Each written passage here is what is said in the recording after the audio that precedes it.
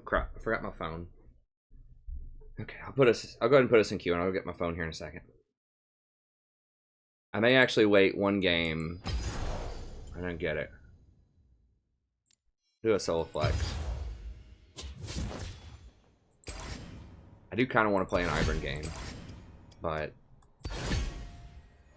try to crank our way up the solo queue here first. Now, our buddy from yesterday is not back on yet. Hopefully he'll get on here in a little while. We'll see. We are 3-0 with him, I believe. The Draven player. Now, if you can find a duo, then that helps you out tremendously with your games. And that's not just as just a support. It is really nice to support, but any role, if you can just have one other person that you know is solid on your team, then it just helps out a ton. Because that removes some uncertainty, right? So then you know you're not going to have at least one feeder person. Like, you're going to have one person who knows what's going on and is decent in the game. And I mean, just statistically, that should improve your win rate by 25%. Not 25 total, but 25% from where you are, because you're removing 1/4 of the uncertainty from the game. Obviously, that's a big deal. So if you're only winning 50%, or if you're currently winning 50%, if you find a good duo partner, theoretically, you know, that should move you up, you know, somewhere between 10 to 15%. So like 12.5%.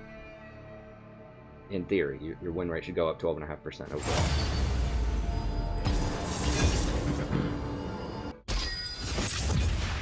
Assuming you're currently at 50-50. So that's obviously good.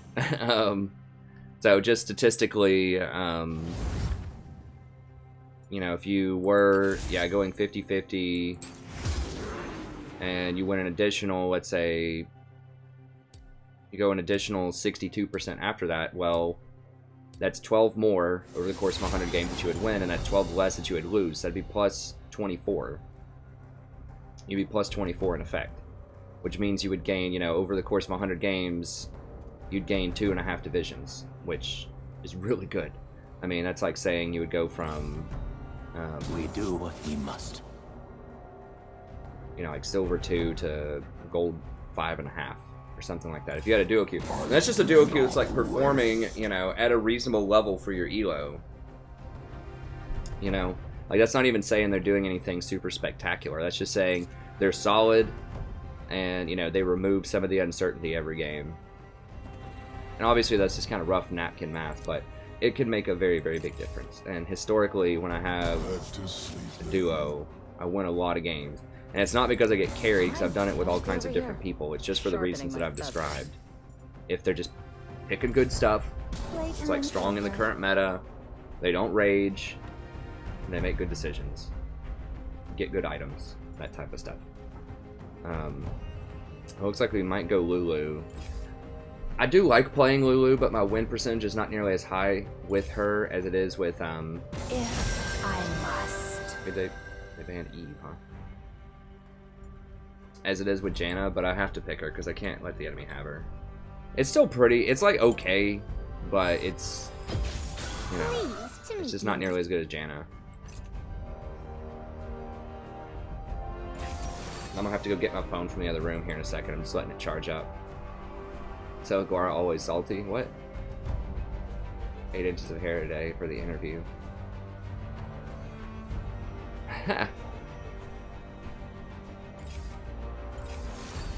What's up, Andre? Yeah, you can't have facial hair with a lot of jobs. I mean, that's the one perk of like being a college level instructor and getting paid like garbage pay for like getting dramatically underpaid is you pretty much almost have total freedom.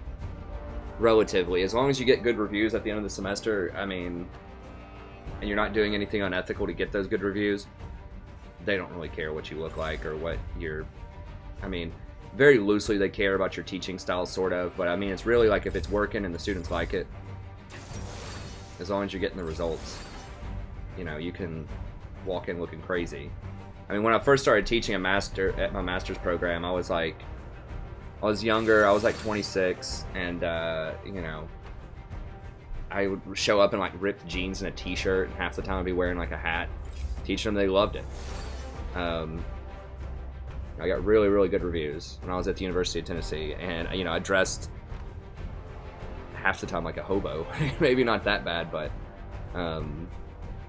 you know, I certainly wasn't dressing to look super professional. And that semester, I was like, my car was broken down. I think that first semester I was teaching, and I just didn't really fix it. So I walked to class, or usually ran to class, and it was like 6 miles each way. Sounds like one of those old man stories. I had to go 6 miles in the snow each way to class, uphill both ways. And it kind of was, though. Like, there was this major hill that, like, I had to cross over. So it wasn't, like, you know, 100% uphill both ways. But there were a lot of hills both ways. And I did have to do it in the snow some. I'd, like, run across this golf course. And I'd, like, run on these train tracks to get there. I mean, it was pretty dang close to, like, hobo life. Hobo professorial life. And I would read while I was walking if I had some extra time. It took about 2 hours to walk to campus if I walked it. If I was running it with my backpack on, I could do it in like 45 minutes. But yeah, it was a lot of fun. I enjoyed it. But yeah, half the time I'd be showing up in like these, you know, like torn jeans with a t-shirt, just looking really sweaty. Let me go grab my phone really quick. So I can look at the comments in game. Oh, it's you. I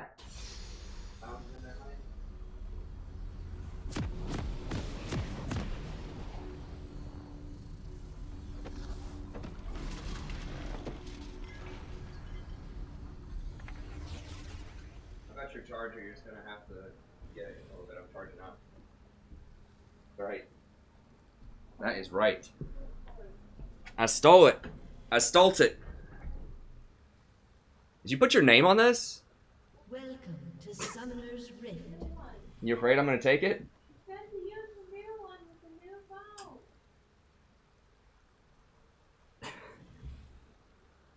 Okay, it's not quite long enough to reach all the way over. I'll have to log in here in a little bit. Let me see. What are we against? We're against Thresh. Cogmaw. You know, I'm just going to take coin anyway, so I'm not going to upgrade it. This is my first game of the day, so it might be a little rough. But another cool thing about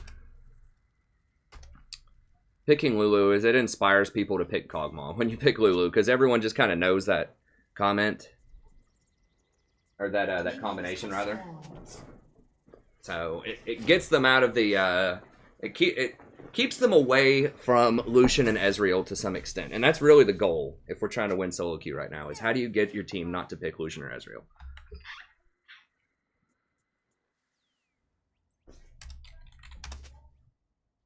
So yeah, I don't have the comments active right now. I'll have to turn them on here in a second. I got caught up in one of my old man stories.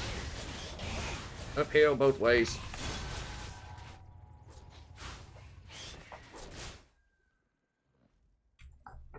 Let me see if I can. That should be good enough for now.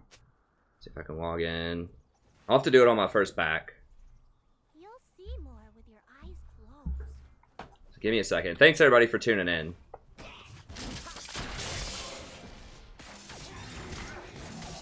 Okay, 57. Yes, it's fine.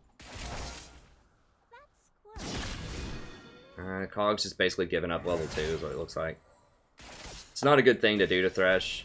You don't want to give him a free level 2 on you. I'm going to try to help him push here.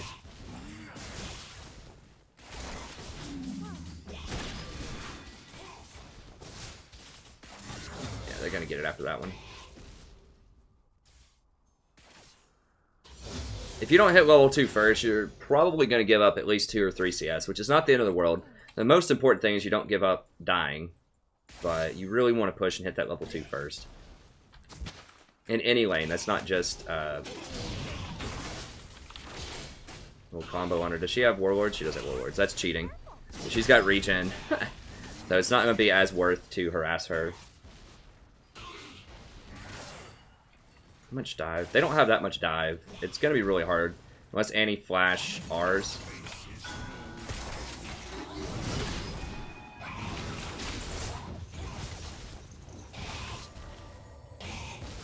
Unless Annie flash R's, they're going to have a hard time getting onto Kog'Maw. I mean, Udyr can maybe flash Bear Stance him or something. Or Thresh can hit him with a hook, but, you know, they don't have a lot of really good, like, they don't have a Fizz or a Kassadin or anything like that that can really get on him easily. So, I'm feeling pretty good about our late game. We'll see. Vel'Koz versus Annie is a little weird. I don't like that from Vel'Koz's point of view. I mean, if Vel'Koz is good and positions well, that should be an easy matchup for him, but that's an if. Oh, man. Come on, Elise. Get one back, baby. I think she'll get it. Elise is pretty good, too. I like Elise.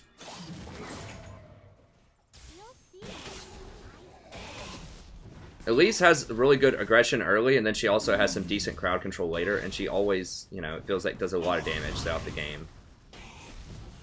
I don't remember if I put her in my top 5 or not, but I think she definitely deserves it. She's not a top 5 jungler. She definitely deserves honorable mention. And she's very, very strong early game, and she's relevant later.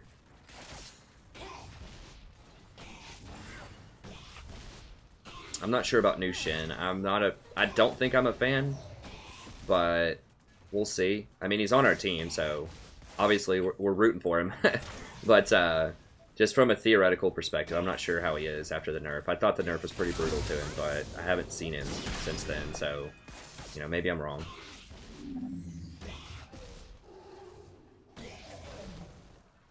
Yeah, as I explain all the time, just because I think critically about different champions or situations doesn't necessarily mean that I'm trying to be negative. I'm just trying to be real, just so that people, you know, can learn some stuff from the stream, because picks matter a lot. And I know there's a school of thought out there, which I've described all the time. It's play anything, and if you play it well, you'll climb. It's like, well, sort of. That's half the story. The picks and compositions really do matter, and it's important to optimize your chances of winning if you're serious about gaining elo. I don't know. How are we getting zoned here? I guess we have to wait on one more wave. I was afraid Udyr might be here. I just saw him top, but he could be rotating back down bottom. His camps are probably up down here, so... And I assume he cleaned up top. I don't have ward. Don't have ward.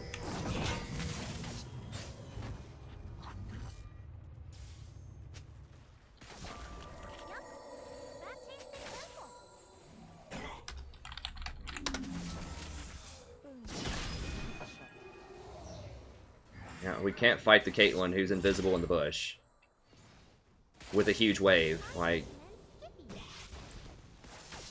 especially when Kog'Maw takes the first hit. If I had vision of that bush, we could maybe fight it. Okay, Elise is coming.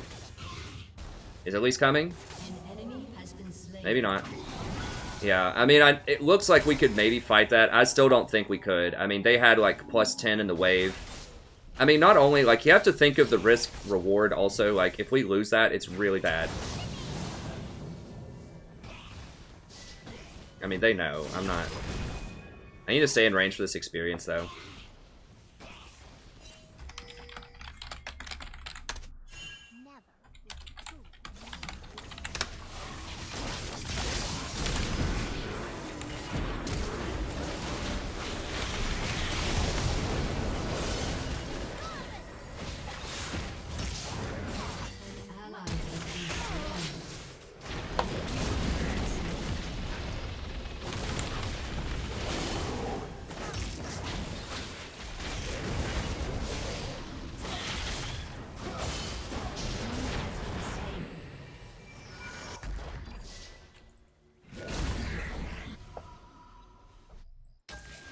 Well, that was confusing.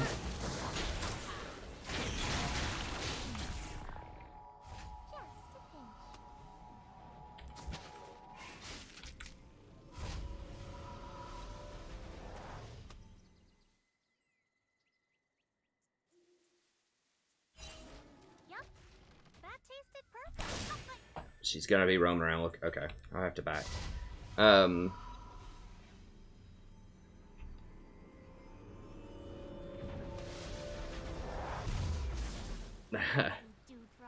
I honestly didn't even see, like, I thought, gee, there were like 3 different fights going on at the same time there. Okay. Alright, that looks good. I recommend skipping. Why it's not cancer? It's a standard lane. Thresh Caitlyn, very common. He's going Bilgewater. I really think that the Ginsu's is the best item to start. I know people like Blade on Cosmo, but I just like they like it on everything. But I really think that Ginsu's is a lot more damage early on. An enemy has been slain. It's fine though. Kog'Maw is a Kog'Maw. Like as long as we're close in the game. Oh my god, he's down 30 CS though. Ugh. So that's what I'm talking about, the risk reward. If it's pushing in like right now, if we fight this and lose this, we're gonna lose an additional 10 CS. So not only is it hard to fight in a wave, but if you lose it, you're risking so much. Like you're risking an additional, you know, 200 gold that's gonna get denied and experience. So there's just numerous reasons why you don't want to fight in the enemy wave. But like he wanted to fight earlier, it's like, okay, if we win, they're not going to lose that much because we're not going to be able to push it in. But if they win, we lose a lot, and it's going to be a lot harder for us to win. So you got to kind of analyze risk-reward a little bit. Just as a general rule of thumb, if you're not comfortable analyzing risk-reward yet, it's just don't fight in an enemy wave. It's almost always bad. Like, virtually nothing is good about it. Unless you have an extreme advantage. Yeah, I know. Hold on. I gotta wait till it gets... Guess. I can try to ward it. But, like, as soon as I leave, they're gonna come up and muscle him up. I mean, he might be doing... Yeah, there he is. I have to say, he might be doing Dragon or something. So I want to go out and ward Dragon, but we just can't. We don't have control. Elisa's not down here. Okay, she warded it. So once again, I don't have the comments right now if you're trying to talk to me. I'll get them after this. I forgot my phone was in the other room. This has been kind of a frantic game, so I gotta pay attention.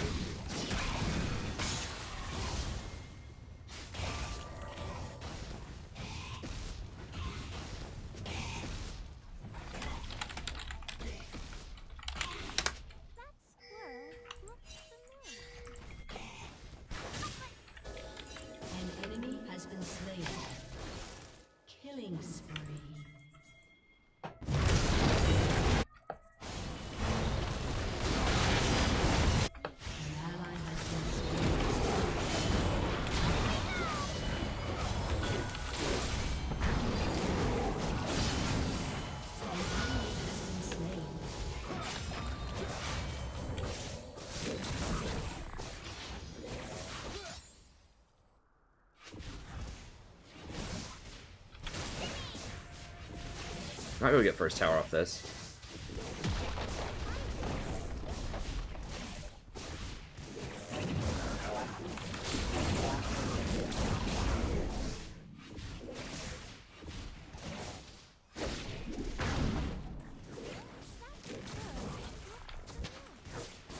Yeah, I really want it. I really want it. Ah, I can't do it. Oh, it's getting so close. Come on, man. Come on, baby. How much? 22.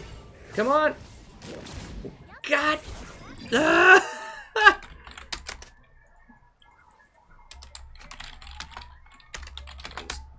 An enemy has been slain.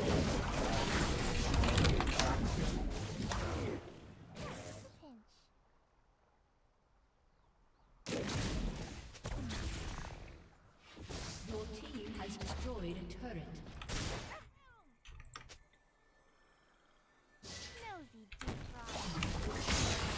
Oh god.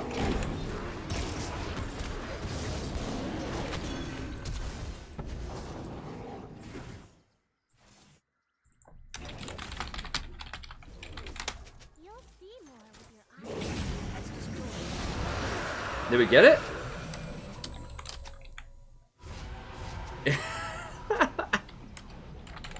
Wow, man. They got a... Alright. Yeah, sure. Usually I'd get boots there, but that's a huge power spike, so... Getting those towers down, I mean, that's a 13-minute redemption. That's... Rumor has it, that's pretty good. Okay, let me see if I can log in here while we're running back to lane. Oh, there, that one. Yep. That tasted I'll get it after this game. I want to focus up, make sure I get this.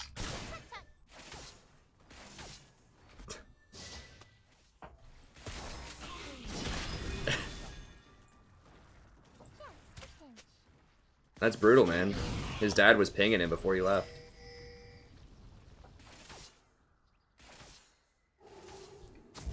Make sure Elise is not just hiding around that corner. That's a common tactic, is if someone like walks away with that ward, sometimes there'll be like a, you know, the jungle will be waiting right there to get you. Okay. Now if I run at them, they're gonna know like what's up. Now Elise can see around that corner too if they're coming up. There's no way they know. I mean, their bot lane's playing this well. I mean, they're doing everything they can. They're up 30 CS, but my rotation middle really helped secure. Like, I made sure we got their deer down, and I really helped with that tower. Like, it doesn't seem like I did a lot rotating there, but I put a lot of extra damage on that tower. I probably hit it. I probably got like 20 auto attacks on it. nosy dewdrop. That's a lot. I made sure deer died. I gave Vel'Koz the confidence to stay on it, too, because I was there helping to protect him. So, even though it looked kind of innocuous that I rotated down there, it was a pretty big deal in terms of making sure we got that tower. And that was tower first blood, so.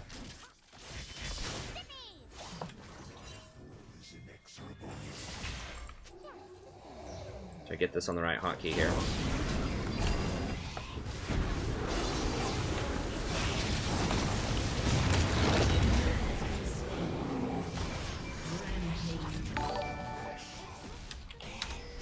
Hey, thanks for the sub, friend. I appreciate it.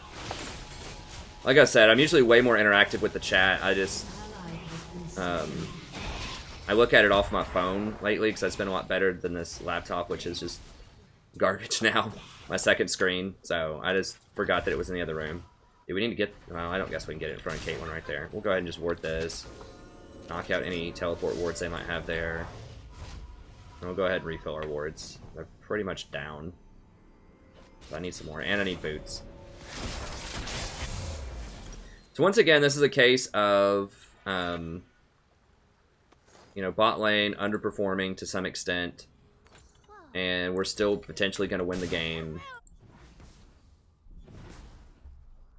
Because the other lanes are doing fine. We roamed up. We made some pretty nice moves middle lane, and we're just not dying bottom. So, I mean, Kog'Maw died once, but that's just how you do it sometimes. You're not going to win every lane. And if you're me lately, you're not going to win a lot of them. In terms of, like, your AD carry being ahead on CS and pressure. But that doesn't mean that you can't win the game. Okay, I'm going to go ahead and do kind of a defensive here because they have more control of the river right now. There's a lot of people missing. I can't walk up to that. Okay, Caitlyn is backed. This Thresh could have been sitting in that bush with Caitlyn, and they could have this warded. That's a really common trick that I do a lot of times. Just ward over that wall and then just catch people out. Yeah, we need to get bottom. I don't know where Cog's going. Mid's down. Nosy dewdrop.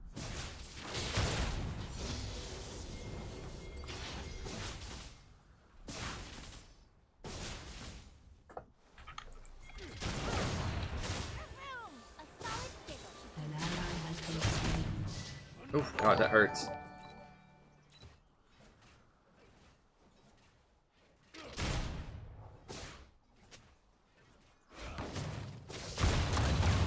Oof. Jeez.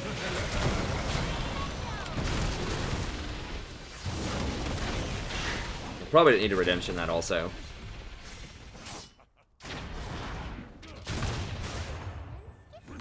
That's pretty brutal. I don't have a lot, I mean... We need Cog down here. Ally has been slain.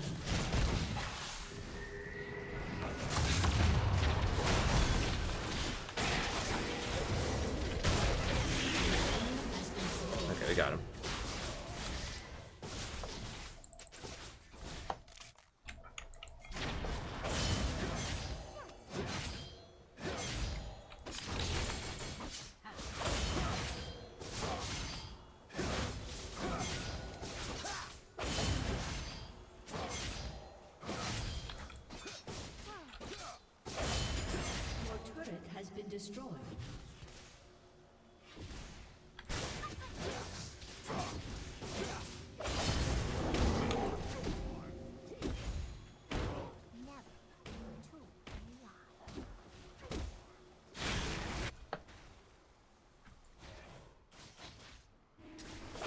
If they collapse in here, this could be pretty bad.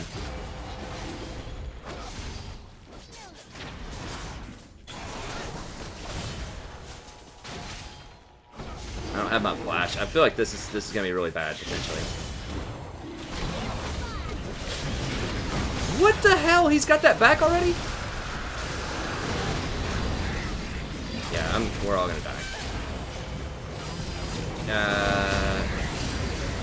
Oh, Vel'Koz might kill them all. No. Unstoppable.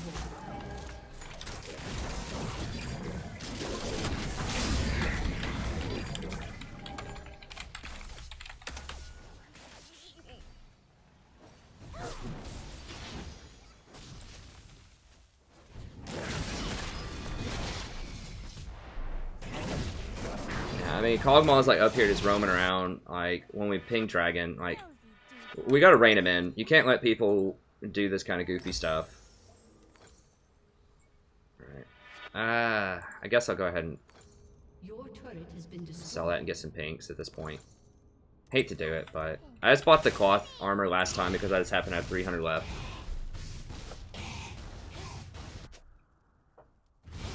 Yeah, Kog'Maw's pretty bad if he doesn't have help. Like, if I'm near him and I can boost him up, then he's really, really strong. But if I'm not near him, just like one-on-one with a lot of other people, it's going to be pretty rough for him. So, we did get that one too, right? Yeah, so we've got both dragons. We've got a lot of map pressure. This is all good, but we need to rein it in a little bit. This GP is murdering Shin, actually. He's up. Like, they're beating us on CS in every lane. Some of them by a significant margin, so... You know, it feels like we're just running away with this game, but we're not quite as far as you might think at first glance. Not quite as far ahead as you would think.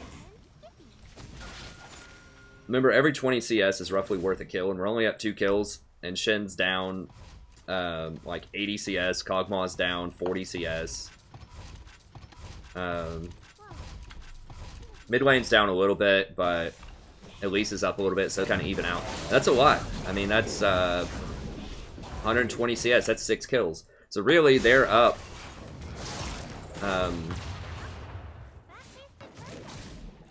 Sort of. I mean, we have more towers than they do. And we have more dragons. Actually, they have the same amount of towers we do. So they're up in gold right now, probably. But we have the dragon advantage. And we probably have the scaling advantage if we can keep Kog'Maw next to us.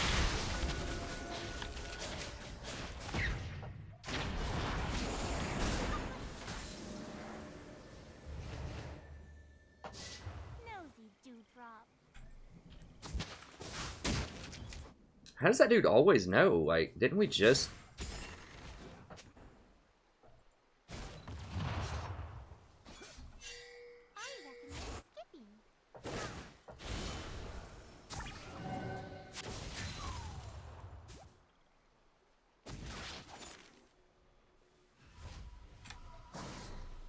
Oh god, Cog's splitting up there. Your can go up and kill him virtually anytime. How many blue trinkets they have? They have 3 blue trinkets?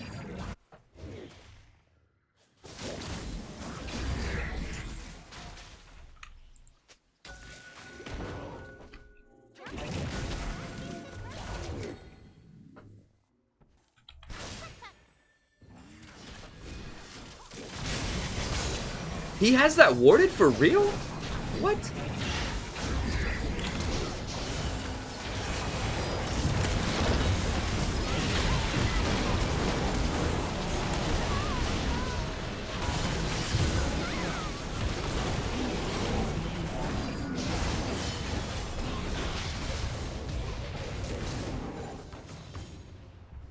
I tried to stand in there to help the Shin, but...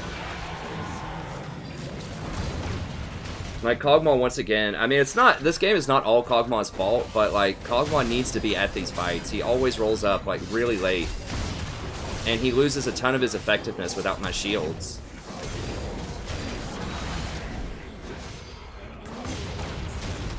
Okay. Shin's putting in some work. I should have just walked out of there with the Shin ult on me. I thought I could hang out on the edge in my redemption. And keep him close to the fight so that when he showed up he could taunt. But that obviously didn't work out very well. I'm just gonna have to, like, go to where this Kog'Maw is. Like, he just... maybe he doesn't speak English. I don't know. You'll see more with your eyes closed. I'm just gonna have to follow him around, because he, like, won't group.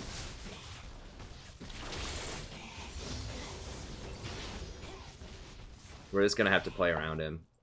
Nosy dewdrop.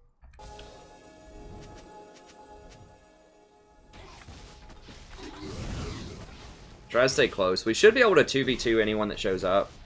Especially if I have Redemption up. Now, if it's 3 people, it looks like 3 are coming. That's gonna be harder. Tulip in the eye. Wish I had control wards right now, but I just didn't have...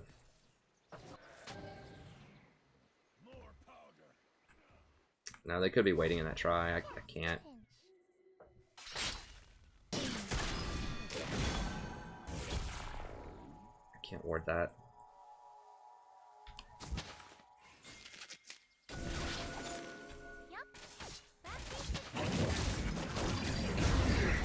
Ooh, that was good.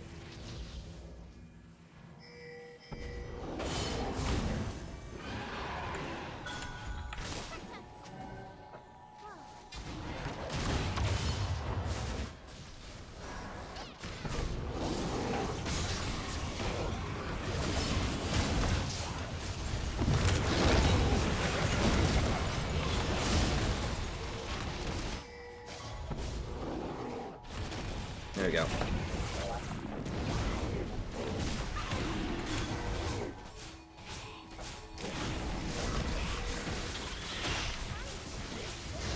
Alright, we got it.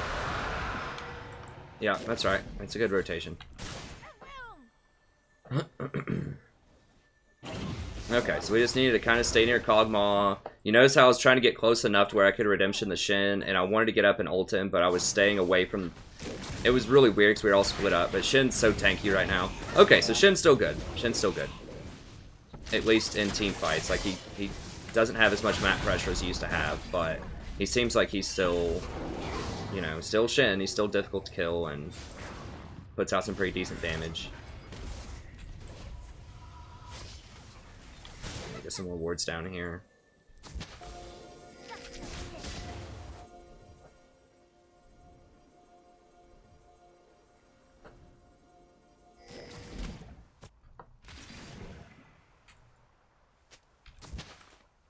Give Vel'Koz a little vision, so he can catch people over walls.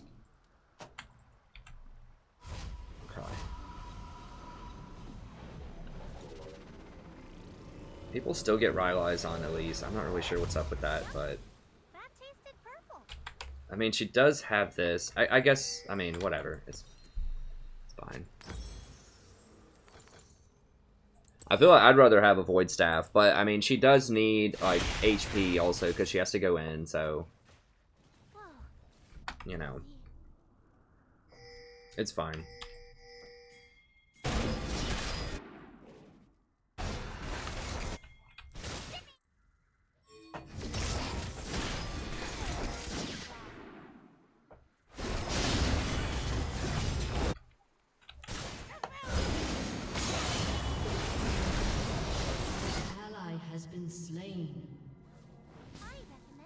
I was just gonna try to distract him and hold him up as long as I possibly can.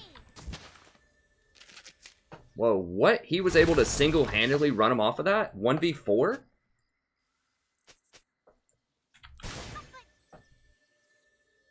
Enemy rampage.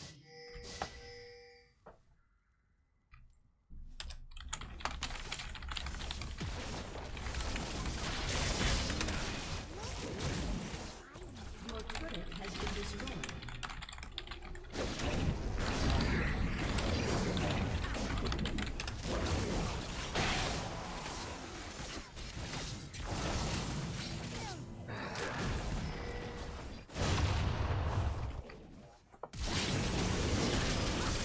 Interesting.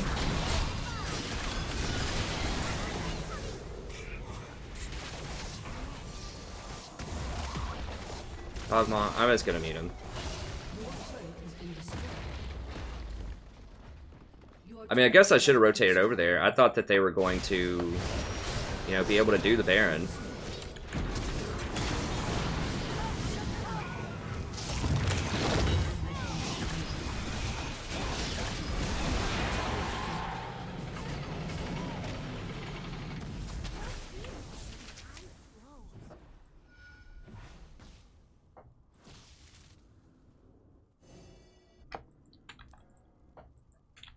I mean, my thought process is, well, there's 4 bottoms, so they guarantee have Baron. If I can just hold the Shen up, then they're not gonna be able to rotate over there to do anything about it. If I can just stall out Shen, you know, redemption him, ult him, polymorph, and just like run around, you know, keep the circus going bottom, then there's no way they can get up there and stop them. And I was already on red side.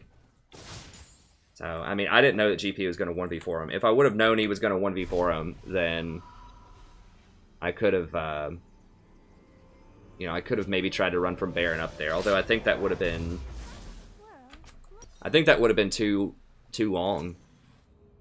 I think they would have had time to rotate up there with me. But, I mean, I don't know. They could be right about it. We probably shouldn't try to do it without Shen, because we don't have a tank jungler.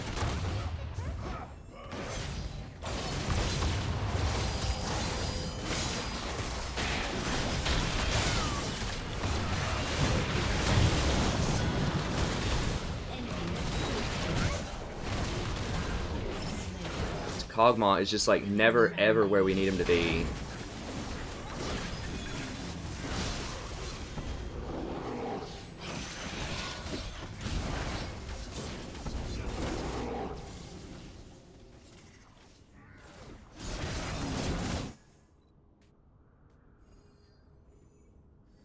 Well, he wasn't even getting red. Like, Your inhibitor has been destroyed.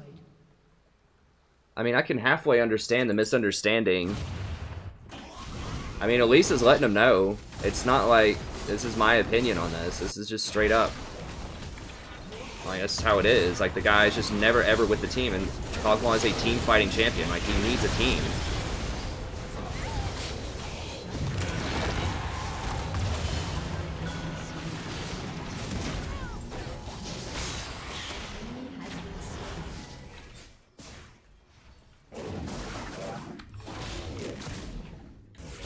Can we do it this time, or is GP gonna 1v5? Okay, come on.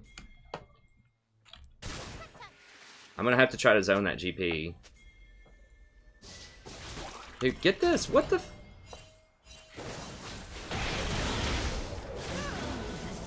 Are we seriously getting Infernal instead of Baron right now?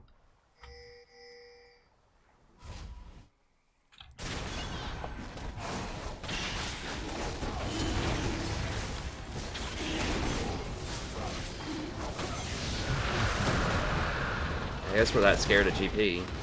Oh god.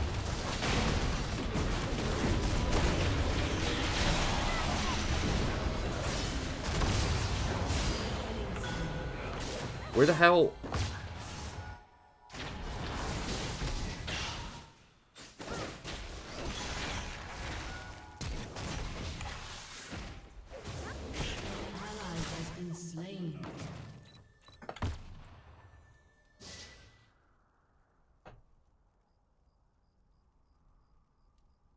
No, no, no, no, no. Annie's right there. Dude, Annie!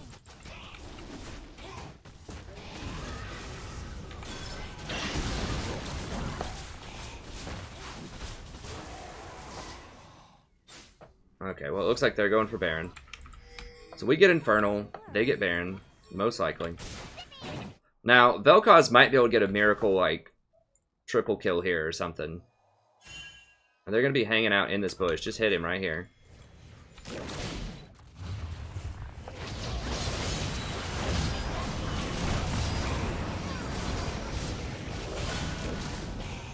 Okay. No, Cog! No, Cog! And there's Annie.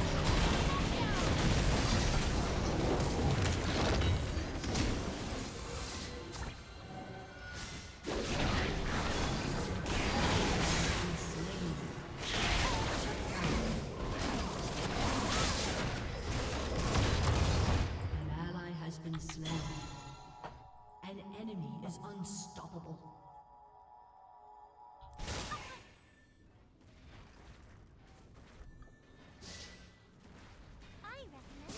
Well, so Cog wanted to walk up and face check this bush, basically.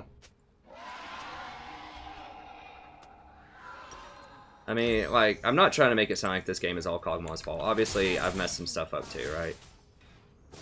I'm sure there's stuff I could do better. Anytime you die, that's a mistake. There's always a way that you could not die.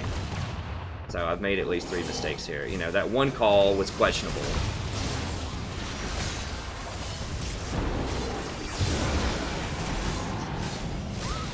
But a lot of this game, lot of this game is Kog'Maw and his positioning on both the map and in team fights.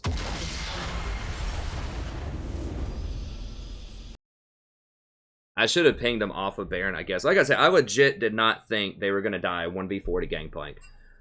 I thought Gangplank was going to be rotating bottom, and he was just going to be able to throw an ult top, first of all. And then second of all, even if he was top, like, how do they not... Like, I just don't get how they can't beat a GP 4v1.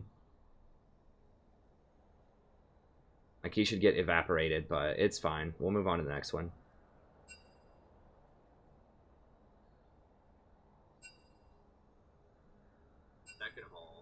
Okay, let me pause it, and then, let's see, go to open.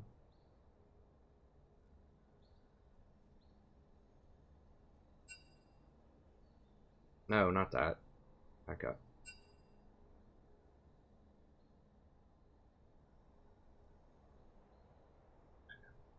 Okay, let me pause it, and then... Okay, let's say this. How do I get to the comments here? Okay, there we go. Comments. Okay, there we go. Yeah. Not asking the COG to duo on that one. I mean, like I said, I'm not trying to blame the whole thing on COG, but I'm trying to point out that, you know, a lot of that is macro knowledge. Well, I mean, some of it's micro in a team fight. He just couldn't position. Just like there's just a major lack of judgment there that he needs to work on. Like, you need to be with your team as Kog'Maw. You're not like, you know, if you're a you know, like an 8-1 Vayne, you probably should be with your team. But there is an argument, you know, hey, maybe you could actually split push, and, you know, maybe your team needs a split push. Maybe there's an Anivia on the enemy team, and your top laner isn't really a very good split pusher for some reason, and you need someone to split. Maybe you could send something like a Vayne to go split push if she's really fed, because she's built to be a duelist. She's really good at one-on-one combat. That's kind of her thing. But Kog'Maw is not that person. He's very clunky. He has almost no escapes, very low outplay potentially, just auto attacks basically. And he can get caught out and killed. And he's very slow on rotations. So I mean, we should have just backed up and just not fought every time he was gone, so we can always just not fight. Yeah, but I can't dodge because of that. You know, I can't dodge just because an AD carry has a bad OP.GG. Because, I have to save those dodges for when we get, like, you know, the Urgot top, Aatrox jungle games or something, you know? Like, you can't just use those, I don't think, I feel like I have to save my dodge for something else, but... I mean, OP.GG is not everything, but it is something. But, I mean, we had a good comp. So, yeah, I mean, you just... I don't know. But, yeah, I mean, the thing that we could have done, like... We were telling him to group, but we should have... I should have pinged everyone else back to just say there's no way we should fight if Kog'Maw's not here. So, I was getting too caught up. I was getting too caught up on trying to manage the fight, and I wasn't, like, pinging it enough to back up. And I could have rotated up there for that Baron. Like I said, that's the one thing where if I knew what I know now, that GP could 1v4 them, then I should have gone up there. I didn't think that was possible.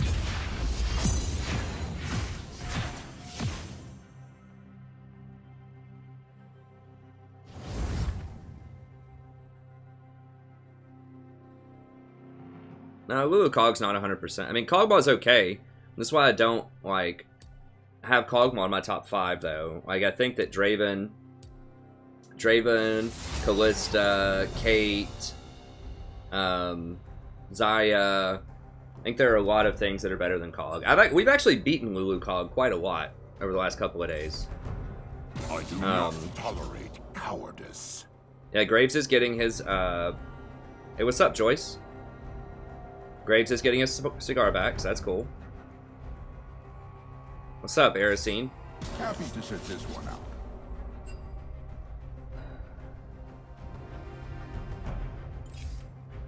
Phone is a poor alternative. Really? We're banning Blitz in a platinum game. You will lose. And Malphite?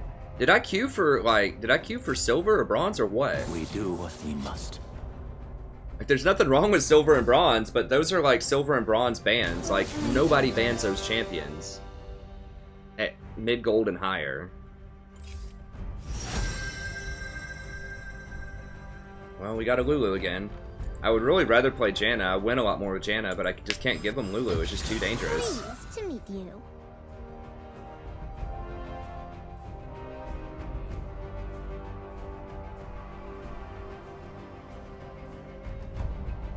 Hopefully he picks Yi. He was hovering some other nonsense.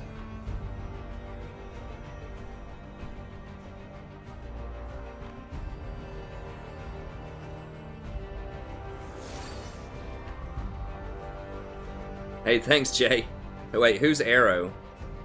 Oh, the pro player? Nice. Oh, sweet. Oh, dude.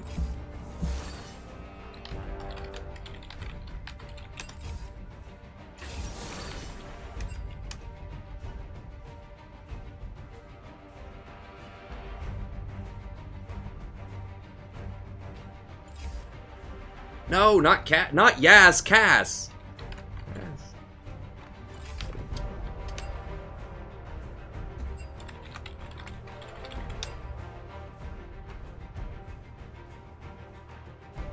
I'm trying. Okay, thank you. Just, dude, just pick him. It doesn't matter if he's AP top.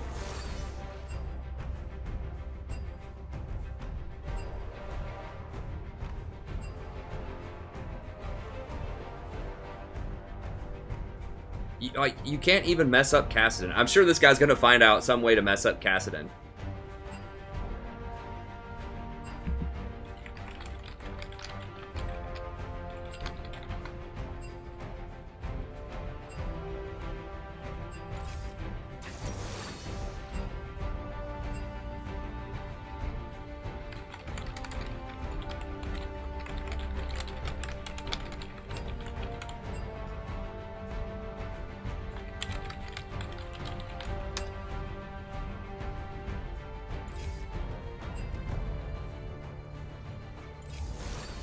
I say that all the time, Cole. I've been saying that for months. I don't have time, buddy. I slept for 3 hours. Like, I just don't.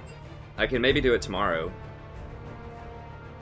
I mean, it's a very, very low on my priority list. If it's sleep, great essays, do coaching or guides for people that have ordered that, you know, eat. Like, you know, haircut is probably like 10 items down the list. So I'll get to it tomorrow if I have, you know, time, but it's a fairly low priority. I just don't really care that much.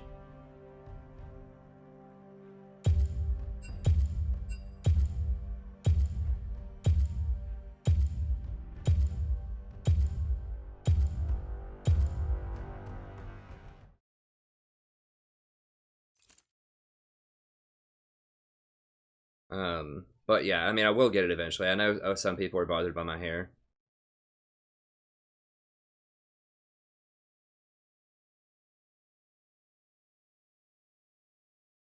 I'm trying to scroll up and see anything that I've maybe overlooked here.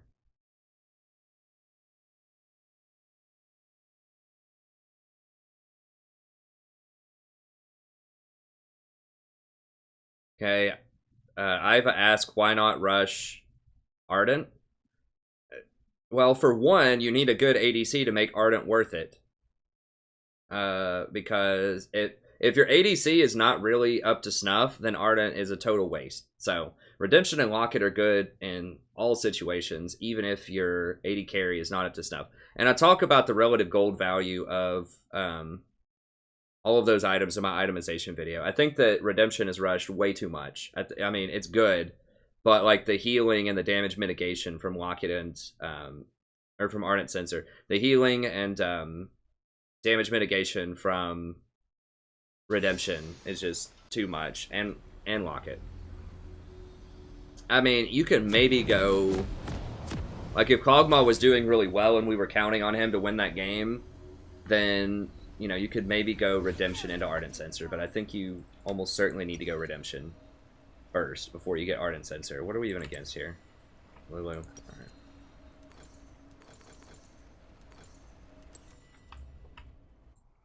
Well, we have Lucian ADC, but we have Master Yi and Kassadin and Renekton. So I'm cool with that. I can't shave it, Pokemon. My wife won't go for that. Well, you're probably right, Owl, but you know what?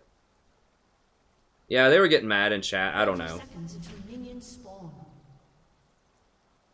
For Lulu, I recommend going, okay, you have two choices in lane. Either you can go 3 points in E or 3 points in Q. With Q, you're going to get more wave clear, and you get a little bit better harass because it has more range on it. With E, you get less harass, but it's a guaranteed hit with shorter range, and it transitions really well into the mid-game. That tasted purple. So, you know, your damage doubles as a shield when you start fighting for those Barons or start trying to really push to get that first tower down. And that's why I like getting the E better, because it transitions better into the mid-game, and it's still okay early game. Q is better for harass and wave clear early, but it doesn't really do anything in the mid-game. Like, it does a little bit more damage, but you'd rather have the shield, or I would personally rather have the shield, because the slow is the same on it, and it already has a low cooldown. So you're just really buying a little bit of extra damage. So that's why I go for 3 points in E in lane. So you have a choice, either 3 points in Q or 3 points in E. And then, once you hit level 7, you have to start maxing your W. And you need your W maxed by level 10. Because that's your big-time team fighting tool. That's the most powerful spell in your kit. That's why most people even pick Lulu. Is because of that W. The polymorph is just insane. This is about a fairly even lane. They have the edge. Anytime they have a Nami, they have the edge early. Like, it's really hard to get around her early game. You just can't trade with her. So, Twitch is going to get a free pass, and he's going to outscale us. So, I mean, this is kind of a lost lane. Like, Kassadin should just murder Karthus, especially later in the game.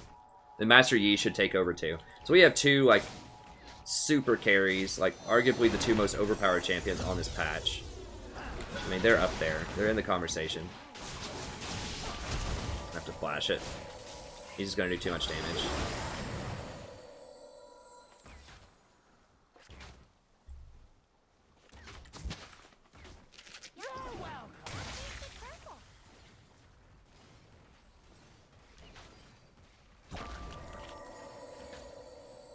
I mean, a big part of why it seems like we lose these lanes is because the AD carry very rarely pushes, even when I help them auto to push. They just don't. I can't explain it. I mean, it's basically like a, An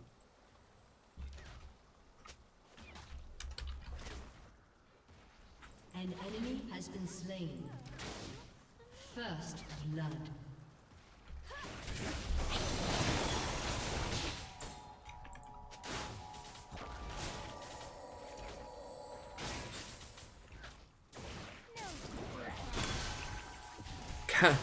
I mean, this guy doesn't even know what Lulu does. That's fine, though. Like I said, it's fine. This is why drafting is so important, because if you have an underperforming AD carry, which we do, I mean, I don't think, I literally don't think there's any kind of hindsight bias to that, and I can't explain it statistically how that happens. I mean, I'm sure there's always stuff I can do to step up my game to help him out, but this guy's like trying to laugh at me. He's like, why did you level up your W first? When, like, I leveled it up as the third skill. Lulu's a very common pick. I don't know, whatever. It's fine. Like I say, it doesn't really matter that much.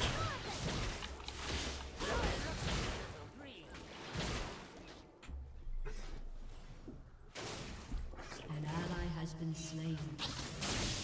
That's rough. I think is Yi gonna beat him? No, Yi died too. Okay, it's getting rough. So we do have really good scaling, but I'm sitting really far in the back because I just don't want to encourage him to fight.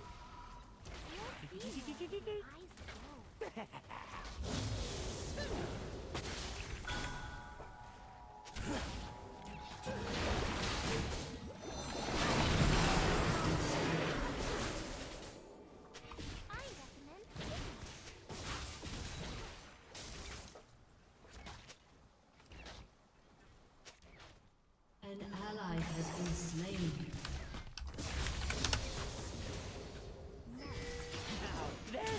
Oh god. Alright, I'm just muting him.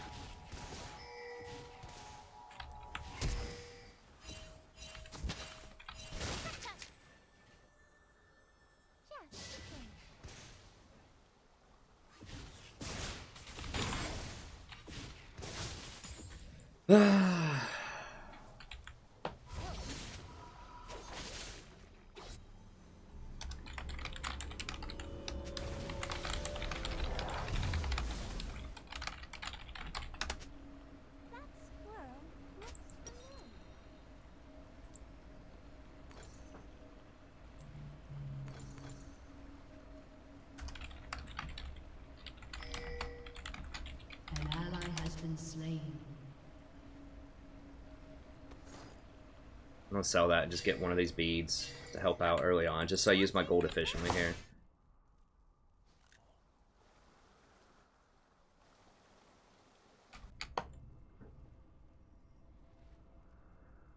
Yeah, I mean, that's a safe bet, Bunny. Al Bunny, you can take that to Vegas, buddy. Take that all the way to Vegas. You'll be a millionaire if you're betting on my 80 carries be underperforming. An ally has been slain. Just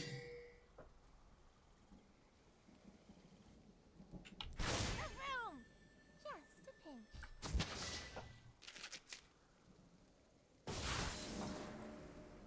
I mean, it's specifically Lucian and Ezreal. Like,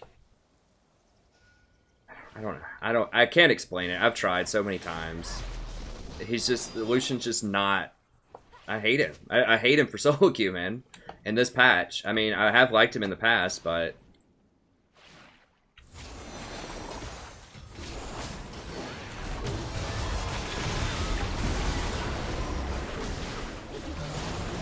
Jesus Christ.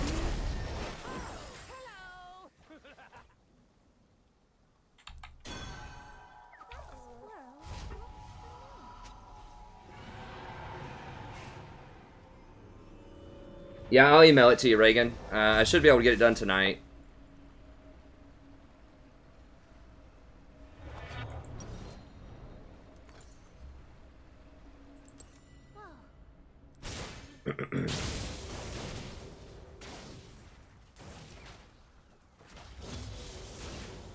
Well, actually, people haven't been playing Ezreal as much lately, so that's fine.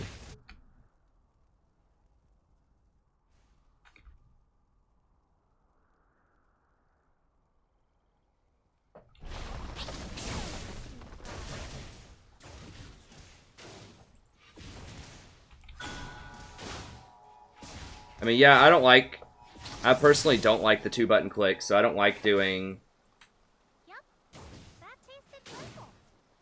Hey, Alexis. I don't stream on Twitch for a variety of reasons.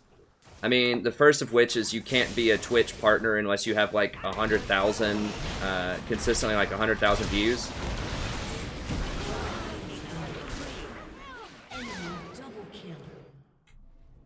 Like, you consistently get... I think it's... No, it was 500. You have to either have 100,000 subs on YouTube or 500 concurrent viewers over the period of like a couple of weeks, like every day or something like that. It's just like insane barrier to entry. It's like 2% of the people on Twitch have that. And if you're not a Twitch partner, then they get to run ads on your channel. You have no creative control over those ads, and you don't get any money for it, and you can't have subs. You can't save any VODs. It's just a lot more friendly for the type of stuff that I do with guides, coaching sessions, and just everything else that I do on the channel. It's just better, I think, to keep it all in one ecosystem.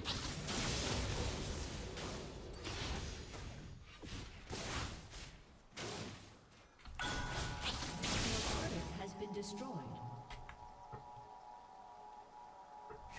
Squirrel. Hey Zane, I mean, I think I could get out of low elo really fast with support. I mean, I could do it with like Janna. Like, you don't have to play Brand or Zyra or anything like that. I talk about it all the time on the channel.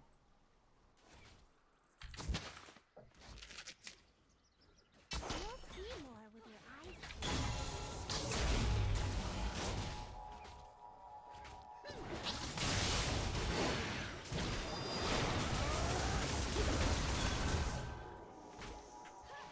I recommend skipping.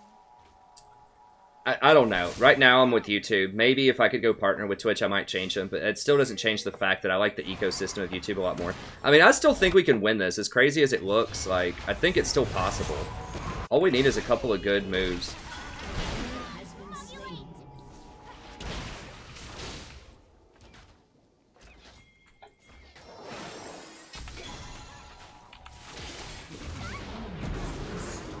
Wow.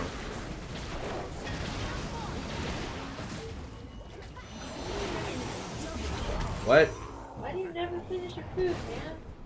I ate some. What the hell?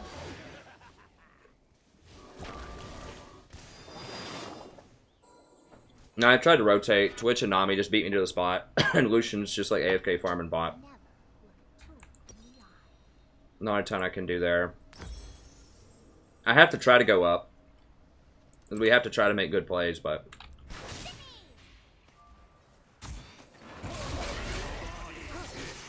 An ally has been slain.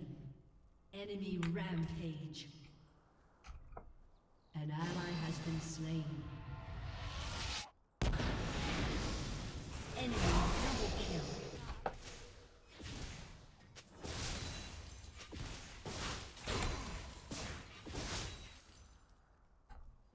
They say. Easiest support to play? If you're talking about like lowest skill floor, so like you can just kind of pick it up and just start learning support, probably Soraka. I think it's very straightforward what you do. All of her abilities are pretty straightforward. You just try to hit people with Qs. If you miss some, it's not a big deal. It's very forgiving. Costs virtually no mana. It's on a low cooldown. You just try to position me, you know, typically behind your team in team fights and just heal and run and heal, run and heal. So I think Soraka is probably the easiest Summoner has disconnected. in terms of mechanics. Although, I mean, you know, playing her at a really high level is a little bit harder if you're like trying to hit every single Q. Your turret has been destroyed. That tasted purple.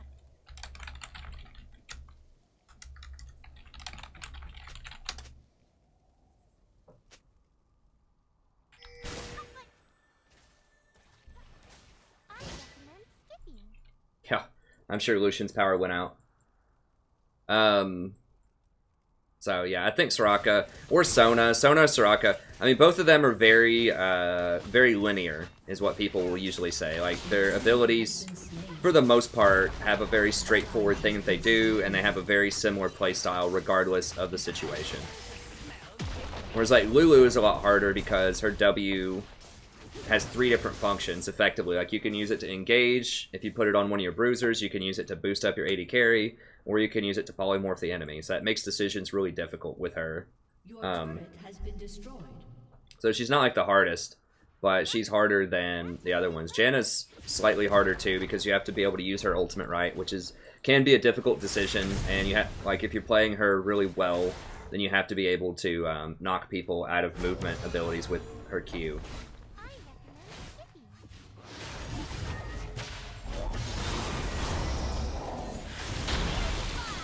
A summoner has reconnected. Has been slain.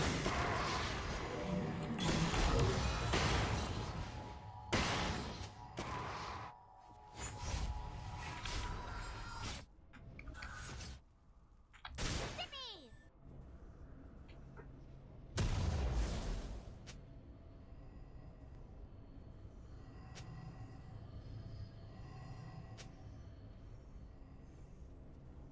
Hey, what's up, Beto? Never look too. Your turret has been destroyed.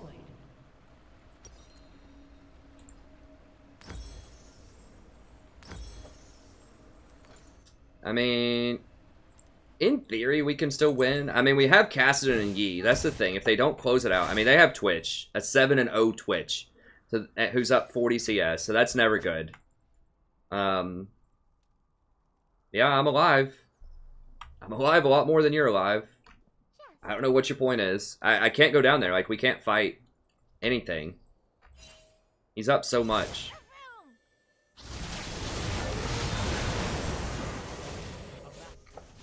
I'm trying to play around Renekton top, but...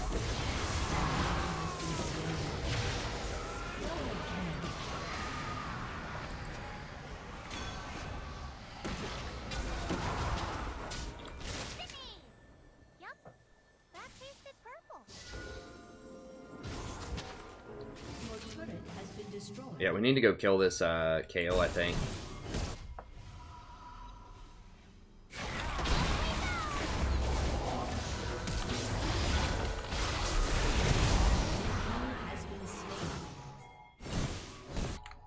Kayle's like in the base.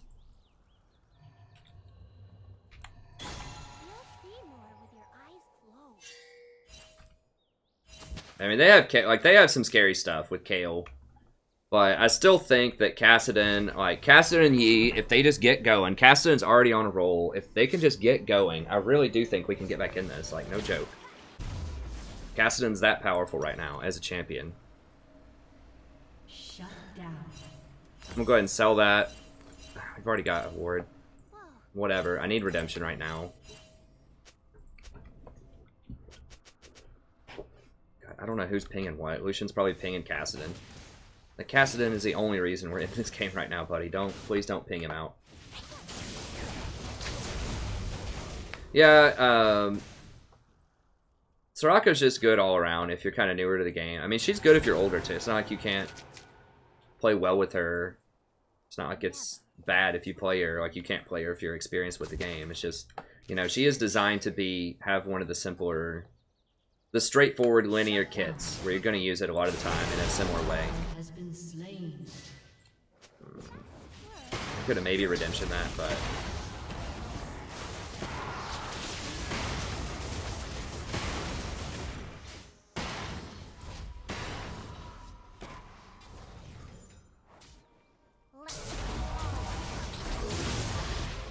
actually he's starting to get a couple of kills though. I don't know what he's building. Zyra to Dirk seems a little strange, but we are kind of starting to come online though, sort of.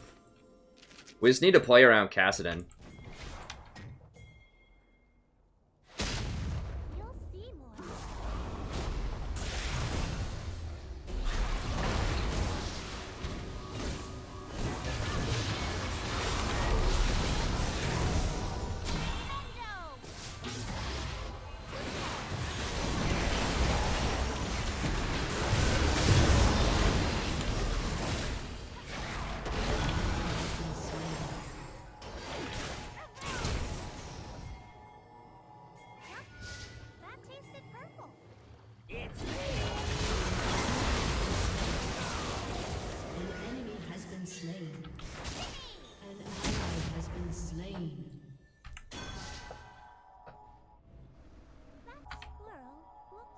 Okay, that's pretty good.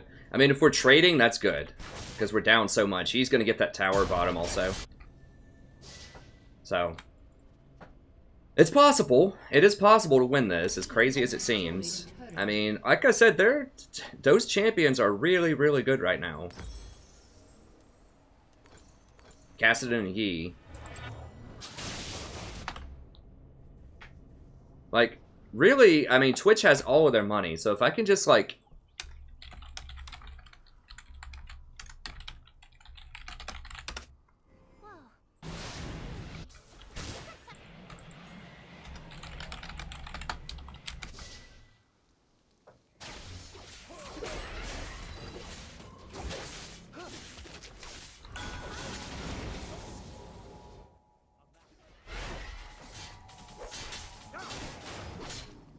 Just trying to hang out in the shadows here in case someone wants to try to come fight him. Now, he doesn't have any mana, so we gotta be a little careful, but...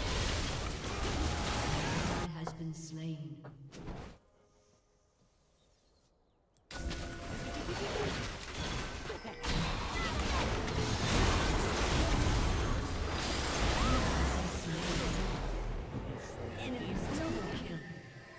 Damn. I thought he left. No, he's just going off. I mean, this is why I say Twitch is like the best AD carry. Either Twitch or Draven right now. What? Because, like, he's an assassin. Like, he's not only an AD carry. Once he gets going, he's just virtually unstoppable. My redemption's not going to matter right there.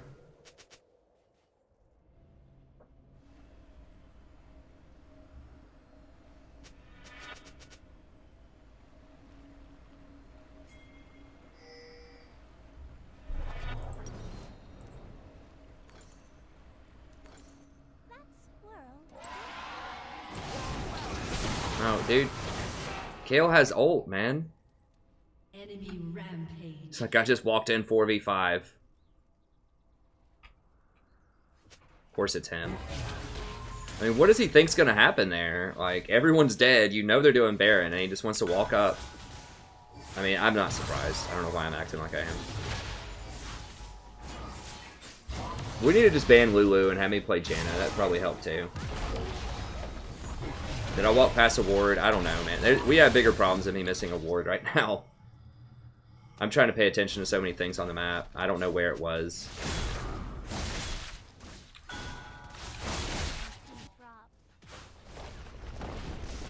Your turret has been destroyed.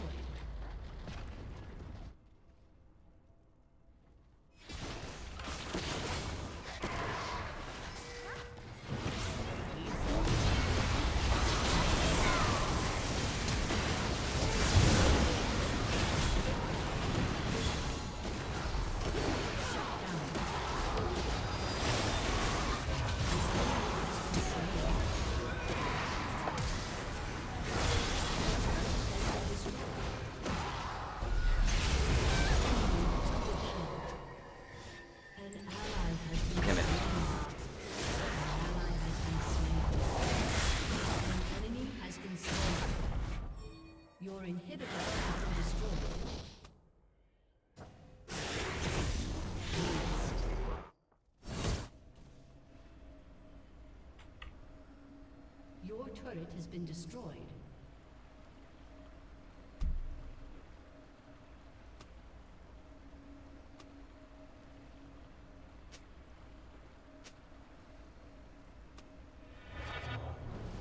Your turret has Possibly, Al.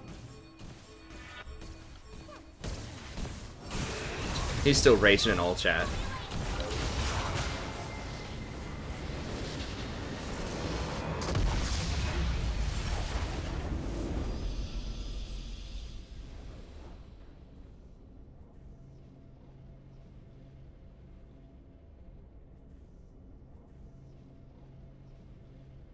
Hey, no problem, Cole. Thanks for stopping by.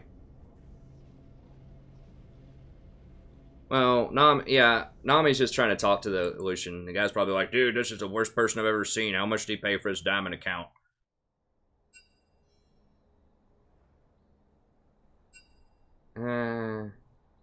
I'll agree. The guy's so mad.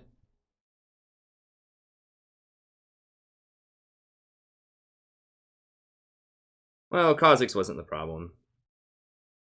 Its bottom lane just got trashed. I mean, the guy got hit. Like, he doesn't know how to trade. He's using his dash in to try to get CS, and so he's getting hit by bubble. He doesn't auto the wave.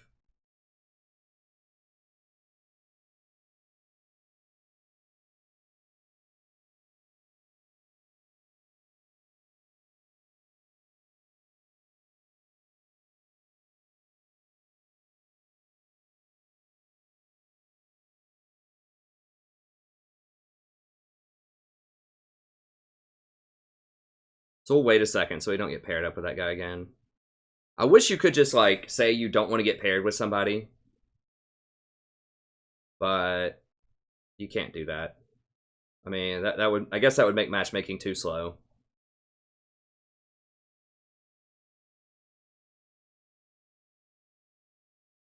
Braum is okay, I guess. I'm not a huge fan of Braum. I mean, I'm a fan of his manly physique, but I think that tanks in general are in a pretty bad place right now.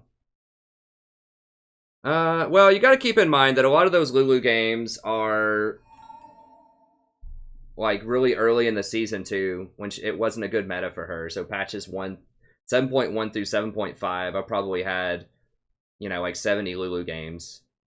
So a win percentage with her, and I used to have like a 43% with her. You got to also keep in mind that Lulu is a first pick champion. So, I mean, Janna is also, but like you have to take it away from the enemy if you can. That's my opinion. So sometimes I pick her into bad matchups because or what ends up being bad matchups because I pick her early. Because I don't want the enemy to have her. Like, I don't think it would have mattered who I played that game. I mean, you can't be too caught up on statistics. Like last season, for example, I don't always blame the ADC. I mean, I think I just articulated it. I mean, can you tell me with a straight face that these last two ADCs have performed at a reasonable level for Platinum 2? Look me right in the face and tell me that. You can't. You can't. So I'm not blaming them. I'm pointing out things. And I blame myself too. Like, I point out stuff that I do wrong when I think I do it wrong. Like that last game when we had the Kog'Maw. I said, well, if I would have known that they couldn't handle the GP 1v4 at Baron, then I would have rotated up there. So, in hindsight, I should have rotated up there. And I said we should have pinged people back. Because Kog'Maw wasn't with us. So, I think I said no less than 5 times last game that Kog'Maw is not the entire reason that we lost. That I made mistakes too, but it's important.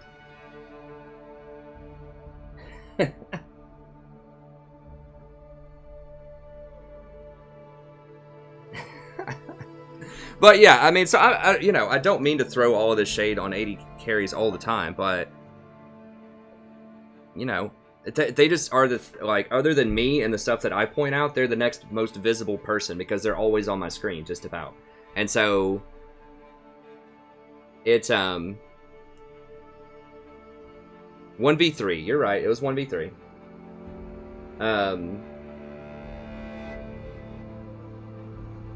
I mean, we probably should just ban Lulu. I could pick for others. I mean, that's right. I could do that, Romeo. I mean, I do. I need that Draven, man. I need someone reliable. Oh, he's on. He's on. Let's see if we can get him, please.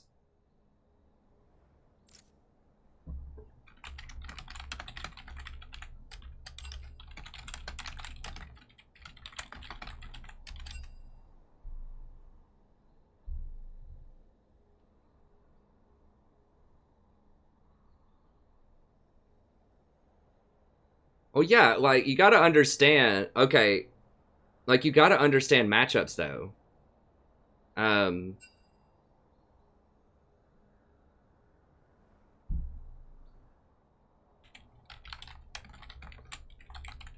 Like, Lulu, like, Nami, like, Lulu cannot out-harass Nami early on. That's what people, like, yes, Lulu has a good level 2, right? If you get E plus Q, that's a good level 2.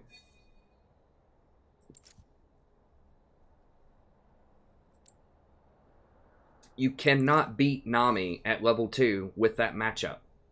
Unless the Lucian is really good. So if the Lucian actually pushes the wave, auto-attacks the wave, uses his Q to push the wave, and hits level 2 first, then we can't fight them. Especially if they hit level 2 first. Because her wave is so strong, because it not only heals, it can heal both people.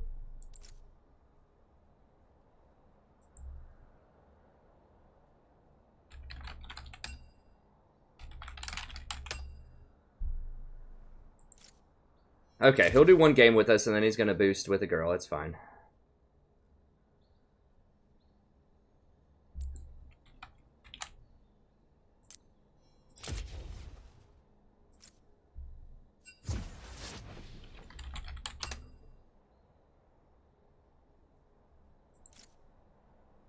But like that heal and an all-in level 2, you're not gonna win. Like on an even match. And it's certainly if you're getting pushed in a tower, you're not gonna win at level 2. So yeah, is Lulu good level 2? Yes, but specifically not against Nami, not against Sona, not against other champions that are very powerful early on in the game. And certainly not when you dash in to try to auto-attack a creep right in front of them when they have wave advantage and you get hit with a bubble because you don't have your dash anymore. Like, that's how he died the first time. So when you have trade patterns like that... Oh, there was a donation? I'll do it after this game. Let me see. If that's alright. Just so I get this one game in with this duo guy while he's here.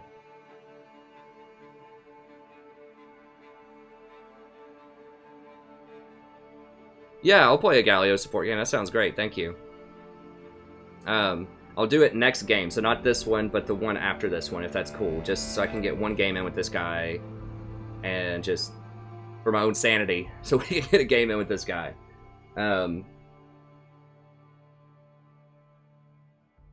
But yeah, I'll do a Galio game. He's a guy that I just played with the last couple of nights, and overall he makes pretty good decisions. He's never been Diamond. He's Platinum 3 or 2 right now. He's never been Diamond, so it's not like a boost or anything like that. I was higher ranked than him last season.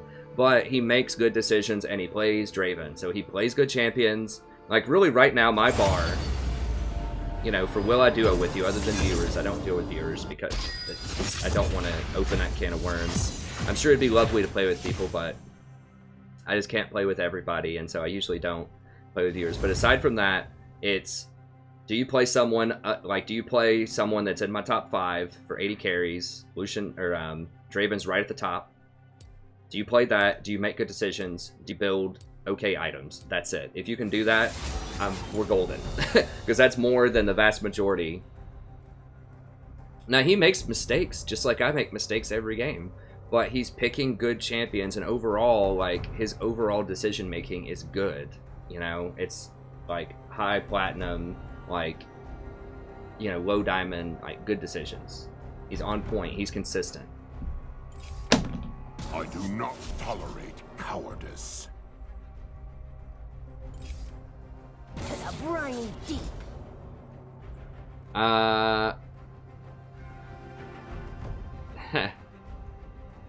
Yes, I do prefer duo a lot. I mean, if you just have somebody that, just to answer Hello's questions, and welcome to the stream, Hello, I do recommend duoing a lot. If it's somebody, now, if it's with your girlfriend and you're doing it on ranked, if it's someone you personally know, that can get awkward if you guys hit a weird patch.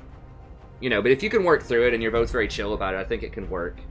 You don't have the heart for this. But I think, and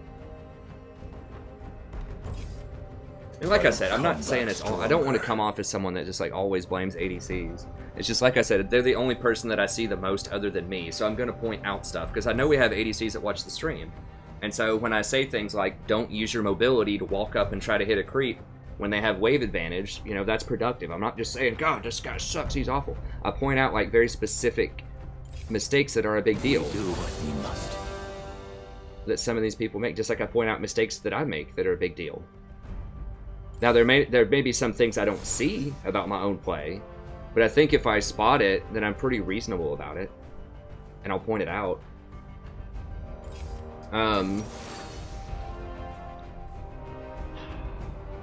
really tempted just to go Janna at this point, even though Lulu's open. I don't want to give him Lulu, but I'm just going Janna, even though Lulu's up. The Tempest is at your command.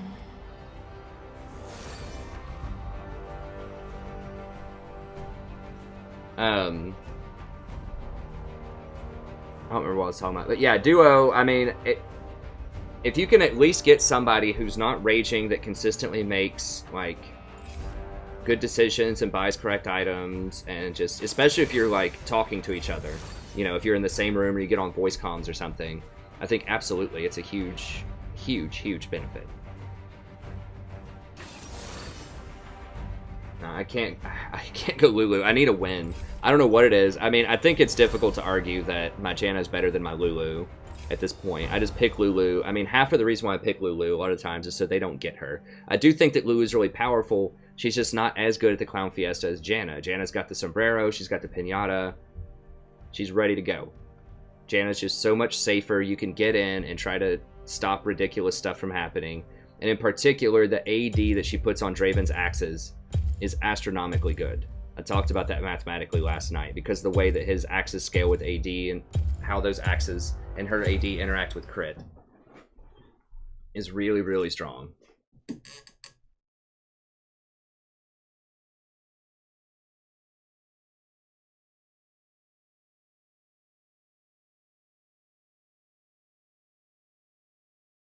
I think that's an appropriate attitude to have, Mr. Magpie.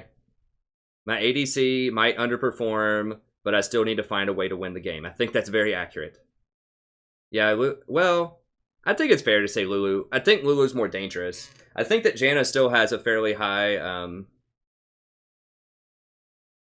skill cap. I play in North America. The bird team.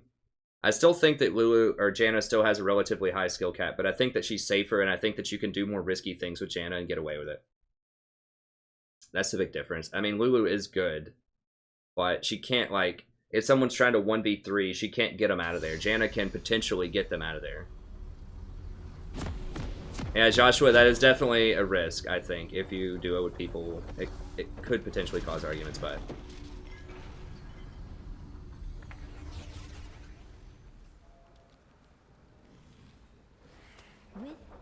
Okay.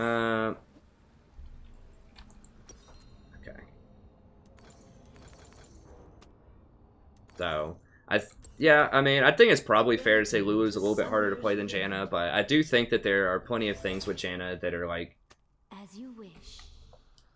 seemingly minor things that can be a big deal, like stopping movement. She has two different skills that stop movement.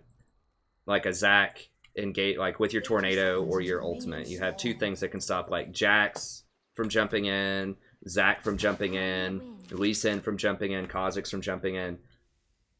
She just shuts down movement a lot, if you use that correctly. Leona, Alistar. And that's hard to do that, you know, for a lot of people. To see a Zac, like, flying in over a random wall if you tornado him fast enough to knock him out of the air, that's something that's really difficult for a lot of people to do. Minions have spawned.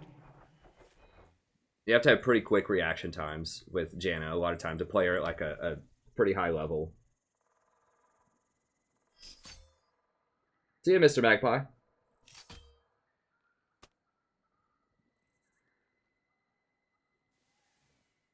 Well, I mean, Lulu's really powerful. Look, she's really good. I still think she's the best support right now. You know, and part of it is probably the reason that, you know, in my lifetime, I've probably played 200, 250 Lulu games, and I've probably played, like, you know, 2,000 or 3,000 Janna games or something like that. So I'm sure that has a lot to do with it, too, but...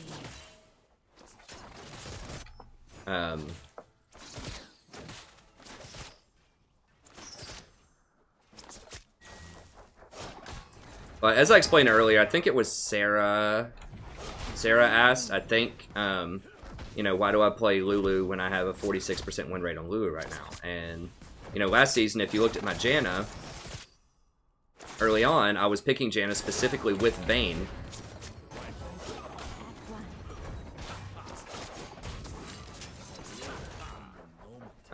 And Vayne was not very strong, so I was playing her with relatively weak 80 carries at the time. And I think I only had like a 43% win rate with her. But in the back half of the season, you know, I probably had like a 65 or 70% win rate with her. So I think I ended the season with about 54 or 55% win rate with her. So it just depends on patches. And a lot of those Lulu games were played on earlier patches when AP supports were much better. So... You know, and the fact that I do pick her early, and she has more counters to her than Janna does. She's a more dangerous early pick, although she's still a really good early pick.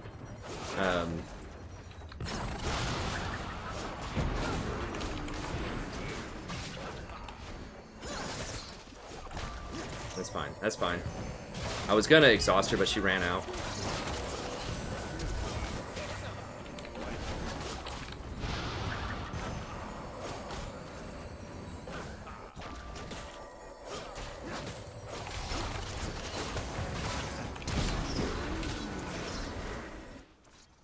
First blood. An enemy has been slain. Isn't it a Stein farewell when you say I was trying to have a moment, Rakan. Yeah. I mean, he wanted to go for the kill because he thought Shaco had him dead. I think he could have flashed and gotten out. Upon the wind. So he got too greedy there. I'm gonna get... I want boots, but I probably need to get the regeneration suite. I'll just get that. Wait, how'd Shaco have red? He cleared both of those and got down there at 3 minutes? How was that possible?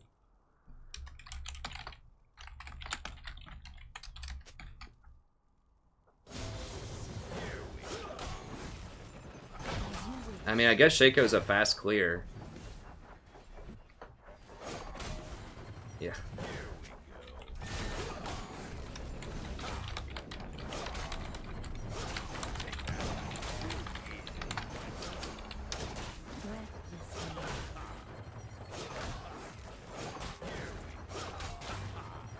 That pathing really threw me off. I mean, most people start blue and go top to red, but he started red and went bottom to blue, skipped his blue, and ganked immediately. So that was... We should have had that scouted a little better, but...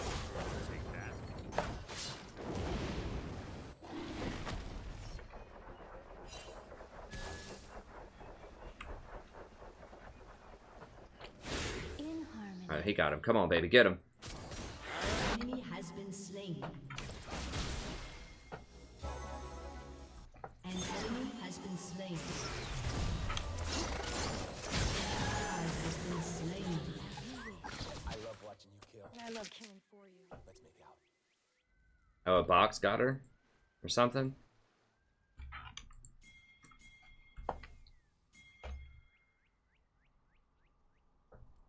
In harmony.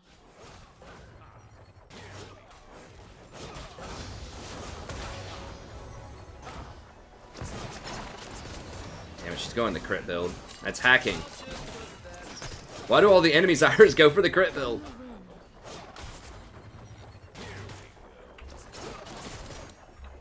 She got 2 kills. It's not good. Everyone else is doing fine, though. I think we can pull out of this.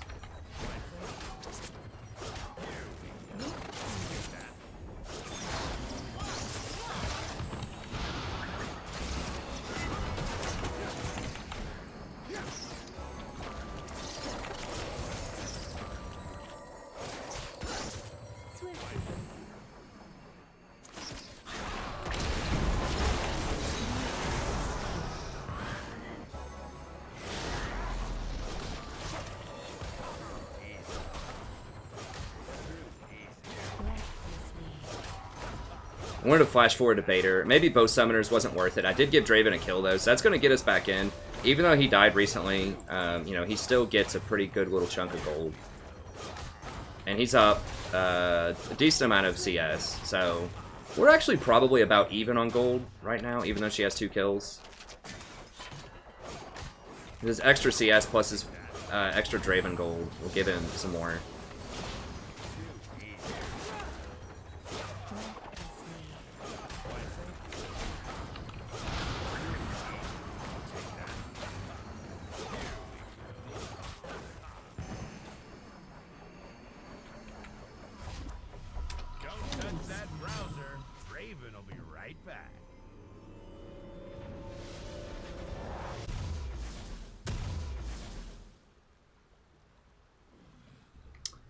Yeah, I haven't hit Diamond yet. I mean, it takes a long time, man. If you play the way that I play. Which, by that, I mean, you know, first of all, I am a human. I do make mistakes. But then also, the fact that I run a stream and that I play support mostly without a duo queue. I do have a duo queue in this one. In harmony.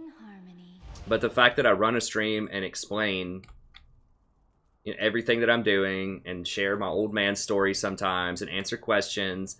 All of that does divert some of my concentration, you know, from the game. So As you wish. You know, that's not an excuse, that's just how it is. And, you know, if I did just play solo queue just by myself and didn't run a stream, didn't explain anything, you know, I think that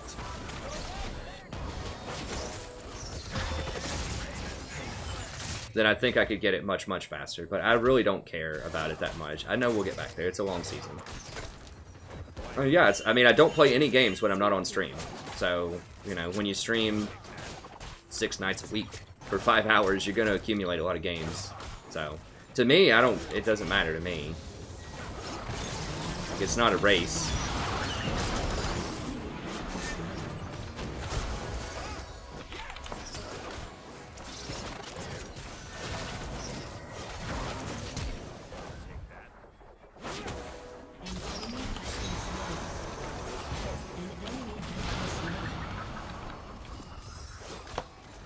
That's fine. With ease.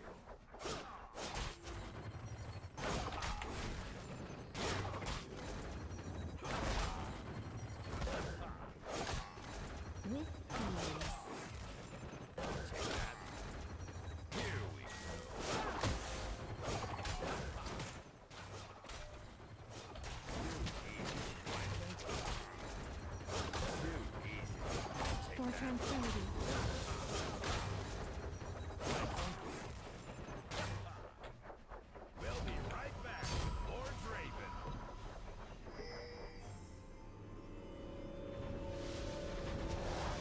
Yes, even though we fell pretty far behind early, we're catching up, because Draven's just really good. I mean, Draven with Janna is just a great combination. It's like peanut butter and jelly. Of winning solo queue.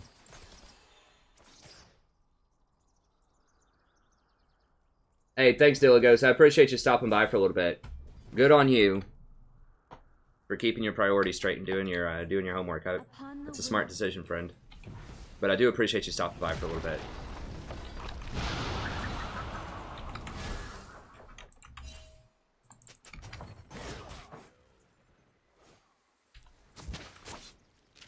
I mean, they're gonna get it. You just can't be topside, like, if you're the jungler right now. I mean, we're still up a lot, but you just can't, like, be on the top side of the map when Dragon's up if you don't know where the enemy jungler is, because they could just go do it. Basically anytime they want. And so he gets their golems and they get the dragon. So, you know, even though we're up, that's a mistake.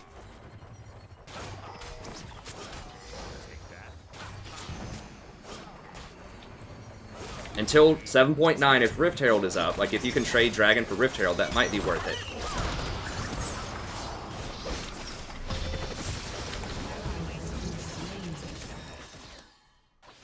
Wow. I didn't even see him. Like, he just... Ally has been slain. Has destroyed. Well, that's that champion. Like, why don't I see his puffs of smoke? I guess I'm just not paying close enough attention. As you wish. They're gonna get bought.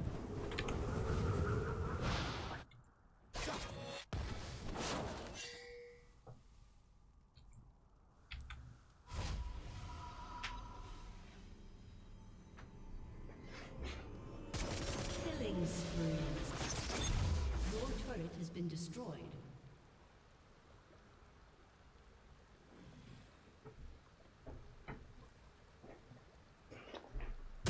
Is it easier playing only support? Would you say you are more like silver or gold if you were to try and carry? Breath. Well, I'm not sure what you mean by try and carry. I think carry is a misnomer in the community, because I think as support, I greatly influence the outcomes of games. To me, that's what carrying means.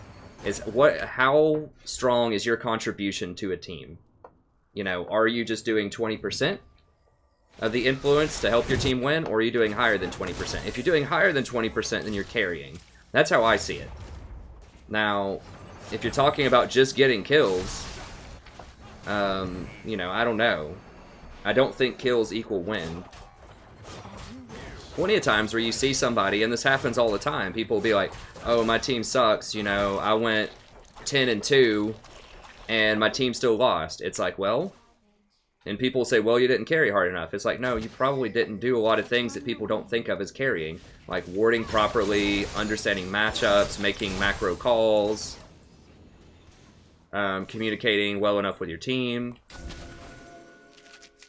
So yeah, first of all, just to clarify, I do think that supports carry in the sense that can carry, in the sense that they greatly influence the outcome of the game.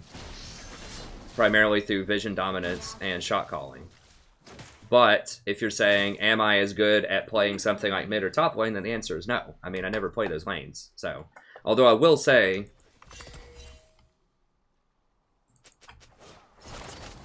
I do have a really high win rate when I do get filled into top.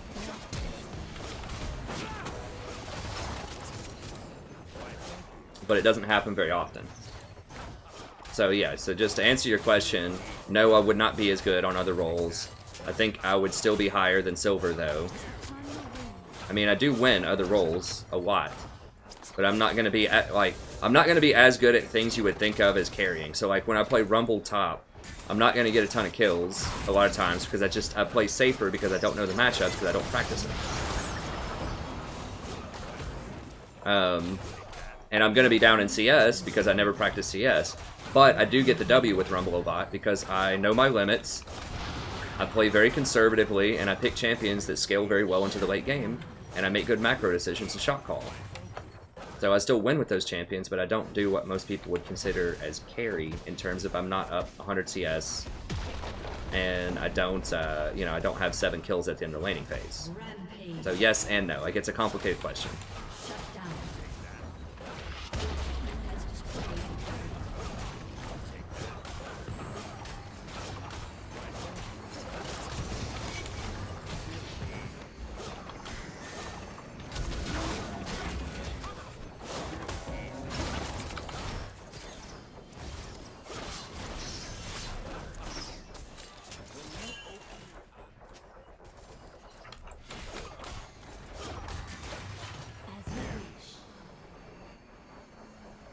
But no, I would say I mean, I think you could definitely stick me in any role playing virtually any champion in silver, and I would fight my way out of it to gold in short order.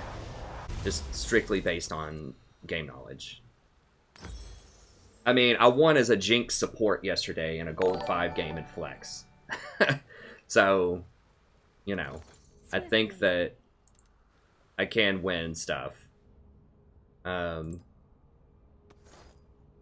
We'll hold on to it, I suppose. So yeah, I think that I definitely can win stuff, but you know, obviously I'm not going to play at the same level as I would when I play support because I just don't know the matchups that well. An enemy has been slain.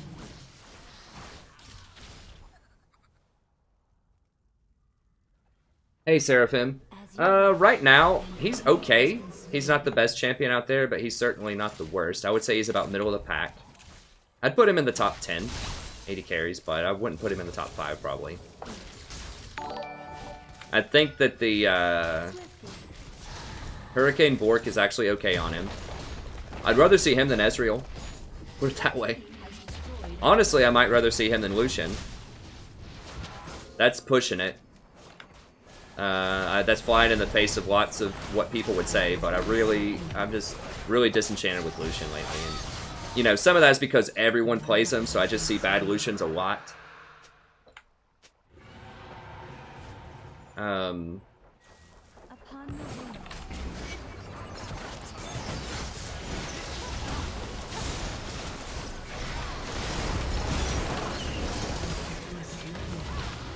An ally has been slain. God. In harmony.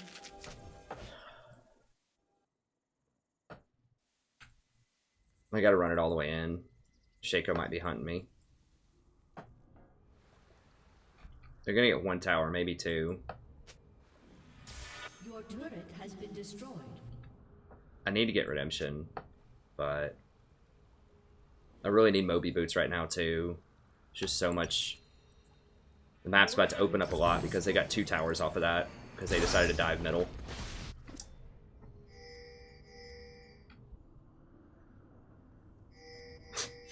Never heard anyone say I want to move to New Jersey.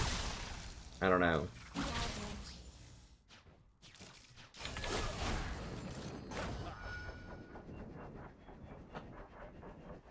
Yeah, so I mean, Varus is alright. You know, if you had come in a few patches ago, he was the best AD carry in like, from probably like 7.1 to 7.4.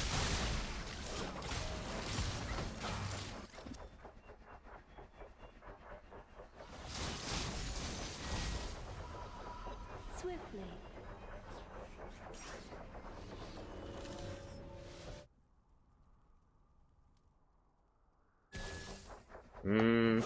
I mean, if you're winning with a Mumu, that's awesome, but I think, I mean, it depends on, like, which division you're into. You know, if you're in Silver and Bronze, I think he's a lot better. I think he gets a lot harder later on. People invade you and they'll spread out, so you can't team fight as well. Upon the wind.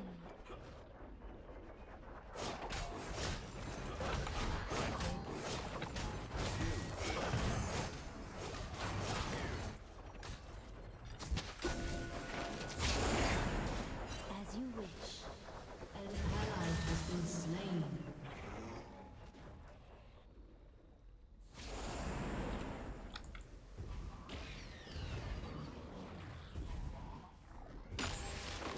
Breathlessly.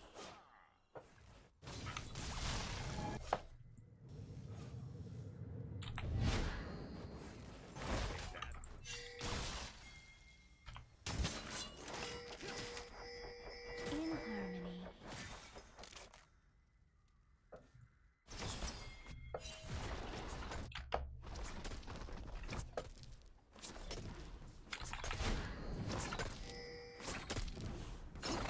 Swiftly.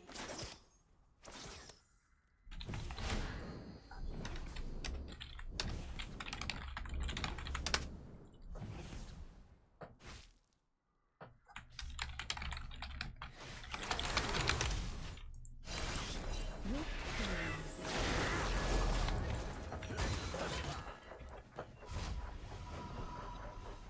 God, I really need that redemption right now. I'm so late on it. Just sell this and get it. Upon the wind.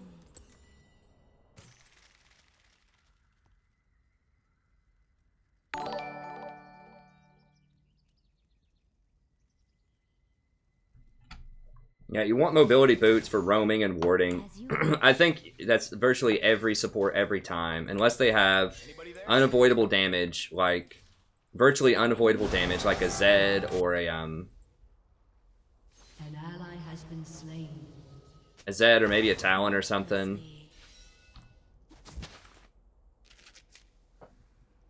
Then you really just want mobility boots. You get Ninja Tabi in that case. I would never get Mercs. I think you can just position better around AP champions most of the time. And you're going to get Locket anyways, which is going to give you a lot of resistance to magic. So, and Mercs are the most expensive boot, I'm pretty sure.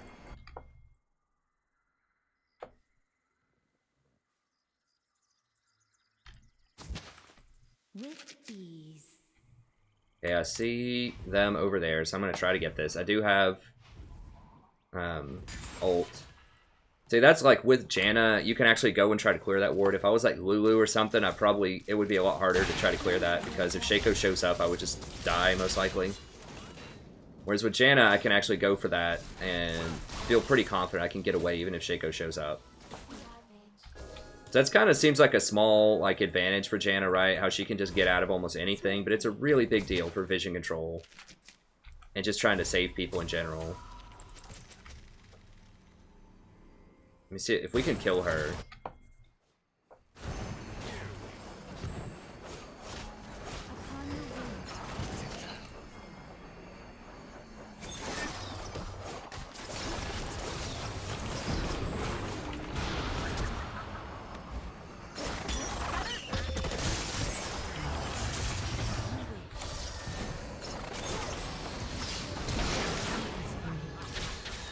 Did she not die? Are you kidding me?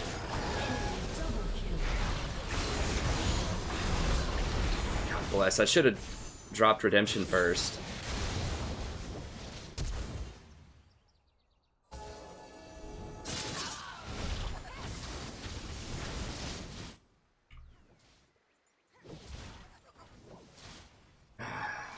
I thought ult was going to be enough.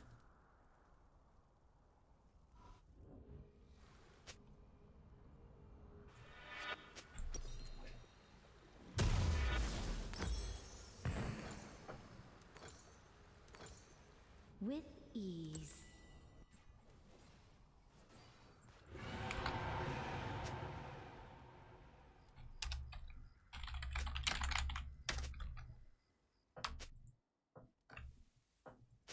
Breathlessly.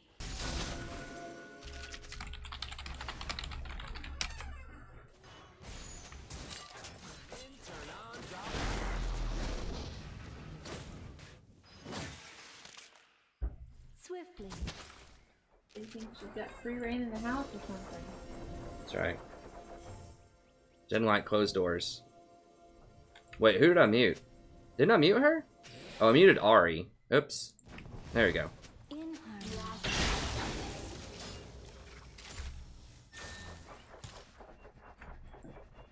Yeah, I should have redemption that faster. I thought that the ult was gonna be fast enough, and I was gonna and I was gonna save the redemption for the dragon fight, but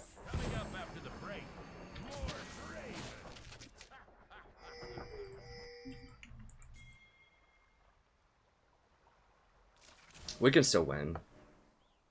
Ari's just throwing a little fit. She put on her big boy pants, or big girl pants, I suppose, and we can still win the game. Alright, I'm coming down.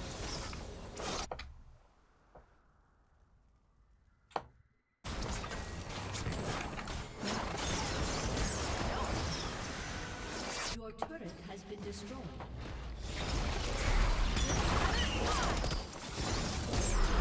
Oh my god, what the oh, she's got actual damage. It's not fair. Why did they always get the Zyas that build crit instead of Blade the Ruined King?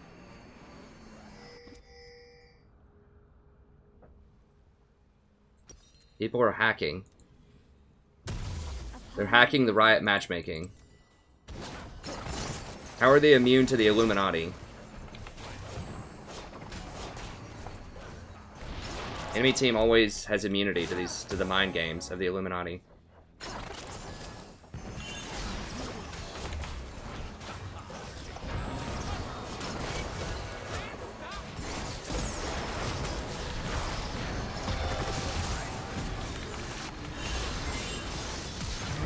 Has been slain.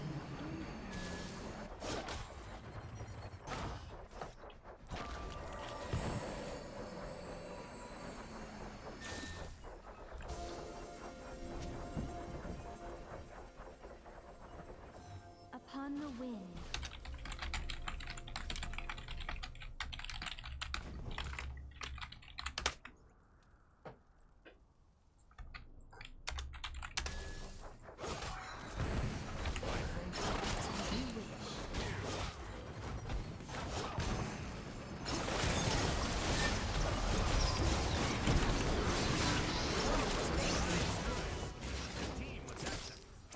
Enemy rampage. Yeah, I really don't know what he was doing right there, but I have no idea what's going on here. Ally has been slain. An enemy is unstoppable.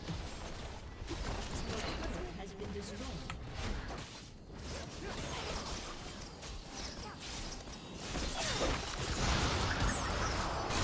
Well, the fact that she gets plus 20%, like 40% damage on her W also makes it, like, ridiculous. I could have defensive picked Rakan, I guess, because they had Xayah and Rakan was open. I probably should have. Been destroyed.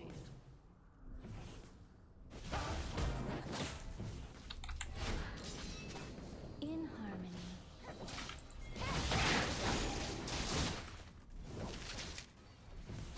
Gotta bait that charm. Your turret has been destroyed. Upon the wind. Inhibitor has been destroyed.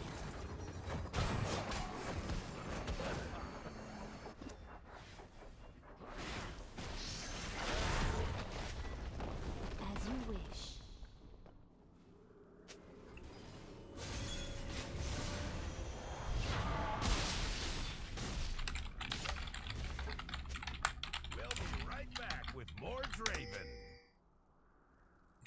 With ease.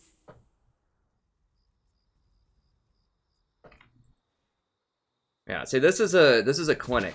Like, we have been making sense, but you see just how much damage that Zyra is doing. Like, part of it's because she has Rakan with her W, but it's also because she actually has crit. Like, that I've been saying for years, crit is way better than Bork on the vast, vast majority of champions.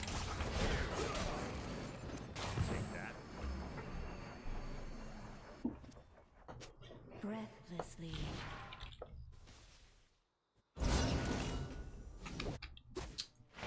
We can't even really contest it. Kha'Zix is nowhere close, so we just gotta let it go. So, I mean, they're not overpowered. We've just messed up stuff.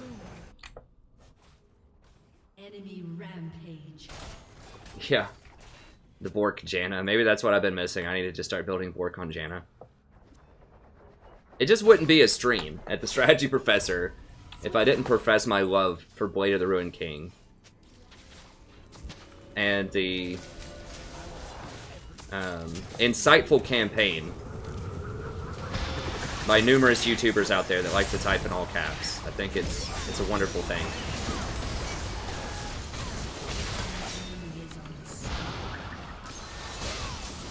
Well, I guess everyone gave up. That's fine.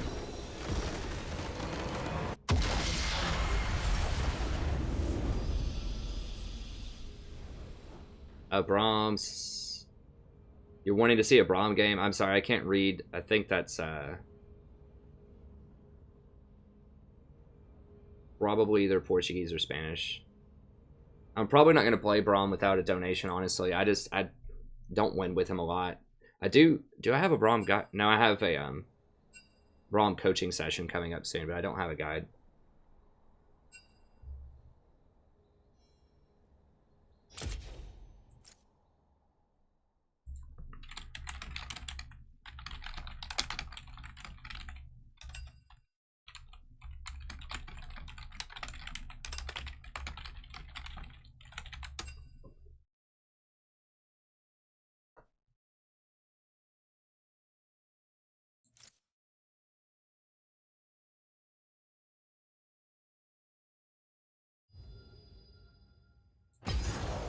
Alright, okay, so we're gonna do draft pick and we'll do a Galio support game. I mean, Draven was frustrated. He's probably just tired of dealing with that Ori.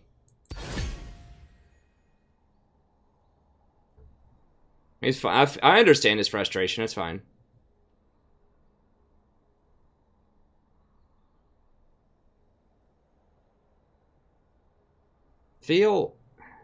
Buddy, I'm so confused, like...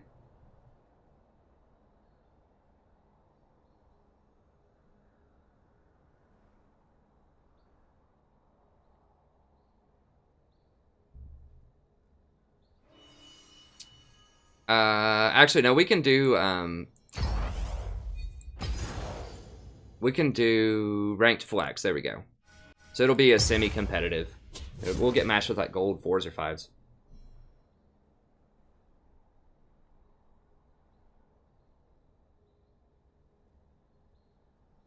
Wait, how is autofill enabled? I just played support like 3 games in a row. I thought you were autofill protected when you played support for your next game.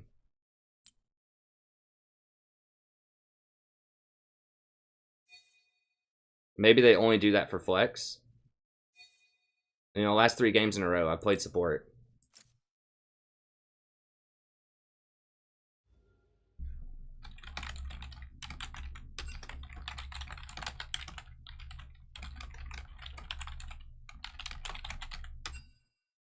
Hey, what's up? What a nerd.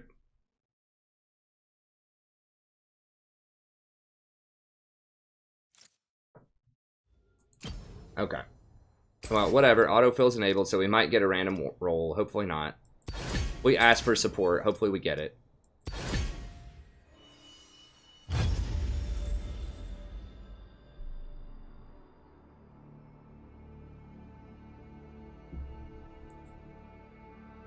Hey, thanks for joining, Luis, Fernando, Chara, or Chari. And I can't pronounce that one, unfortunately, but thank you for joining.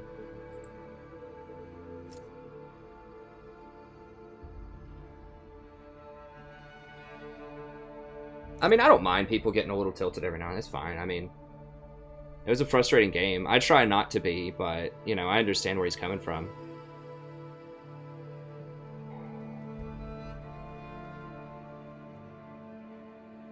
Nice. Good job, What a Nerd. Yeah, Rumble's fun. Oh, you're right. They are separate queues, Bennett. You're right. You're right. So the last thing that I played was Jungle. Correct. Okay, got it. Thanks for clarifying that for me. Hey, what's up, Matt Levy?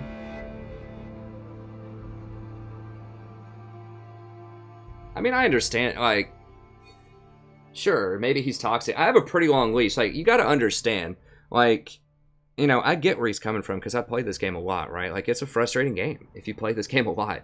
Like, at a pretty high level, even at not a high level, it can get frustrating.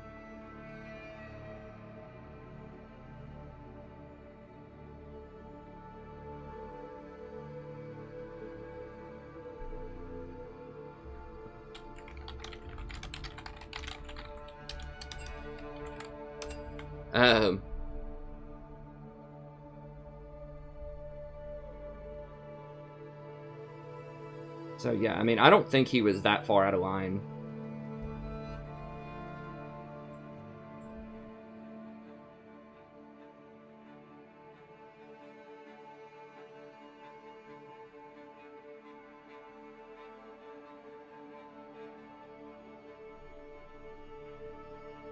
So I have a pretty long leash. I mean, he was just mad. I mean, you gotta, like, a lot of people are young that play this game too. I mean, this guy's probably like, you know, 16 to 22 or something like that.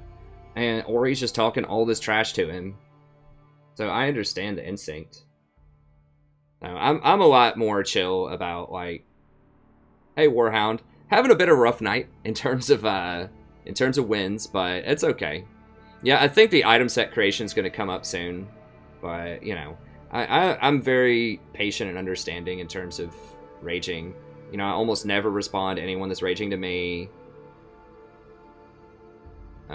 You know, the best I'll say is chill or I'm muting you. Or something like that, you know. So I don't not watch people because they get upset to a certain extent. Oh, dang it, I'm jungle. I do like Ivor and jungle, but I want to play that Galio game. I could do a normals and maybe play Galio.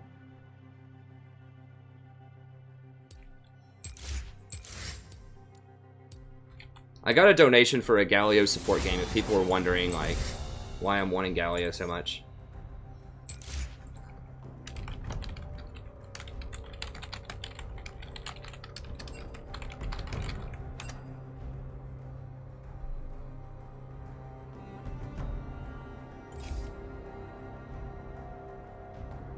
Yeah.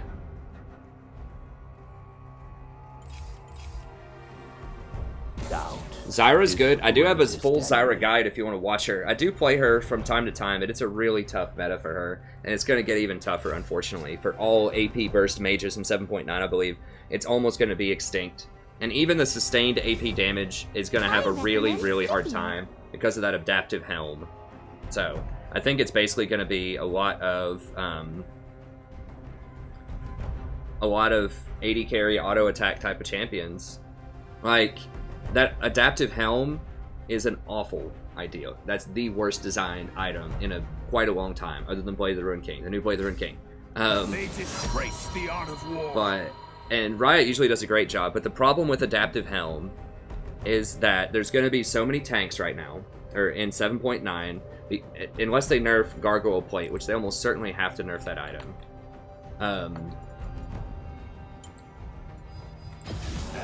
Gargoyle Plate plus the new GA is gonna, like, people are gonna want to play AD champions a lot. Because those two items basically means that you have to kill somebody, like, 3 times in a fight. And if that's, like, a 3,000 health Olaf, you know, your Annie, you know, your Annie middle, or your Zyra, or anything that has to do a burst damage, kill them, and that's it. That has, like, long cooldowns, like, massive burst, like Lux, Annie, Syndra. All of this stuff, it's gonna... No, don't...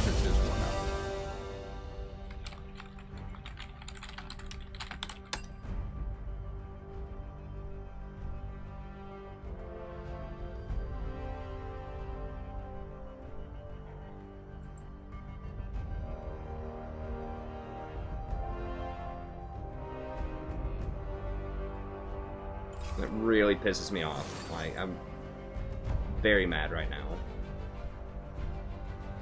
There's a piece of garbage bans a fairly rare champion at this elo that I'm hovering, that I'm saying I want it. People want to give me this.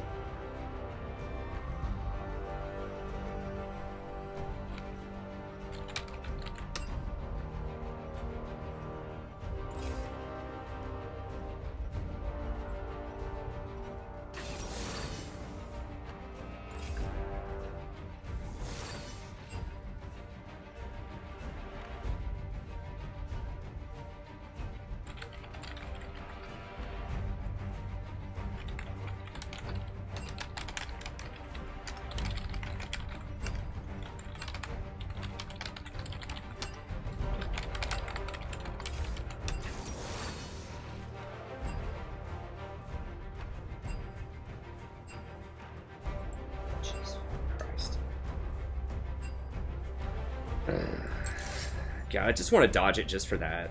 It's really annoying to have to use my dodge on a flex game. I just really don't even want to play it, though. Like, I don't want to play any other jungle.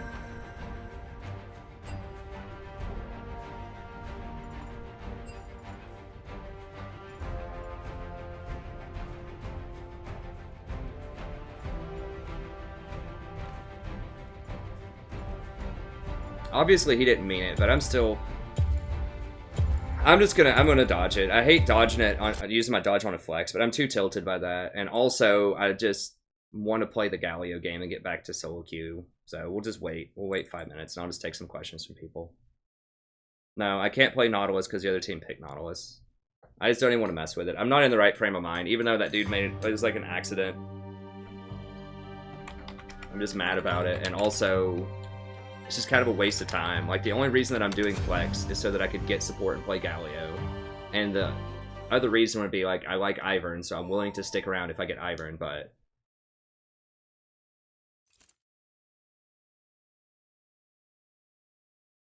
it's just, you know, I hate using it right there, like I said.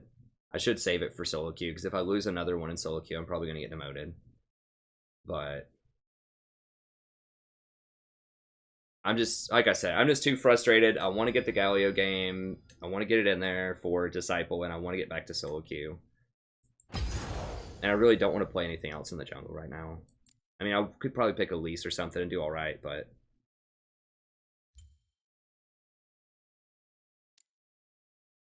okay, well, I'm going to do draft pick then, since it's a separate queue, just to make sure that I get support.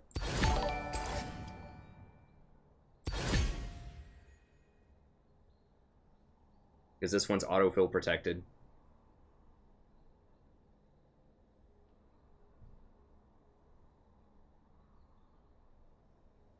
Okay, let me just, I'll answer some questions here.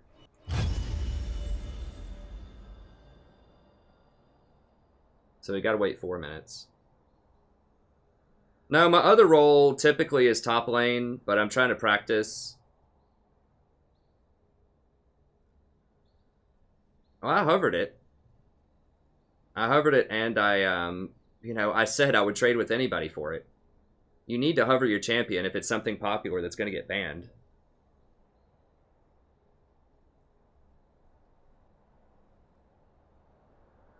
I mean, if that was solo queue, I would have played it out, but for flex, it's not worth it.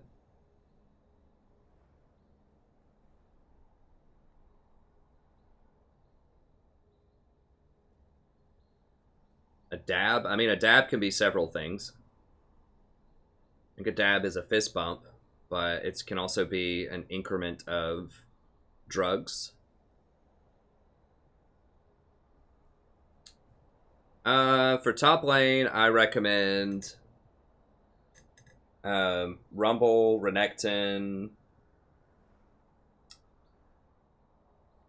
maybe Gragas, maybe Fizz in certain matchups. Who did I put on my tier list? Let me see.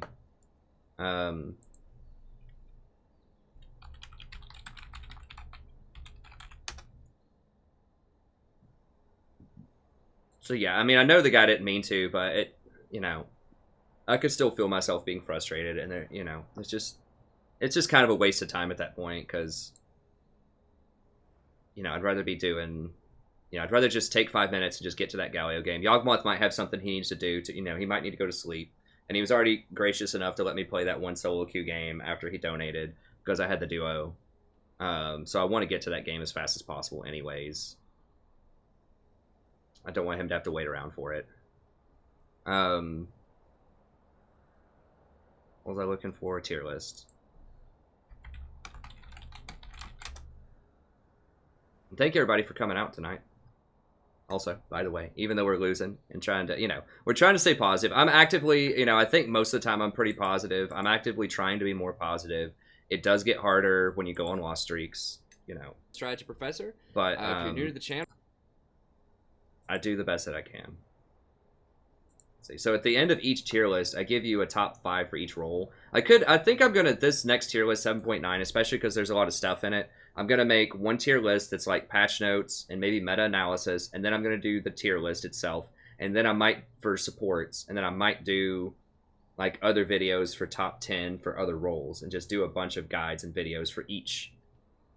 I may not have enough time to do each role, depending on how many coaching sessions and such I have to do. But just do like more videos and break these up into smaller portions, and then I can cover more in-depth stuff for each one.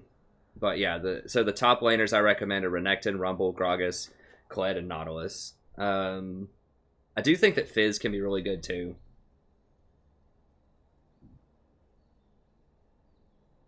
Oh, it's fine, Erosine. I mean, I'll get over it. It's fine. Sometimes you just go on loss streaks.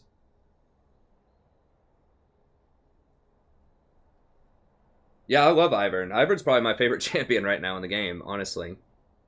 He's a lot of fun. I do have a top 3 at the end that I talk about for the 7.8, but I have a feeling a lot of people don't get to it. But I do talk about it. But I could make individual videos, you know, just maybe like a 20 or 30 minute video for top 5 for each other role.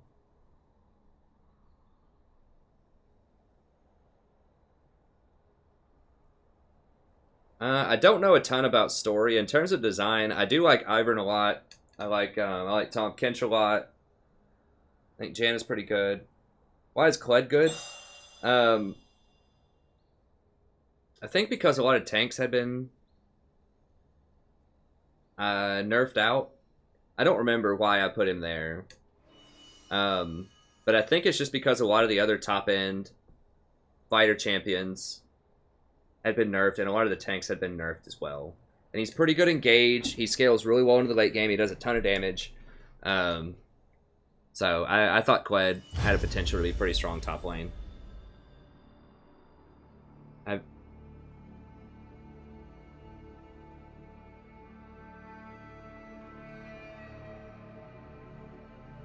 Oh, dab is essentially putting your arm in front of your face. Like that or something? I don't know. I mean, that's a word that gets used. Dude, Kled does a ton of damage. I mean, maybe I've just seen good Kleds before, but...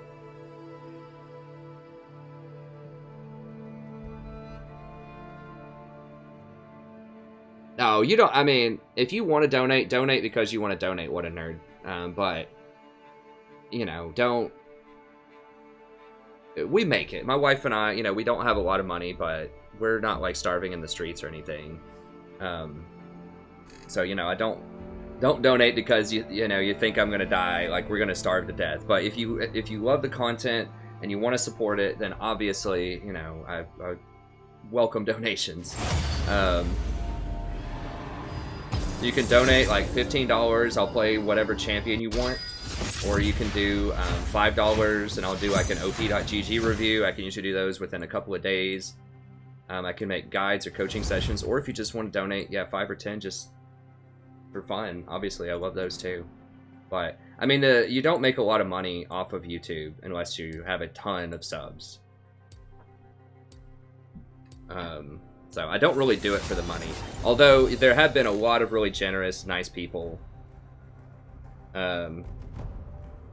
Yeah, Graham, that's kind of what I was talking about before when I said it's a drug, a drug technique or measurement. I do have the hobo beard. So yes, of course I would love your donation, but you know, if you're kind of hard up for money as well, and you need that money for yourself, you know, don't worry about don't worry about me starving the street. You know, buy yourself something nice with it. But we're gonna ban Cassidon. As you wish. I don't want to hover Galio because I don't want anyone to ban it. They might ban it because they don't want me to play it. Did I... Wait, is this solo queue or is this flex queue? Whatever, I'll play it either way. Cool foam. Thresher Bard play.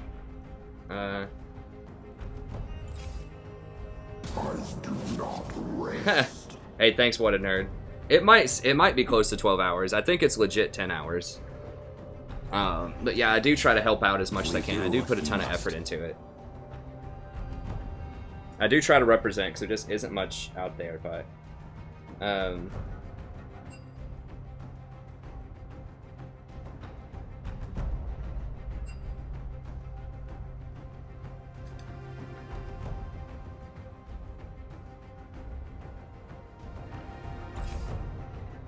I'll just be over here, sharpening my feathers.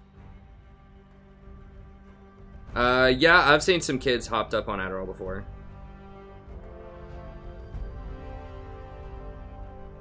Make support crate again. I don't want to be political. Okay, I queued for normal. Yeah. Good call. I remember that now because I wasn't autofilled. Okay. Yeah, I've seen a couple of kids. This one guy was sweating and like he's talking really fast. I just want to be like, dude, he's like this this frat bro kind of guy, which is fine. There's nothing wrong with being a frat bro. I had plenty of frat bro friends. I wasn't one, but and I was like, that dude is hopped up on something.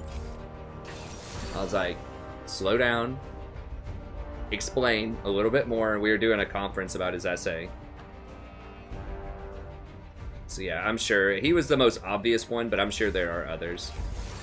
I've had kids come to conferences where I could still smell like the liquor on their breath at like 3 p.m. the next day. I mean, whatever, young people do things, they have fun. But I think,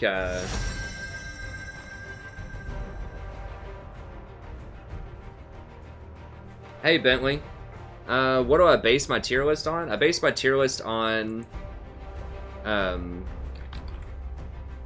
what I think is good at low diamond and lower, first of all. So not really high elo. Time to make an impact. Although, I mean, Platinum's high. I mean, Platinum's like the top 7 to 2% from Platinum 5 to Platinum 1. But I base it on that. And then I base it on how many different situations is that champion really strong. So, I mean, I put it in sort of parentheses, sort of what each tier means. I'll show you in a second. Let me,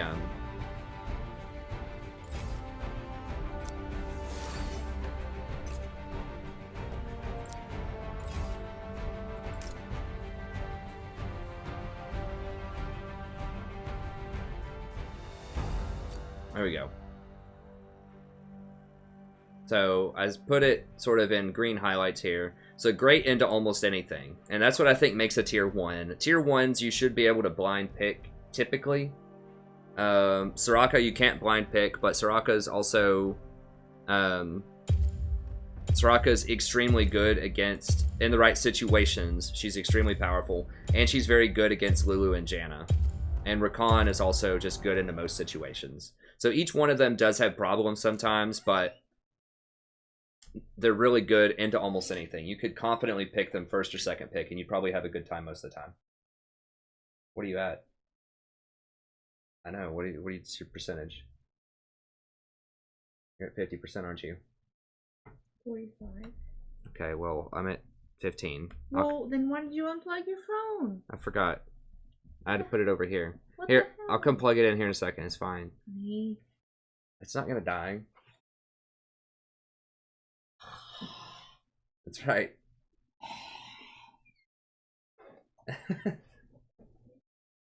Sadie. So yeah, that's kind of what I'd talk about for tier 1. Tier 2 is really powerful in a lot of situations, but not as flexible as the tier 1s. You have to, these can be very specific counter picks, or they can just kind of be generalist picks that you wouldn't necessarily want to first pick a lot of times, but they can be good in the right compositions. So like Nami, Blitz, Tom, Nautilus. I mean, Blitz could probably be in tier 1. You know, there is some flexibility to these. Tier 3, so these are champs that I would actively recommend in different, like, if the situation calls for it. They're unique, they do interesting stuff, they're good in very specific compositions, and these are good in almost all compositions. And then the tier 3 and lower are things that can be powerful, but often they have an analog. They have one of the champions that are up here in tier 1 or tier 2 that does something similar, that often will do that thing better than the tier 3 champion. So, for example, like Thresh can be really good. He's really hard to play, and if you like Thresh, I recommend Nautilus as a premier kind of engaged champion. Or Sona, very good early game pressure. She can be really strong in a lot of situations, but I think Nami is better most of the time. Although Sona can be better if you have like a Misfortune or some kind of other AoE pick type of comp. Karma can be really good in the right situation, but she's much, much better and much higher elo. So, you know, and I explain, if you watch the tier list video, like the video and not just the Google Doc list, I explain why certain champions are in certain tiers. And pretty good detail, I think. But yeah, that's my basis for it, is how flexible is the champion, how good is it, and how many different compositions. That's the biggest one. That's the biggest one. But then also, like, is it a niche pick? Is it really, really good in specific comps? So Soraka is kind of the number one there. How she's, like, really overpowered in the right situations. And then Tom Kinch is another one who's extremely strong in the right circumstances. But the fact that they aren't quite as good in virtually all circumstances, like Janna or Lulu, puts them a bit lower on the list. So that's my criteria for it.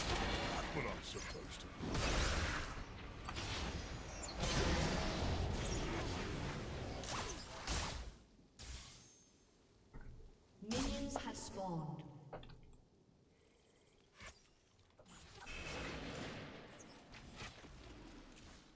I wish they'd just someone who won't break.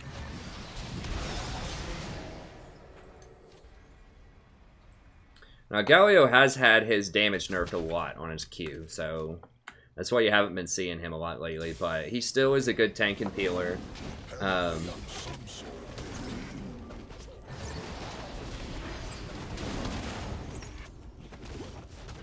But yeah, he's received a few different nerfs, which I think was pretty uncalled for, because he was fine. He was in an okay place.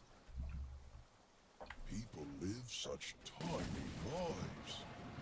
Oh, I'm sure Ashe will be good. Every time I'm not in solo ranked, like, my AD carry is always good. Anytime we're playing with silvers and golds, AD carry is great.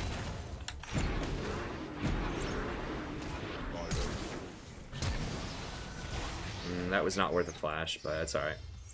I mean, well, part of that, too, is that I am, you know, going to be much better at lower elos also, so.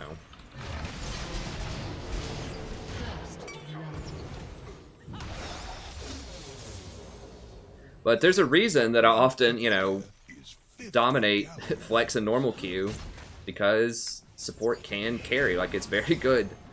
You can win in lower queue or lower ranked games with support.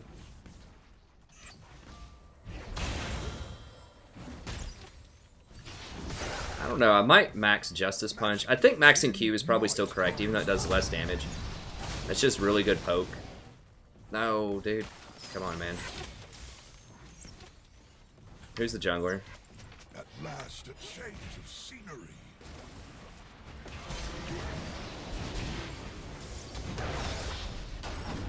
Dude, leave.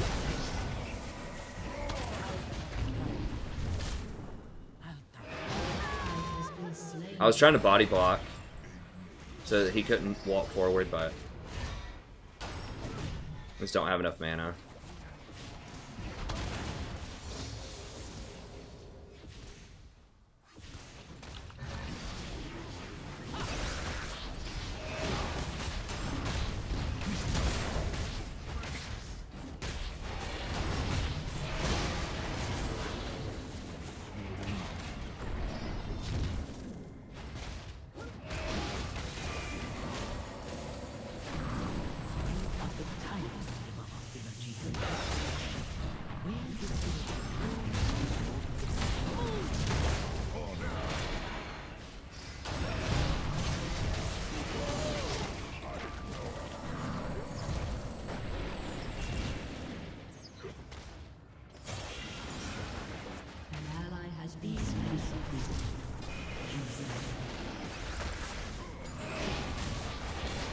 I just don't have any mana left.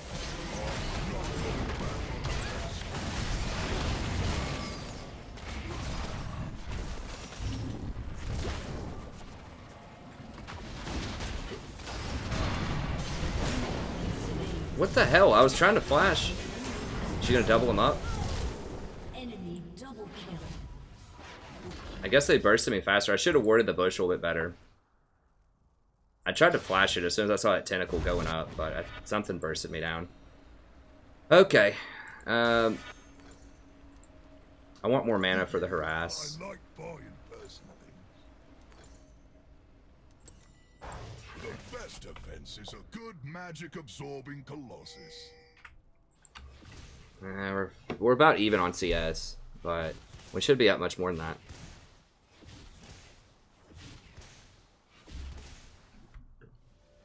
Yeah, Ash is just too much. I mean, it's fine. I goofed that up too in there. Get behind me, huddled masses.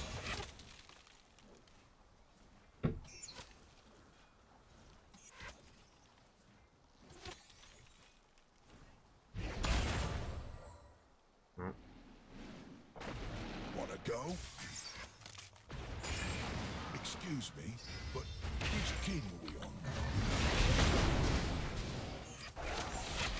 But yeah, don't do Adderall if you're, you know, if you're in school.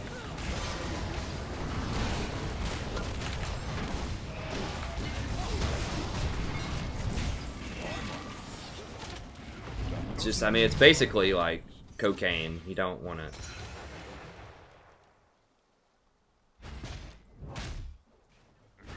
You don't want to do it. It's really bad for your heart.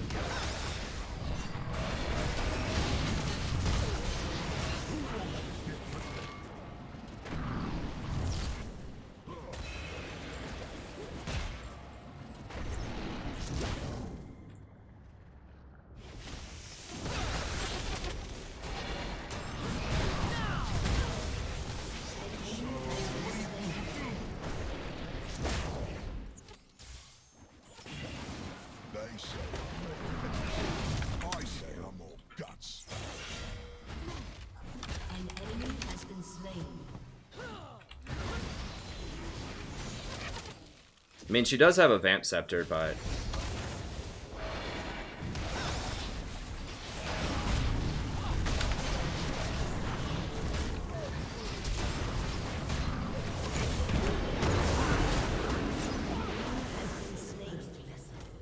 get baited.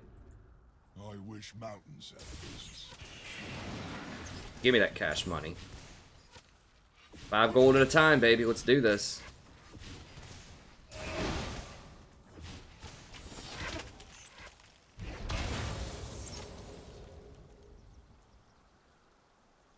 An ally has been slain. Pretty sure.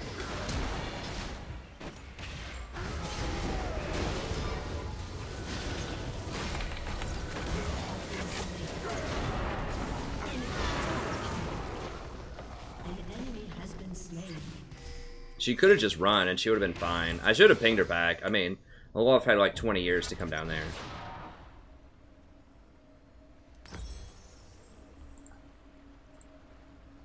How long was I out? I love Demacia. It's the only place I've been.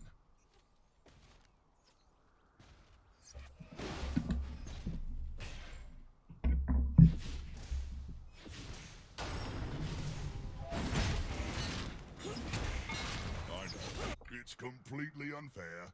I didn't ask. Turret has been destroyed.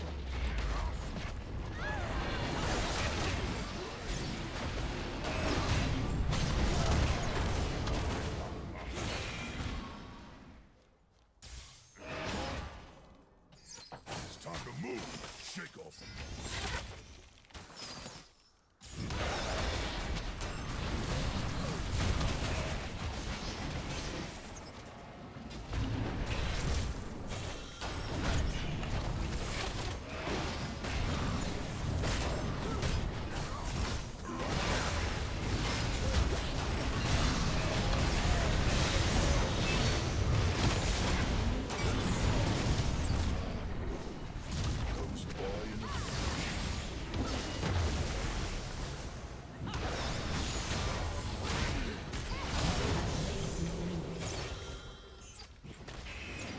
I'm coach.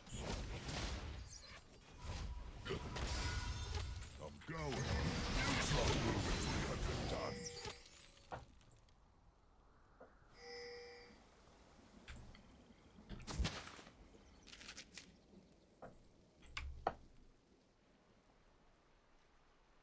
I always wonder what lies beyond this land. Something An ally has been slain.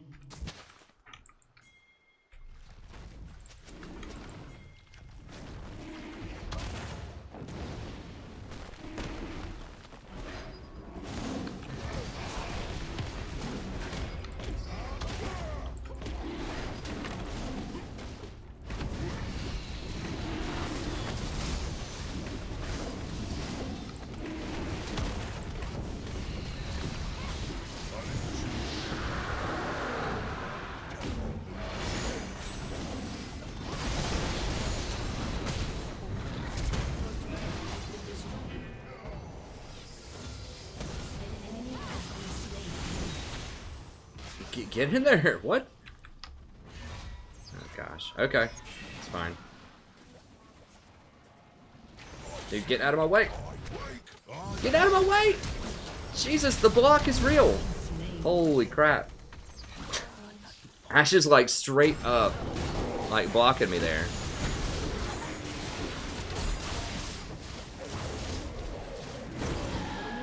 I could have blocked and tried to turn it, I guess. I thought I could walk out. I was getting like Ash blocked. I would say creep blocked, but it was her. She's like moving back and forth, blocking me. I'm like, dude, move. If she would have like thrown a W behind her or something, we probably could have walked out. That's fine. Doesn't come with instructions. Can someone please get the pigeons out of my head?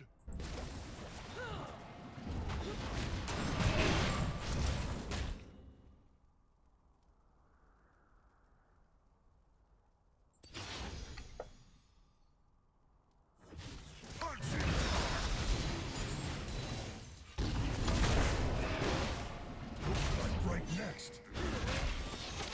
What does she have? Okay, Blade of the Rune King to... Almost got a Rune Blade.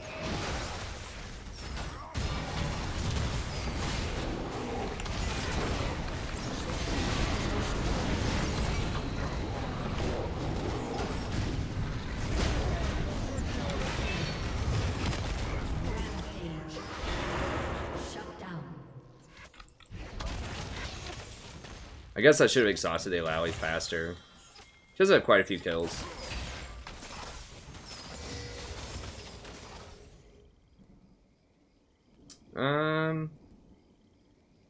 The best defense. I'm probably gonna go for this next. Just for the more Enemy killing spree. damage reduction, so I can tank a little better.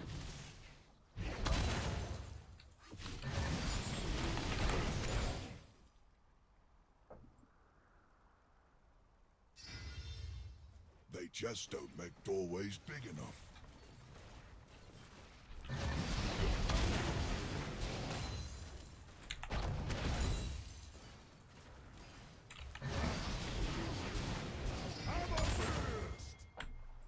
I'm supposed to be a symbol of what? I'm not so sure.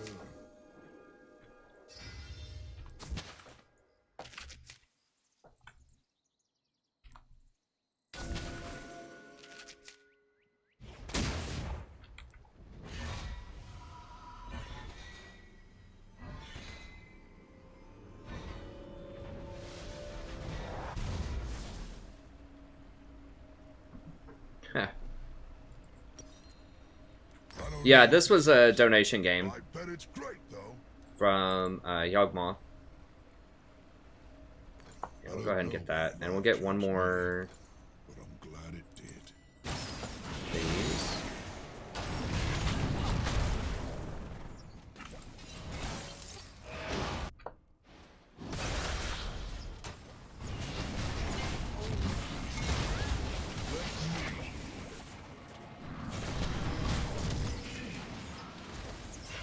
You gotta let them kill the tentacles. If you never knew that, or they'll just keep coming. Do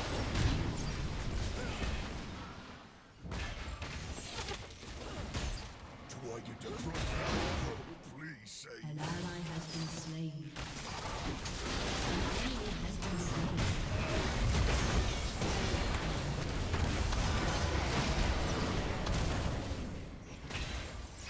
Oh.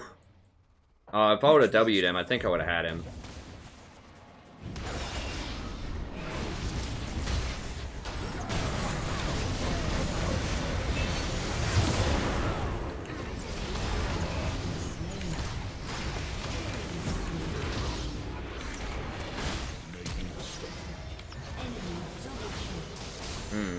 That teleport.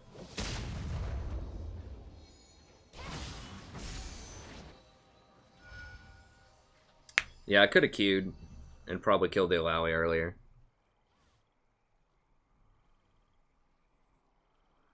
No, I'm on the new client. You have to be on the new client now. You can't really get Rod of the Ages on support. It takes you way too long to get that powered up. You know, to get the 3,000 gold, I would probably, like, just now be able to get it. If I didn't buy, like, Sightstone. And it takes, like, 10 minutes to power up. You can't do that on support Galio. I don't think you can do it on support Galio. It's, like, going to be 25 minutes before you're even relevant. And you're not going to have redemption. So, whoever gets hit with the test of strength or whatever it is, the tentacle thing, they have to be the one to kill the tentacles, or they just keep spawning. Like, if I go up and kill those tentacles that spawn, then they're just gonna keep spawning. So, the person who gets it on them. Oh, I mean, you can get that if you want, Babu. I'm gonna say that you don't want that on support Galio, because you're not gonna have the gold for it.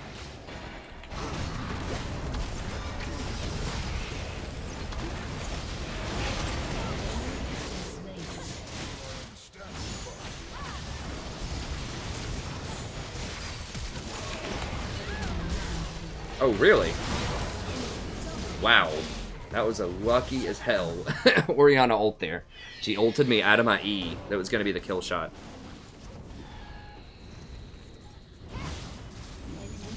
No, I mean, like, I'm not talking about the normal tentacles, like, that spawn. I'm talking about the very special tentacles. I should have... Was my redemption up? I don't know. If my redemption was up, I should have redemption there. I'm talking about the very special tentacles that spawn when you get hit with the E. Unless they changed how that works. From my experience in the past, it's on the person who gets hit with it to kill the tentacles. And it fits thematically with Alawi. Like, you have to prove that you're strong or those tentacles will just keep coming.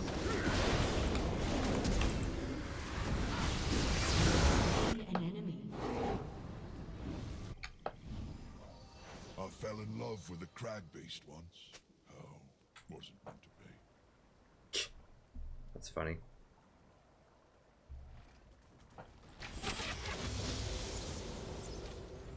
You know, it's not OP. It's an interesting little mini game. It's kind of like GP barrels. You know, you have to interact with it the right way to deal with it properly.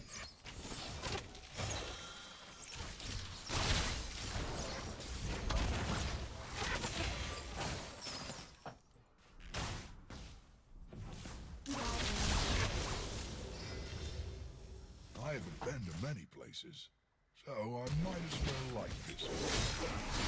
Alright, she's gone.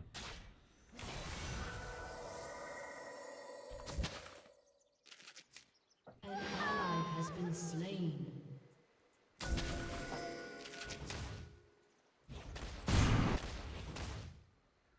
It's hard to be a symbol when you've got a soul.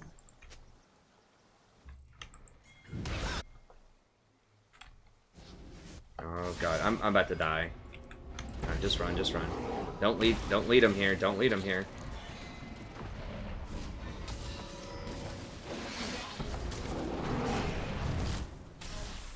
Of course, leads him right here.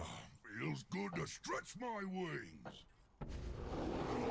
This is such a fiesta. An ally has been slain.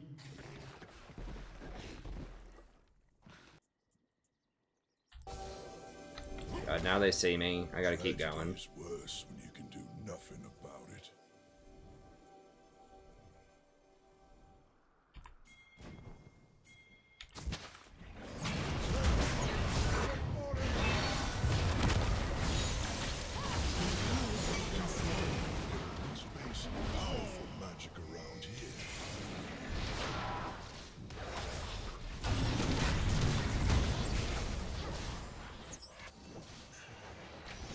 We don't really have any tanks, other than me.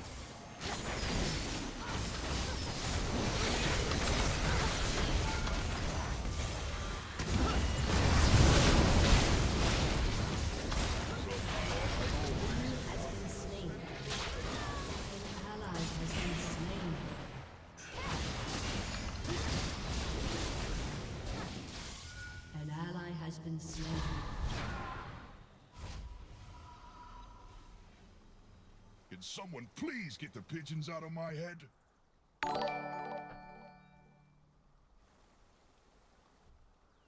Yeah, Pete Galio in the jungle. I don't know. Hey, thanks for the sub, friend. I'll give you a shout out after the by name after the game. I can't see it, unfortunately. Yeah, this is definitely Benny Hill. I mean, like, I'm standing right there trying to get out of that, and he's like, nah. We're bringing the party to you, buddy. Okay. Since I'm my team's only tank, I kind of have to go Ninja Tabi. I don't know. I guess I kind of have to. I like buying person things. I'm gonna go ahead and sell that and get this. What should I break next?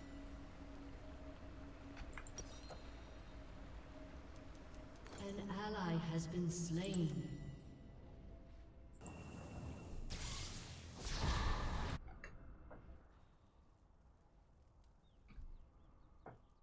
I'm going. You try moving 300 ton.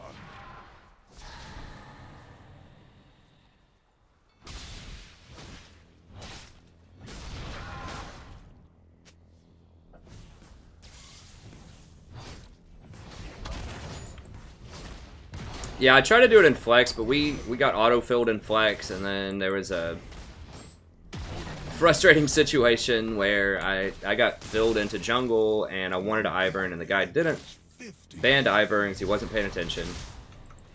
And, anyways, I just ended up dodging it. I gotta go get my wife back her phone here in a second. She needs her fan app running so she doesn't hear me yelling from across the house.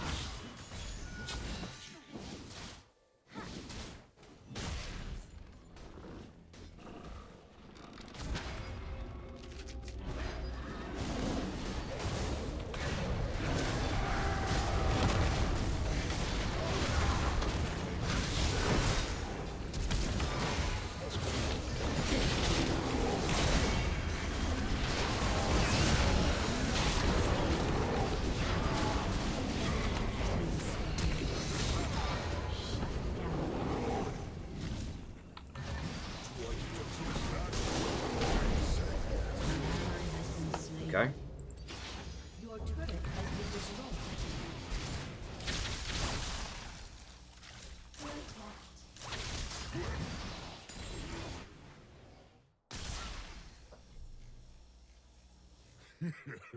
Majestic. Is that what I'm supposed to be? An enemy has been slain. Dominating. An ally has been slain. Let me do that. Okay.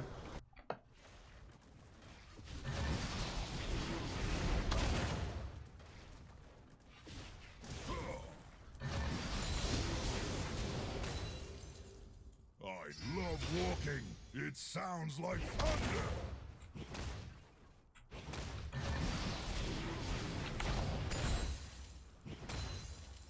Get a wave clear in here.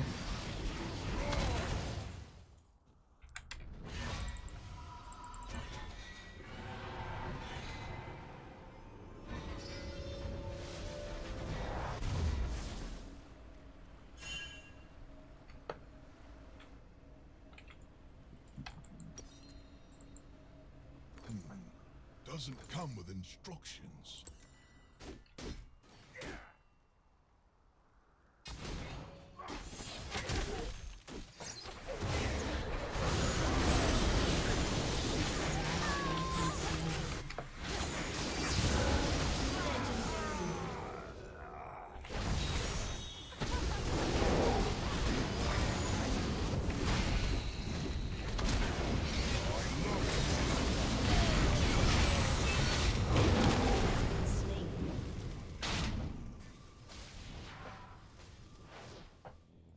Got him. Which mountain size? That'd be a good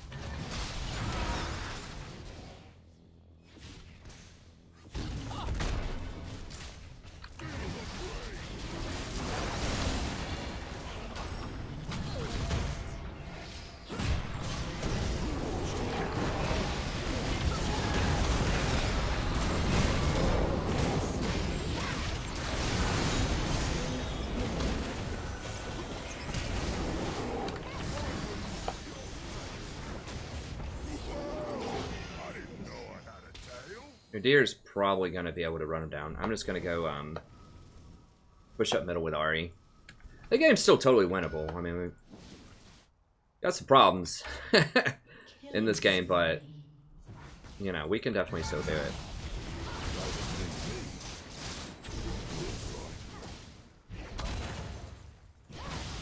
Thanks everybody for coming out tonight too. I appreciate it. Yeah, and if this is a donation game. If you want to see me play one of your favorite champions, oh god.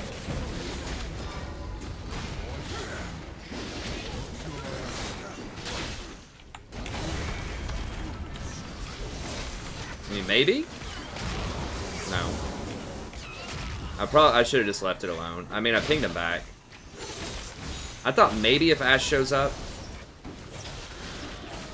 Ashe just doesn't do any damage. The tanks. Whoa, whoa, she's like walking up into melee combat. What?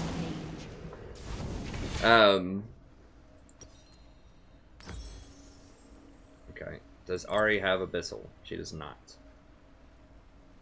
Your deer does pretty... I think Tiger Stance does magic. It might only do physical right now. I think I'm going to do Abyssal next anyways. I could also do Knight's Vow. How'd I get back here? I think Abyssal's probably a little bit better. I'm going to go ahead and get Abyssal. Oriana's... Well...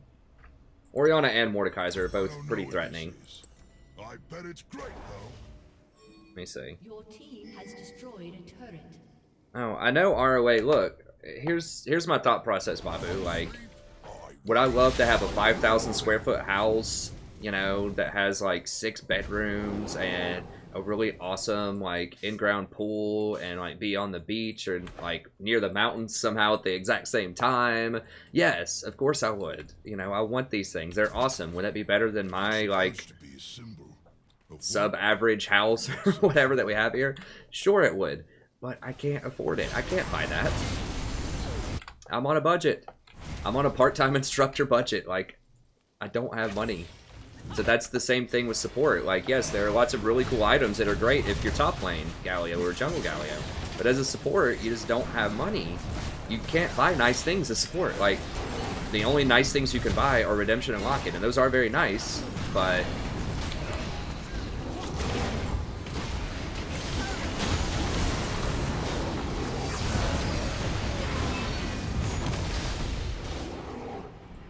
But, you know, yeah, in theory, some of these other items are good. Like, Rod of the Ages is good.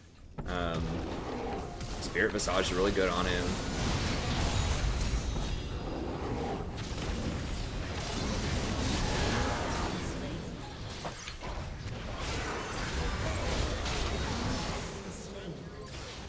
But, like, the reason that Redemption and Locket are so good is Redemption is 2,100 gold and Locket's 2,300, I believe.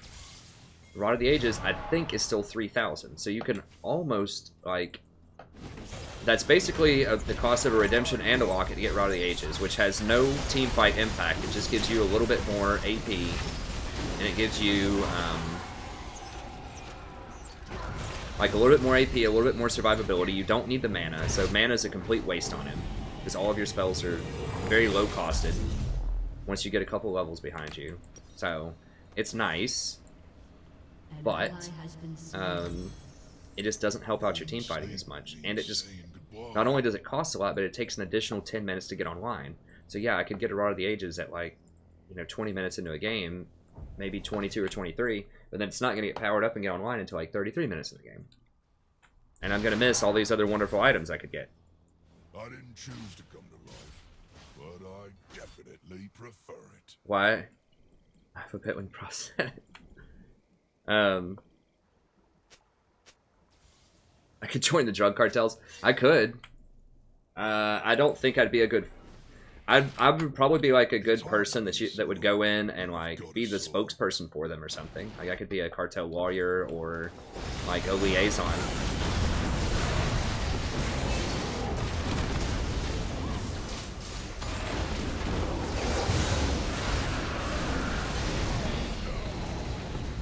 Yeah, as far as going in with like guns and murdering people, probably couldn't do that.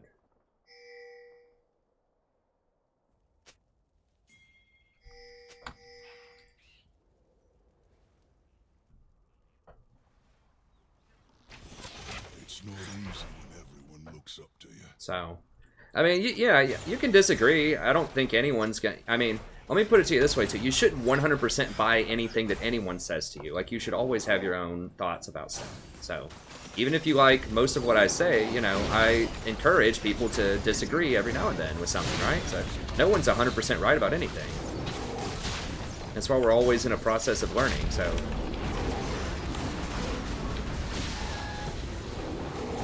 Yeah, sure. You know, I just give you the best information that I have, but you know, depending on your playstyle, your game, and you know, just she's gone. I'm just getting out. An ally has been slain. Your team has destroyed a turret. Your team has destroyed We might be able to a turret. two-man him. I don't know though. Some sort of big deal.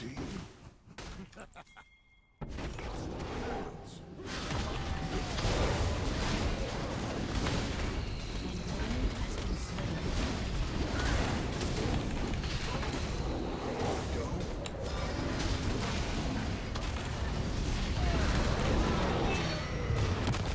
don't know why life chose me, but I'm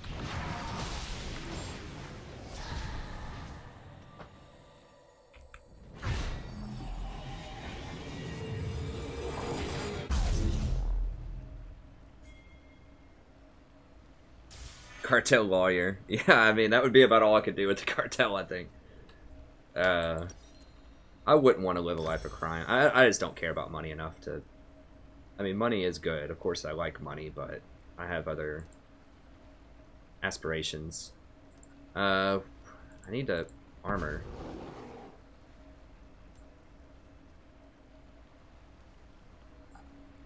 Yeah, this. Let's go for some armor. builds into something. I fought a house once. Pretty sure I won. Yeah, I maybe didn't need to ult, but I wasn't gonna, you know... I really didn't want him to die there, so...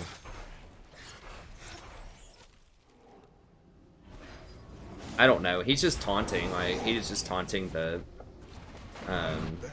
Olaf, because Olaf couldn't get in range for that axe. It's just the normals. I mean, people are having fun, probably. You gotta keep in mind, my normals, I'm probably playing with, like, silvers, probably, because I play normals a lot with my real-life friends that are, a lot of them are in bronze and silver, so...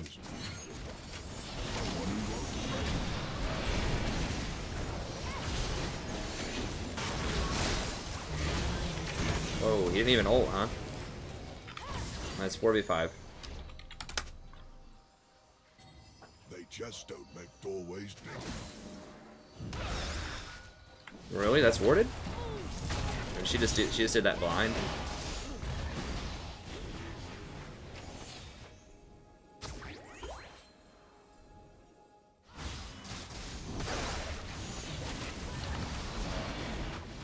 Your turret has been destroyed. Ah, the world. It goes by Your in a team flash. has destroyed a turret.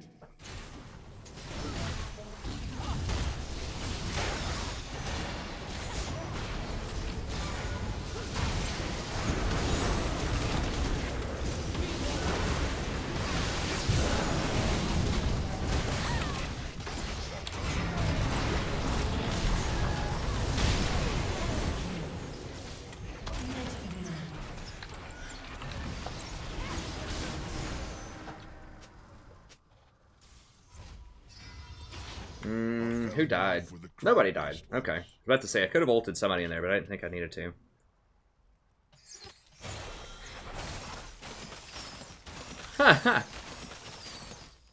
Maybe. It is. Get behind me, huddled masses. When I said AP tank suck. I mean, I think that AP tank, like, you know, I just think you have to get Redemption Locket. I got an AP item, look. I got Abyssal Scepter. I always wonder what lies beyond But, this land. you know. Something to fight, I hope. You have to be tanky, I think. Especially because they nerfed his Q, where it doesn't really scale nearly as well as it used to. I guess it actually scales better with AP, it just doesn't have as much base. What I remember about that nerf they did to him.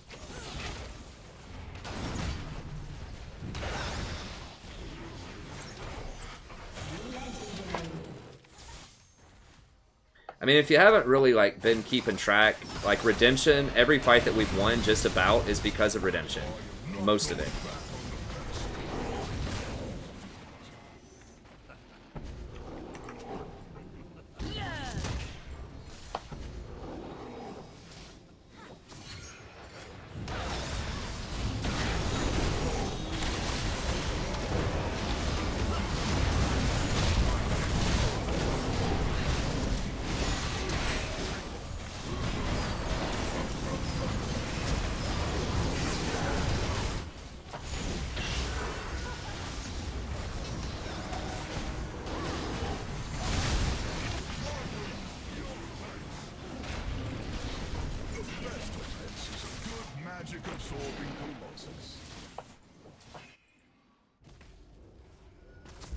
I wish they hadn't nerfed him so hard, though. I thought he was, like, competitive, but not too powerful at some point.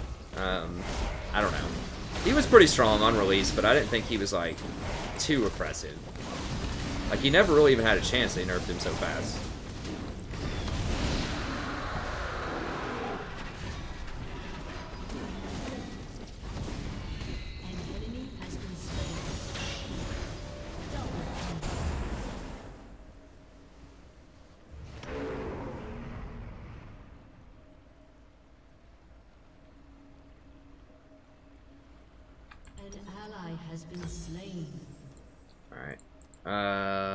Where's Flask?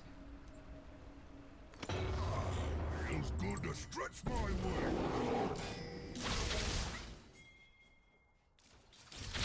I agree, Will, and that's the truth, buddy. I can't, like, can anyone explain it statistically? I mean, I'm not hindsight biased, right? Like, people that view, like, I mean, like, there's just not a logical explanation for it, other than the fact that statistically we're just getting goofy stuff in solo queue a lot of times. But I mean, I don't think collectively we as a group, you know, the dozens of people that might agree with that statement that are here all the time, like, I don't know what is up with AD carries at that level. I mean, I am the like, you would think I am the common denominator in all games, right? Like, logically that's what it means. So, I mean, that's why I've thought of going back and playing, you know, other more aggressive stuff like Zyra, but then we lose the mid to late game if I Zyra. So I can carry these people through.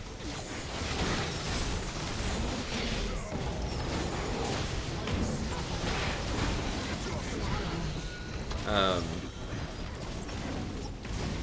don't know. I don't have a good explanation.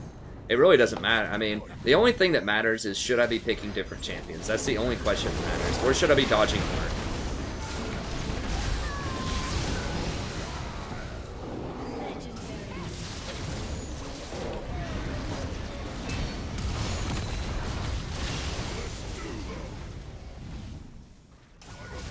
And that is a reasonable question to ask.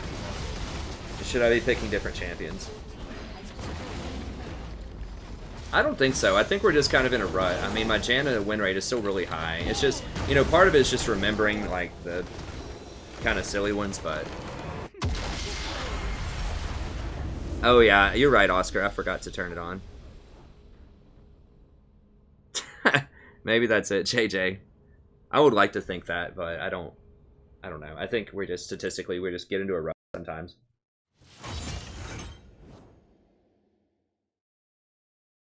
So Galio's fun.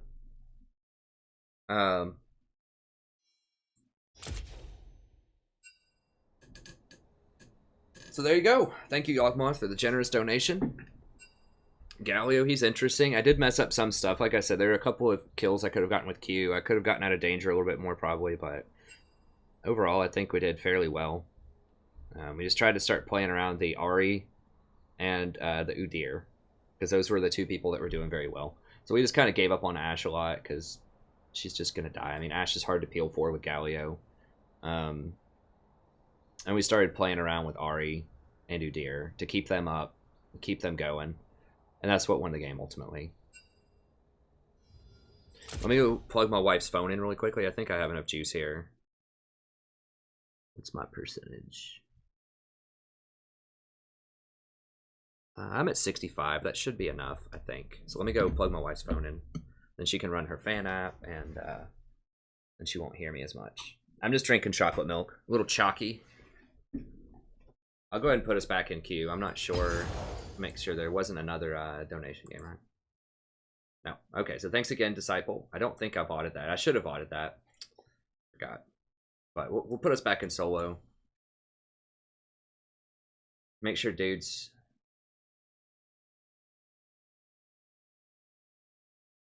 still hanging out with his girl. He said he was like boosting his girl. Playing Howling Abyss. Come on, bro. You gotta get her to diamond. Come on. Anyways, I'll be back in a second. I'll go ahead and put us in queue.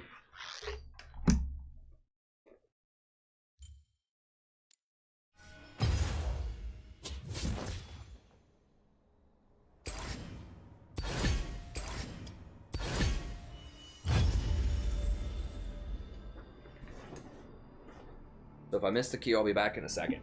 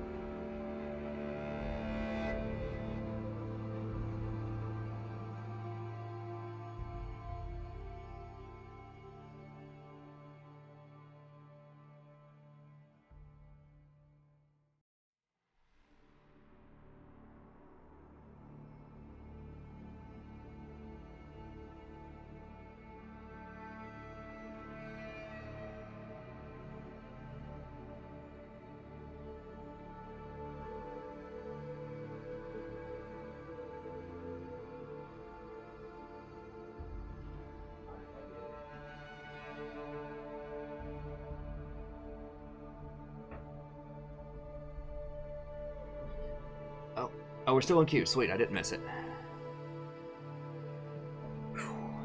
All right. Blanket here. Gotta have the blanket in case the cat comes in, so it shouldn't fall apart.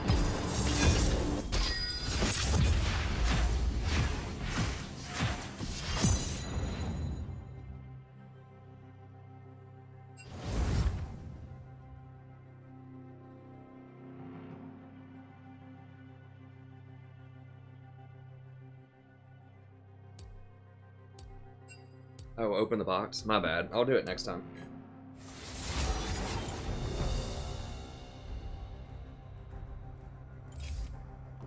Do not deny me. Baby is due maybe May 22nd.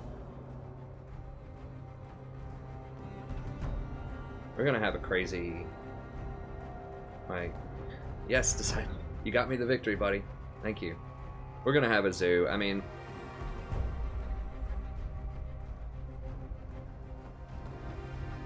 That's true, Seth. Well, at lower elos in general, they don't punish you as hard for being out of position. Or for anything, really. They just kind of let you get away with stuff. They're not aggressive enough. I mean, like, they're aggressive to the point where they die, and, like, do some stupid deaths sometimes, but in general, like, the higher elo you go, the more aggressive people are. Like, measured, intelligent aggression. Well, I'm gonna ban Cassidon. I don't like giving him Lulu either, but you just can't give him Cassidon.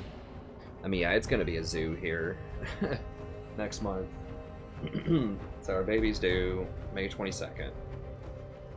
And then I'm bringing my mom and grandma up here. I'm going to try to rein them in to get them both to stay here on a rather permanent basis. It's complicated. But basically my grandma lives alone out in the woods, like in Appalachia, like 45 minutes from a town in a trailer, and she's 70 and has Parkinson's and a lot of other health problems, but she just doesn't want to come off the mountain. And she doesn't want to live with my uncle, who has a space for her. She just really doesn't like a lot of people in my family in general. Her family. But they like the kid, so we're going to use the kid as kind of a lure to try to bring her off the mountain. Because she needs to be out of there. Like, it doesn't even have running water. Like, she has to go out to a well. And there's, like, just crazy snakes and coyotes. It's wild out there. And so we're trying to get her off the mountain, so we'll bring her here. We're going to try to.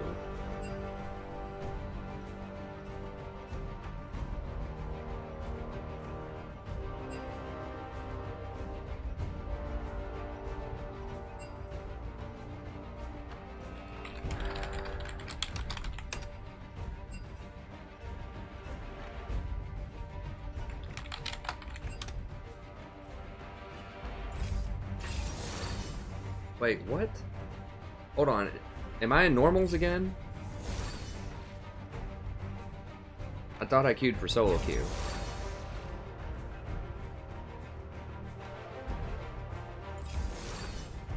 And then my mom just recently had a stroke, so it wasn't that, I don't know, she always lies to me about her health. She says it's not bad. Oh, it's no bad, just had a little stroke. I'm like, dude, a stroke is a big deal. But anyway, so we're gonna have a bunch of, like, older people with health problems in the house, and we're gonna have a new baby, and it's just gonna be nuts.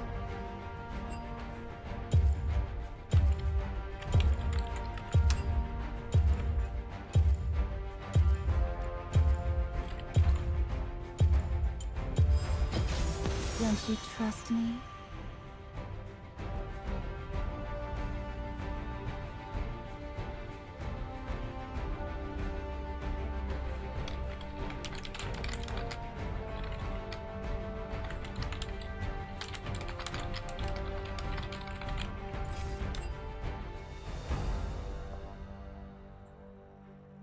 You kidding me? She doesn't have Ari?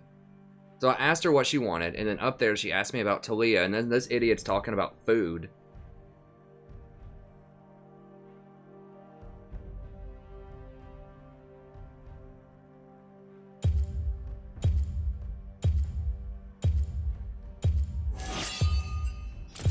Okay, well he does have it. Alright, Janna. Why didn't it let me trade? Wait, why weren't there arrows for a trade? Did somebody dodge? Wait, why couldn't I trade? I didn't see arrows. So she traded with me at the very last second. Well, thank God someone dodged. So I've already used my dodge. Like, I don't want to, like, I don't want the stream to have to wait 30 minutes. But someone else dodged. So hey, thanks, Anthony. I know, I was just like, dude, it's like Garen top in a Mumu jungle in like Platinum 2. Like, what? I don't know. I think all lanes can impact the game very highly. I think that probably the jungler is the most high impact. But I think almost everything else, I think AD carry is probably the least, at least for a lot of the game. Until they get fed. But I think that support, top, and mid all, you know, have really high impact throughout the game. Oh, people want to see the box.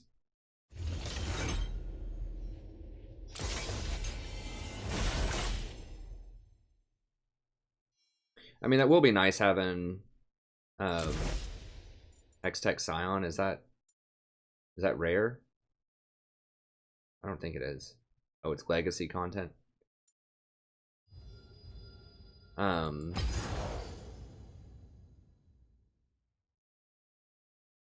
Hey, thanks for joining Trex and Shane. Okay, here we go.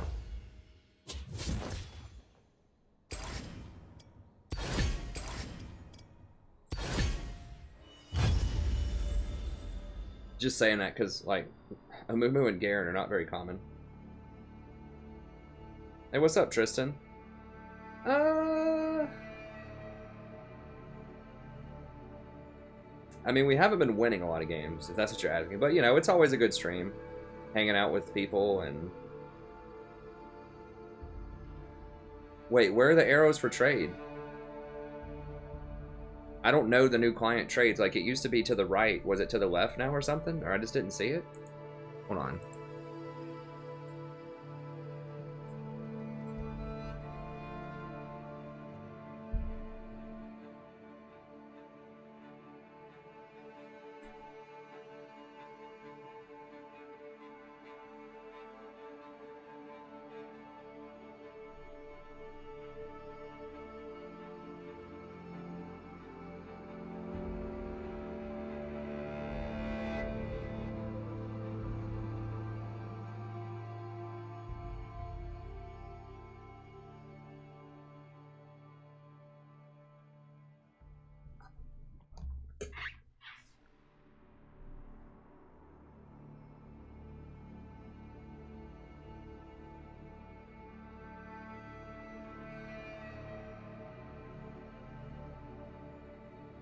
Oh, they moved it here. It used to be, like, out here.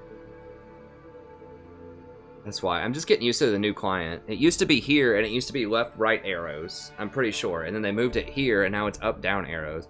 So it's visually, I didn't see it. I'm used to it being, like, out here on the old client. Okay, my bad. God, I hate the new client so much. We'll get used to it. It's fine.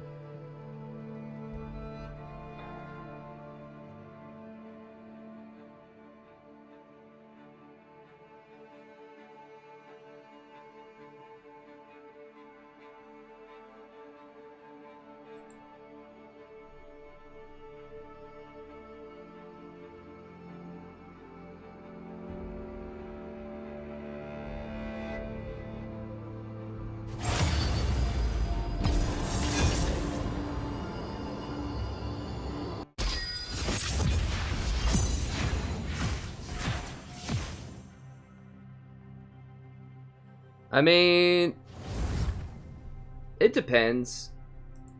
Like, AB, RB. I mean, I think that a lot of it is pertinent to AD carry, but, you know, a lot of my stuff is slanted towards support.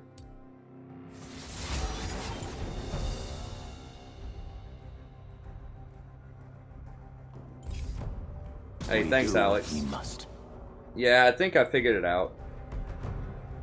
It's just, it's different than it was on the old clients. I just wasn't used to it. And I was just kind of like frantic because I didn't see what the guy said because someone was talking about food or some random garbage when I'm like trying to ask which champion they want. So he asked Talia above, but he didn't repeat Talia, and I couldn't figure out. No cure for fools. I couldn't find out what it was.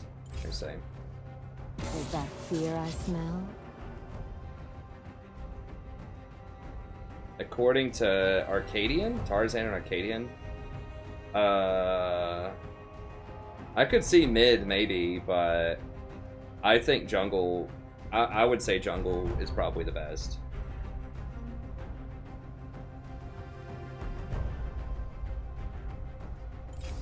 Seriously? Everyone's gonna say support is last, seriously? Except for supports.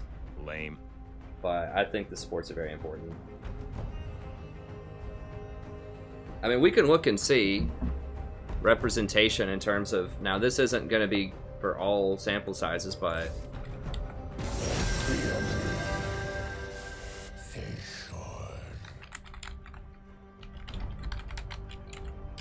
Damn it, I'm going to have to pick Lulu.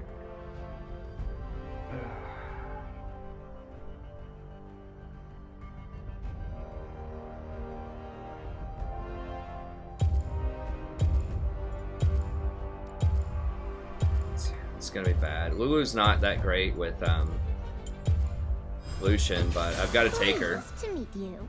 Like, this is the problem, is I have to take Lulu here, because I can't give them Lulu Cog if we have Lucian, because it's basically going to be an auto loss. And Lulu's not good with Lucian. I just have to defensively pick it. I mean, Lulu is really strong right now, but not with Lucian. Like, if we had it, like, an actual AD carry, like a Twitch or Caitlyn, Draven, Callista, Kog'Maw, anyone but Lucian or Ezreal. Like, we can still win, but this is a really tough position for me as first pick there. Because I have to take Lulu. Because if they get Lulu and Twitch, it's over. Or Lulu and any of the champions that I mentioned, and we get Lucian, it's over. It's already really rough when we have Lucian. So...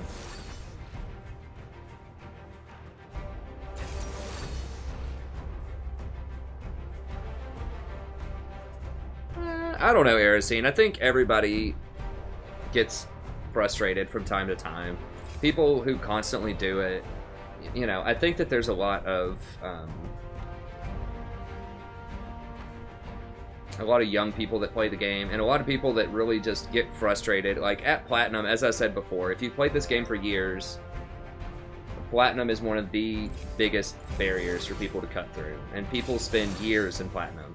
It took me 3 years to get to Diamond out of Platinum, and that's why people get frustrated, because they spend so much time there. Like, I think there's a big combination of things. I think it could be unfair to extrapolate that everyone that gets frustrated is a bad person in real life. You know, I think that sometimes, you know, online games can bring out the worst in people. They can bring out really good things, but, you know, really competitive things where people are anonymous and are very frustrated. You know, but yeah, I mean, some people that just trigger really easily and scream a bunch of racist stuff or, you know, things like that. Sure, you know, those people probably aren't the coolest people in real life, but I think that there can be some people that tilt in the game can still be okay in real life.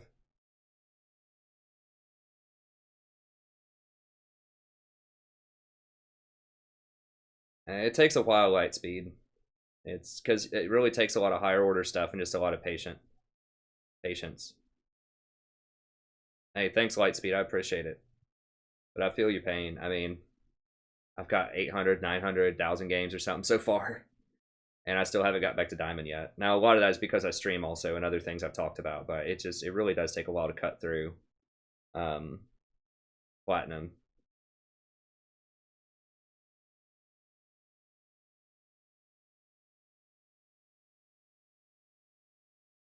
Yeah, this is ranked. Hey, Dom. My thoughts on Tom. We'll see. Tom might be good because he's pretty good against tanks. I mean, he will be good with Gargoyle Plate and Guardian Angel. Those are going to be the two defining items of 7.9. If they don't nerf them, is going to be Gargoyle Plate and GA. Everyone and it's going to be AD champions because GA now gives AD, which is the design of both of those items is really bad. Like, I think they're going to have to nerf them. Like, why would you put a specific stat on GA, an offensive stat? Because that gives such an edge to that type of damage. Because now you can have the ultimate defense of having a GA and still have pretty good AD on top of it. Like, they already have QSS. Like, Quicksilver Sash is already an AD-only item. And then they just, with lethality, they gave them all of these really good tools earlier in the season. They had to nerf the daylights out of them before people quit using them. Like Knight's Edge. So now they're doing it again, where they just really want AD champions. Maybe it was all that heat they took early in the season where people were saying that AD carries were bad or whatever. I don't know, but I think those are going to be the two defining items. I think that AP champions are going to be in a really bad place, potentially, because of, like... So one of the problems is, like, when everyone's getting a GA and a Gargoyle Plate. Not everyone will get Gargoyle Plate. Everyone who's AD will probably get GA. But there's not going to be a good, like, AP champion. Because you would think in that kind of meta, okay, well, like, consistent AP damage champions like Cassiopeia will be really, really good. Because everybody's going to have 80 on their team, and you need one champion that just does like persistent a lot of AP damage, so that people can't stack armor. It's already going to be tough because what do you do when like an Olaf with Gargoyle Plate and a GA comes running at you, or a Mundo, or you know anything like that? There's going to be some nasty stuff going on. But now because of Adaptive Helm, then you really can't even like play champions like Cassiopeia hardly anymore because there's such a hard counter to them, or Rumble. Between Spirit Visage and that item, I don't know. It's going to be rough. So Tom Kench, we'll see. I think Soraka is going to be like through the roof powerful, just like obscenely powerful in that meta. And I think you'll probably see more of the same. I think you'll see a lot of Lulu. I think you'll see a lot of Janna. Now, fine. I'll get my point in Q first, just so we can push this lane. Then I'll get E next. Make sure we get level 2. I mean, we'll try. Let's just try leveling up our Q and just being even more aggressive early on, and then that's going to weaken our mid game, but at least it'll show up our early game. We could push waves, and we'll just go for the push game. So, as I talk about this some in my Soraka video, my Soraka guide that I just released, 7.9, and why I think Soraka's going to be really good. If people are so tanky... Oops, I should have gotten E. Pressed the wrong button on accident. You should definitely get E next. It'll be fine. We'll just keep pushing. But...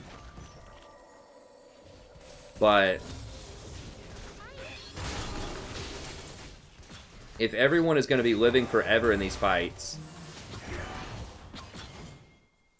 then Locket may not be as good, potentially. Maybe not Redemption. I still think you're going to need Redemption. But Locket may not be quite as good. Potentially. We'll see. Because that burst shield just may not matter if fights go on, you know, for 30 seconds. It might be better to get a different item, like a Gargoyle Plate, for example. Or I also think that Warmogs is going to be ridiculous on Soraka in particular. Because now you're going to be able to proc it off of...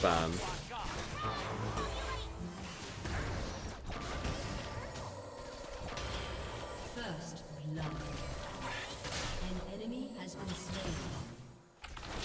An ally has been slain. There we go. Because now you can just get Redemption, Ruby Sightstone, and just by the time you're level 11, you can get Warmogs, and you'll activate the passive with Soraka. And they're buffing it a lot, is what it looks like. So, you know, I think that champions like Mundo and Olaf are just going to be, like, almost unstoppable. It's basically going to be mega tanks and a lot of, like, AD champions, I think. AD-esque, like, auto-attack champions. And it's going to be a lot of Thornmails and a lot of lifesteal, I feel like. So, you know, it's going to be basically Olaf and Mundo against, like, Kindred and Vayne, or something like that. Master Yi will still be really good.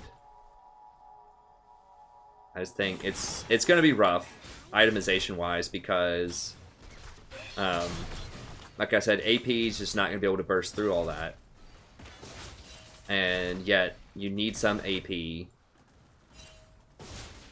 so that you don't just stack all armor. So maybe true damage is going to be the answers. That's why I think like maybe Olaf, maybe Vayne makes a comeback. Alright, so we're going to get 3 points in Q here and just push this in. It's going to be things that do a lot of persistent damage.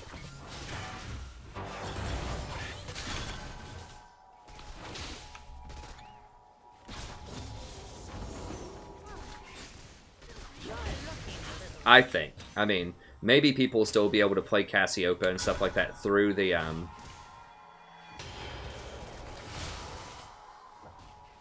through the Adaptive Helm, but I think Adaptive Helm is really going to hurt champions like that a lot.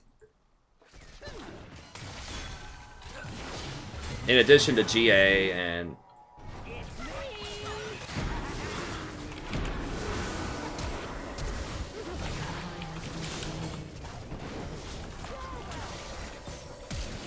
go.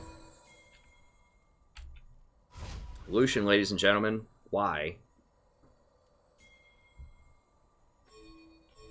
God, I hate that champion so much, man. Hey, Reroll, welcome back. I don't play PvE that much. I mean, I think it's going to be more of the same. I think Soraka is going to go up the pecking order a little bit, but I think it's still going to be Janna, Lulu, and Soraka, and Rakan will probably be in there too. Top supports. I mean, Tom Kench will probably gain some real estate because he's good against tanks, but An ally has been I guess we'll slain. just go with that. But I don't know. I'm trying to think of other stuff. I mean, the shielding healers are gonna be really good because of the way that resistances work. When you have people that have a lot of armor and they have a lot of magic resist, your shields and your heals just make it almost impossible to cut through people.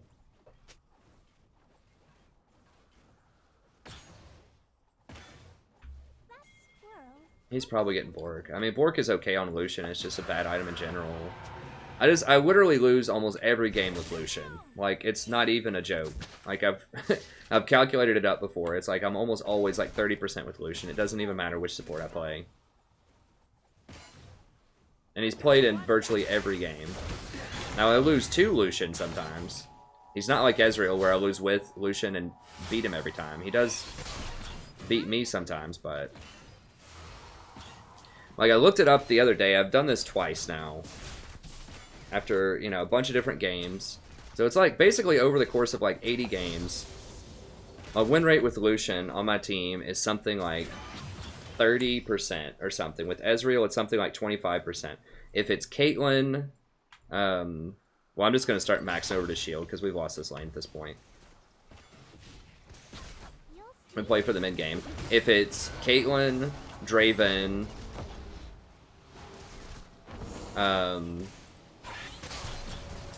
the Caitlyn, Draven, Callista.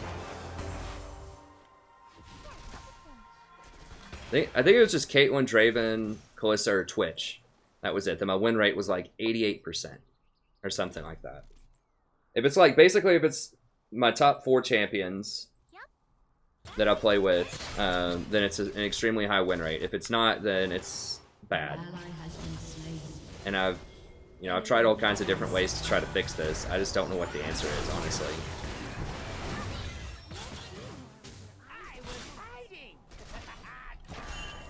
An enemy has been slain. What? Fizz is right there. I recommend skipping. Gragas is top.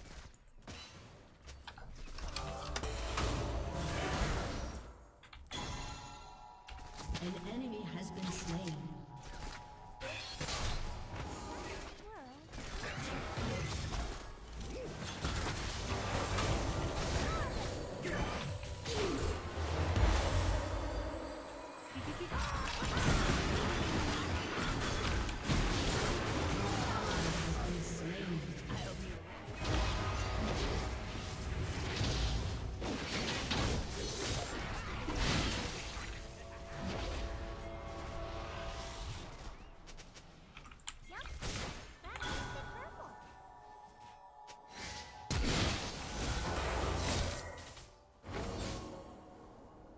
Dunk him, dunk him, dunk him. Okay, there we go.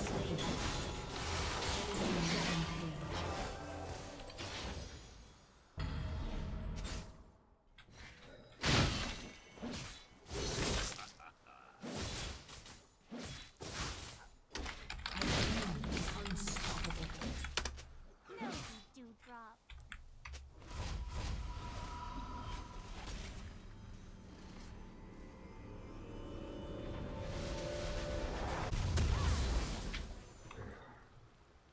Just a pinch. Well, we might get demoted. Hopefully we get one more chance.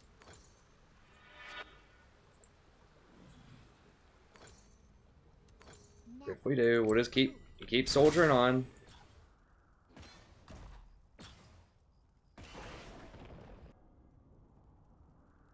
Your turret has been destroyed.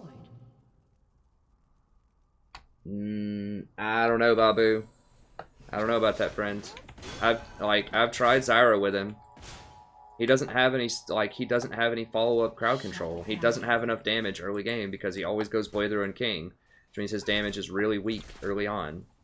He gets a pretty good power spike at level 6, but that's the big problem with Zyra, is people just don't do enough damage early. And by the time you start getting enough damage to kill people, about 15 minutes or 16 minutes is too late. Like, you're just not going to get enough of an advantage to make up for the utility support that's going to overlap you. Like, you basically have a 10-minute window right now from like 15 to 25 minutes where you just have to completely tear open the game. Like, no mistakes, just utter domination.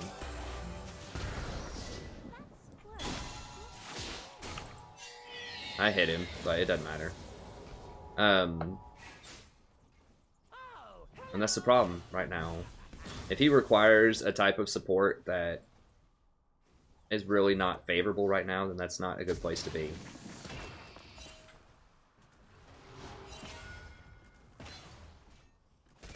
I've tried that. I mean, I could try it again. At least we'd get some Zyra games in there for people that want to see Zyra. Then at least... An enemy has been slain.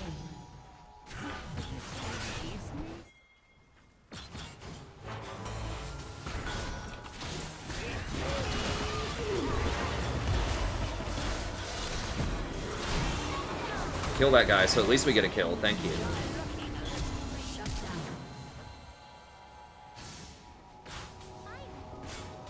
down. I couldn't do it this game though. Like, you have to pick Lulu if she's up. You cannot give them a chance to get something like Lulu plus a hyper carry. Like, we have won those games in the last little bit, but Has been slain. I didn't even see him teleport in, honestly.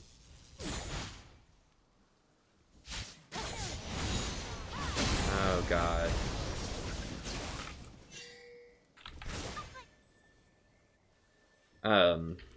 You just have to pick it. It's not great with Lucian, but you can't give it to them. Like, you have to defensively pick it. I think you do.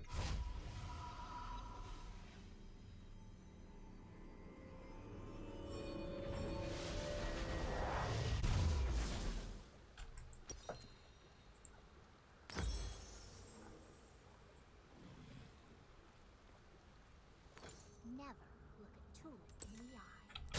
Sickies! Hey, Vel'Koz. I'm not sure. I'll play a few more. I don't have class tomorrow. I have to do a couple of coaching sessions tonight, and I have to grade some essays still. Purple.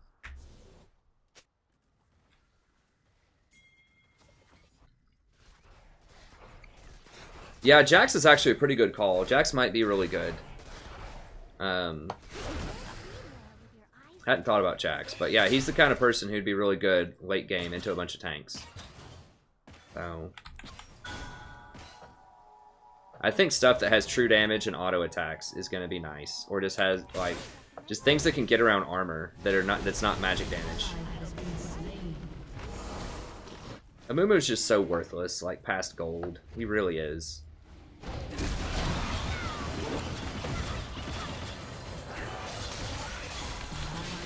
slain.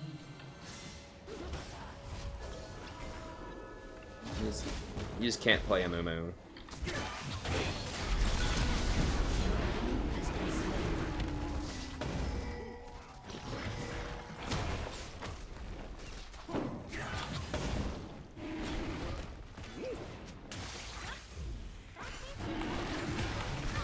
Your turret has been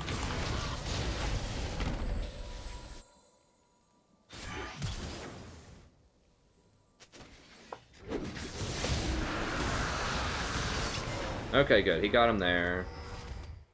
Let's go up here. I mean, the game's still winnable. been slain.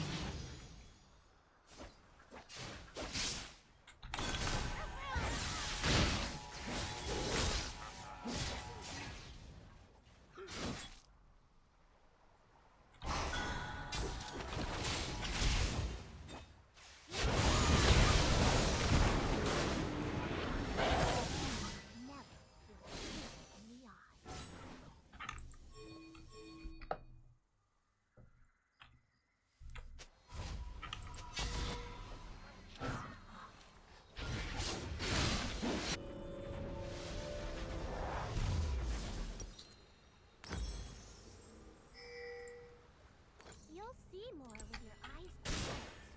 Alright, I'm coming. Your team Let me has see here. destroyed a turret.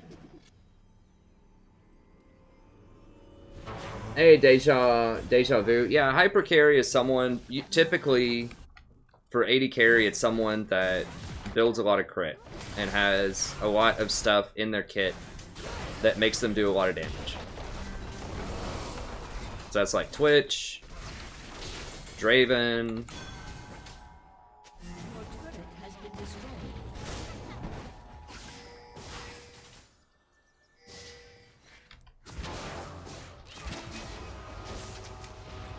Let's get this clown.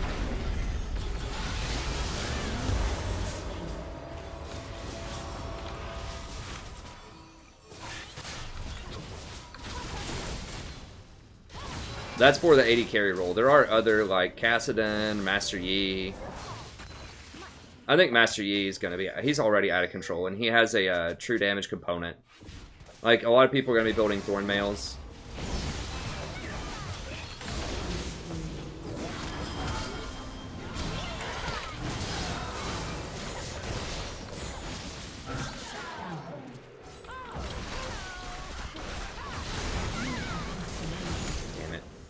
He's gonna burn out. She's gonna burn out. I could have W'd him immediately, but I think I was gonna die anyways. I guess it would have been better to try that. They have a real 80 carry. Twitch.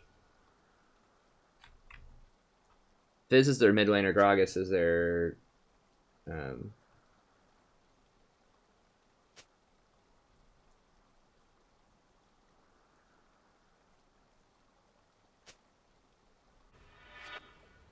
That's true, Deja Vu. Just a pinch.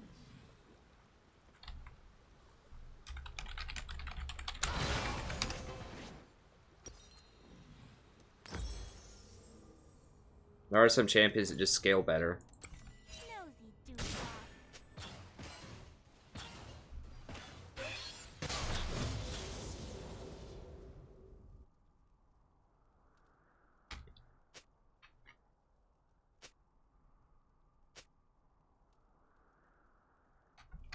I recommend skipping.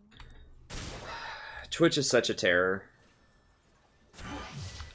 Because he can be anywhere. Like, he could kill anybody, anytime, anywhere. And he's just so hard to deal with. Yeah, he's right there. Yep. That makes it perfect.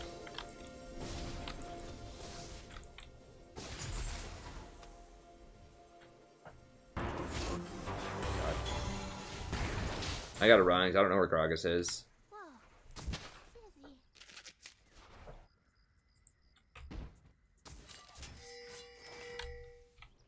Yeah, Gragas is there. I mean, they're probably gonna come sit on Has Lucian. been destroyed. That squirrel looks familiar.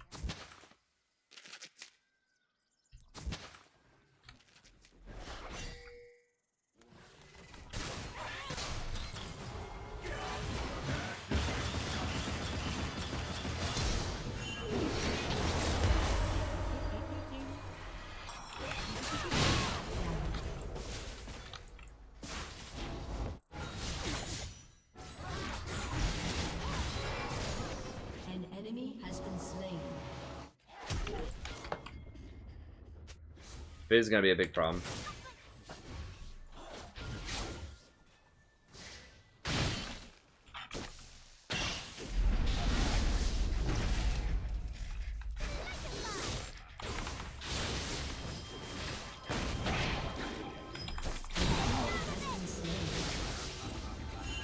I used my ult to knock him up before. I was trying to knock him up before he could jump again. Ally has been slain. God bless. I try so hard not to be, just try to be positive. I'm so tired of Lucian now. I need to just start banning Lucian now. Just give him Kassadin. You know what? I'd be willing to trade that. If I get a Twitch or a Caitlyn and they get a Kassadin, that's almost... I think my win percentage against Kassadin is probably better than my win percentage with Lucian on my team. People have stopped playing Ezreal. Never look too in the eye. I am jumping up a little bit in lag to like 90. He's dead. There's like 3 bottom.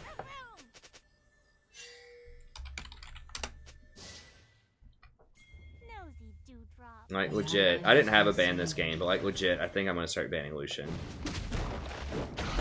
Statistically, that'll give me the highest win percent, I think, because I lose more with Lucian than I win with, you know, other champions.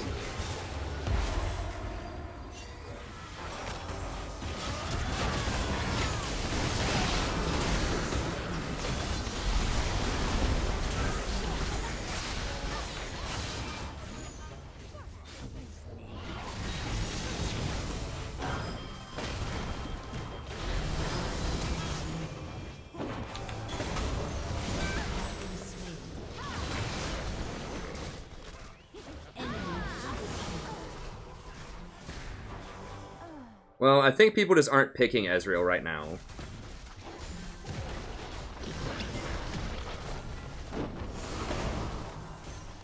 Your turret has been destroyed. Eh.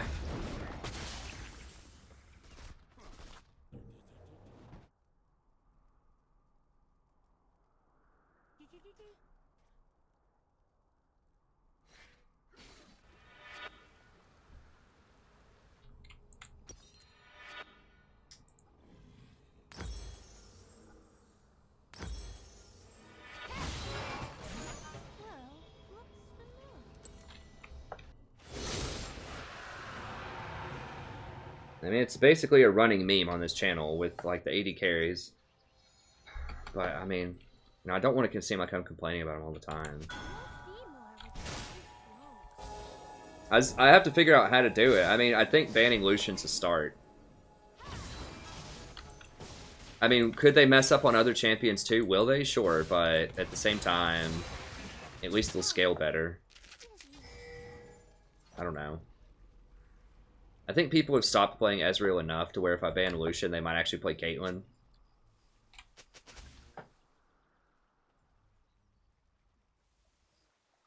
This is warded. It's probably warded.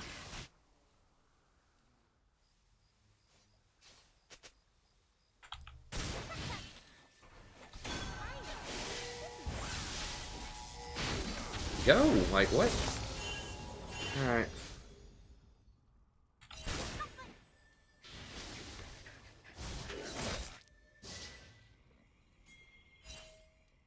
Hey, Dribble. I mean, like I said, I'm trying not to, but I think empirically, I mean, I don't know. Like, I've got to find a solution. It's like, it's almost literally every single game the 80 carry underperforms, like, a lot. A lot. So I'm not, you know, I'm not saying anything in chat to him. I'm not trying to be, like, unreasonable or mean. I'm looking for rational answers. I just don't have it. Other than I'm in every game. I think I'm playing okay in every game. But the question thus becomes, well, what about picks then? It's got to be something metagame. I think I have to pick Lulu here. I didn't have a Lucian ban, but statistically, I lose a lot of games with Lucian. Very specifically, Lucian and Ezreal, I lose a lot. That's a fact. Because I've looked at it. I've looked at probably 80 games, and statistically, I've seen, like, how often do I lose with Lucian versus how often do I lose with virtually any other 80 carry, and I lose with him way, way more. Like I said, when I have Caitlyn, Draven, or Twitch, then I have over an 80% win rate. And that's not a super small sample size. I mean, that's probably like over 20 games. I win almost every game when I don't have Lucian or Ezreal on my team. That's the only way that I'm not like Bronze 5 right now. Is because sometimes I get a game where there's not a Lucian and I have to win all of them. Because I lose almost every game with Lucian. And Lucian's way more popular than those other ones are right now, so...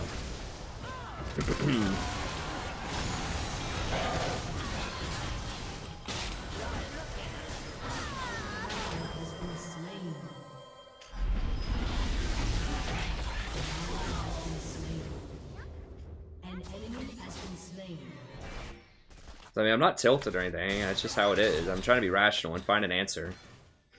You know, do the best that I can on a micro level to keep him alive and to stay alive and, you know, ward well and do all that stuff. But that's not enough at this point. It has to be something on a macro level on champion select or, like, something.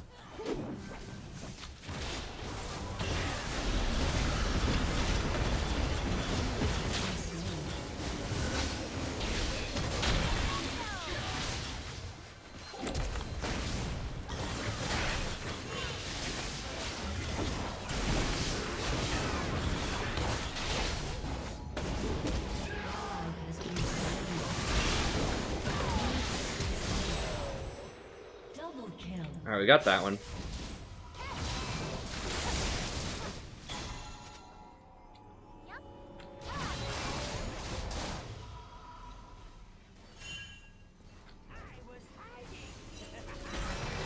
Oh god. Rampage.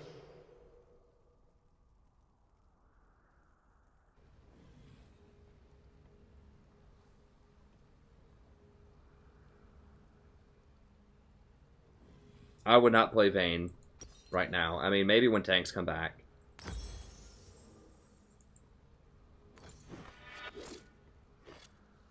A solution. That's right. I like that, Dom. An enemy is unstoppable. Shut down. Your turret has been destroyed. I don't like Karma at this elo. She's okay, but she just can't do enough to... Like, you really need a team that's going to group up. And it's going to, like, coordinate engages. And she's really good against AoE damage, like, comps. And people just aren't playing those right now. Like, yeah, Kennen is, but I can't first pick Karma. I mean, maybe it's, like, 5th pick if we're against, like, a Rumble, Orianna or something, but... Or, like, if we have a Hecarim, someone that needs really hard engage, maybe. But, like, her applications are much more limited at this elo than higher elos, I think.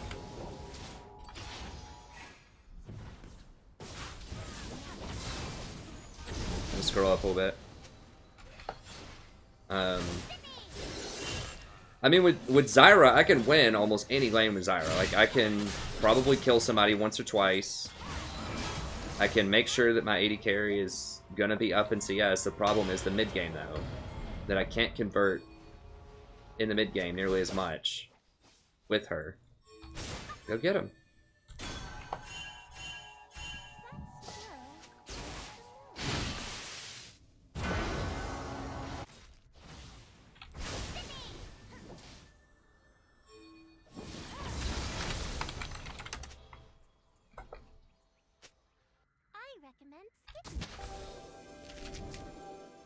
An ally has been slain. So he's just going to run in, and then now he's going to rage. Yeah, of course.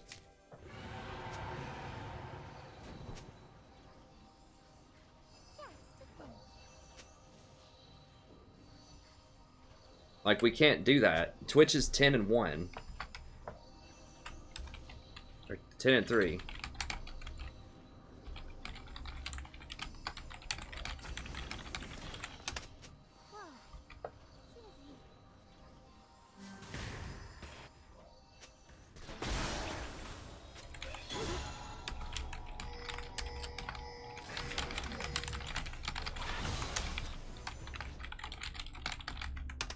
Nosy dewdrop.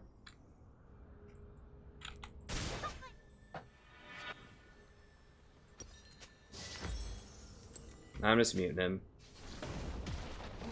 We can't go for that.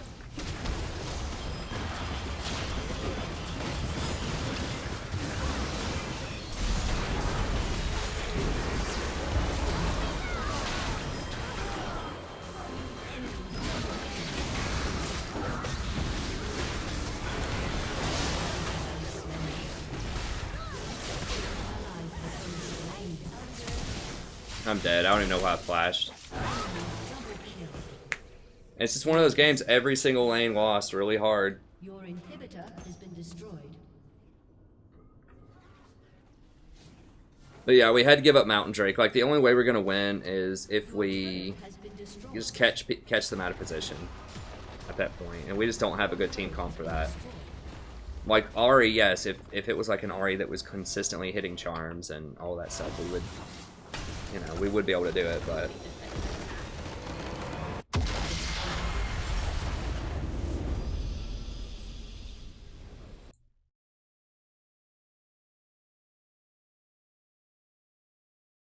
Yep.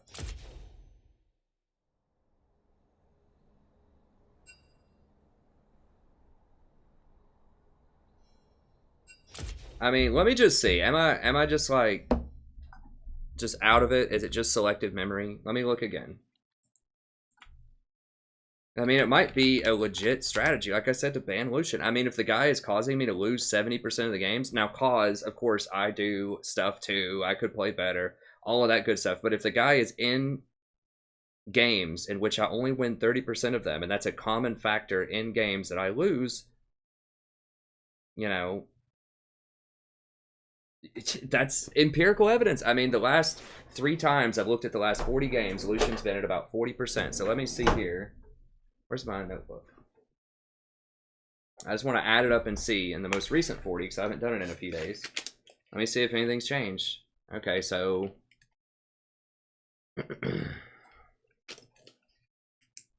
let's see. I mean, obviously something's not working here because I'm losing a lot.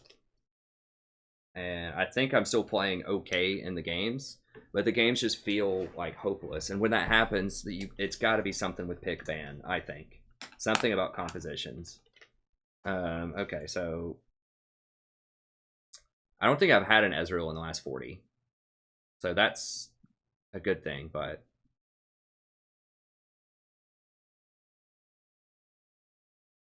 it's 0-2.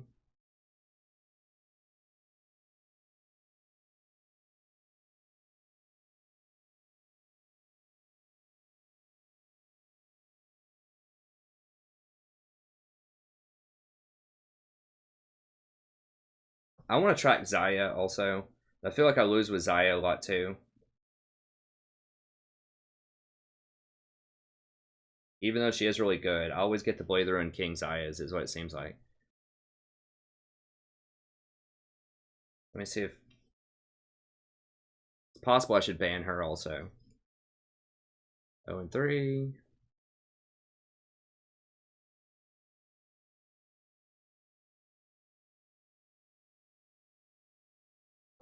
Oh and 4.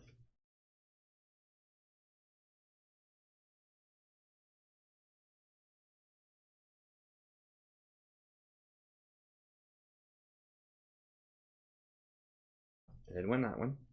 1-4.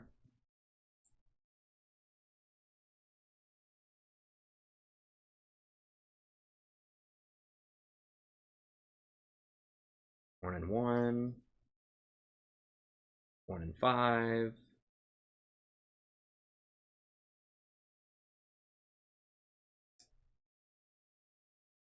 One and 6.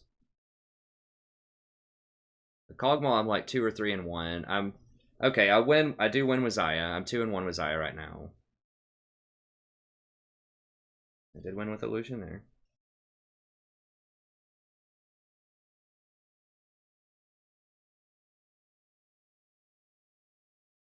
Jungle there. Caitlyn's a win. It's another Zyra loss. I'm about 50-50 with Zyra. I do lose a lot with Zyra. 2-3. Caitlyn seems like she's about 50-50. I've won every single Draven game, I'm pretty sure. I'm like 7-0 with Draven. Now, yes, a lot of those are my one friend there. 4 of those are with my one friend. But even random Dravens. Another Lucian loss. Zyra win. Okay, so Zyra's about 50-50. Twitch. Okay, so Lucian. 2-9. Or no, 2-7. So 22%. Alright, so what did I say earlier? Caitlyn, Twitch, Draven. How many of those did I win? And then we'll get into another game here. So I'll go ahead and queue us up and we'll think about this some more. But I mean, this is a legit thing. Like, I'm not trying to rage or complain. This is obviously something in the meta is going really wrong, and I need to figure something out because I didn't suddenly just get a lot worse, you know, over the last like couple of days. I'm playing about the same as I usually do, and I'm not tilted or anything. I'm just looking for rational answers here. Okay, so we're looking for Caitlyn, Twitch, Draven on my team.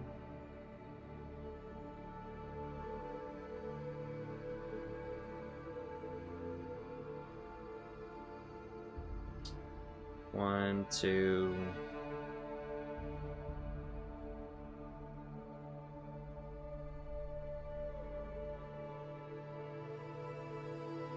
I might miss some too. I think I usually catch them all, but I'm just kind of looking at this sort of crudely. 1, 2, 3.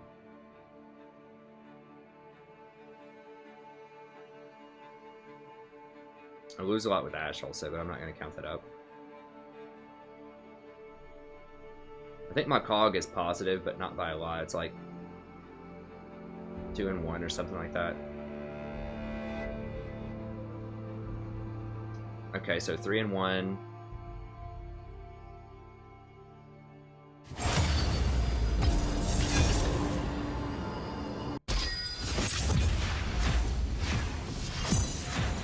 I did win with Ezreal there.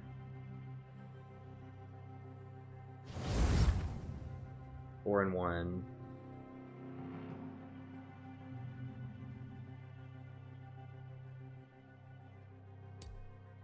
Four and 2.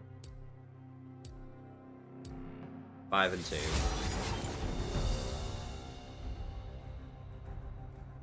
6 and 2. 7 and 2. 7 and 2. I really want to just ban him, but he's gonna tilt if I do it. Okay, well I'm gonna at least ban Lulu then, and just maybe give him Kassadin. This way I can maybe try like Zyra or something with him. And just pray we can close out the game early. I don't know. So I'm 7 and 2. So like 78%.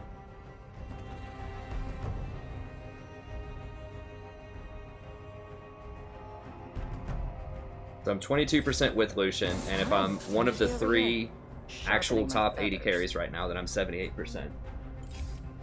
End of the line. But I can't ban it if he's hovering it. Oh, thank God. Hallelujah. Thank you. Thank you, enemy team, so much. Jesus, and they banned Zyra. That's great. No cure for fools.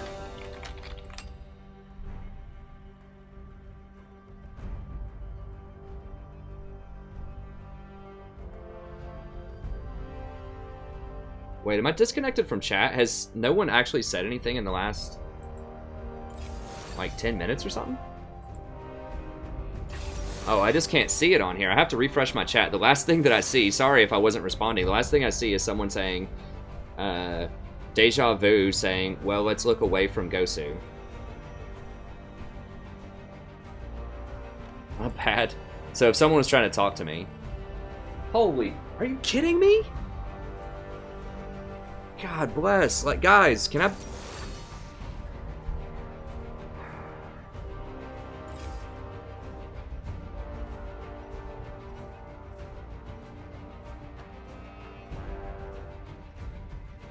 I mean, what do I... How do I win?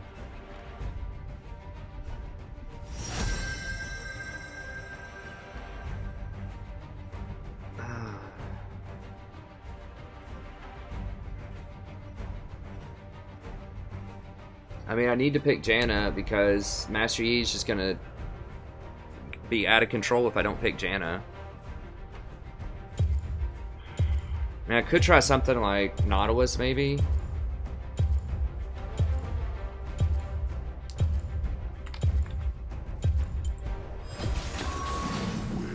I'll try Nautilus. I mean, at least we'll get, if we're gonna lose, at least we can get some diversity in here for the people who love tanks. We can play a tank game. I'm trying not. I'm trying to be positive. If you're new to the stream, I try to be positive. It's just it's a really rough time right now.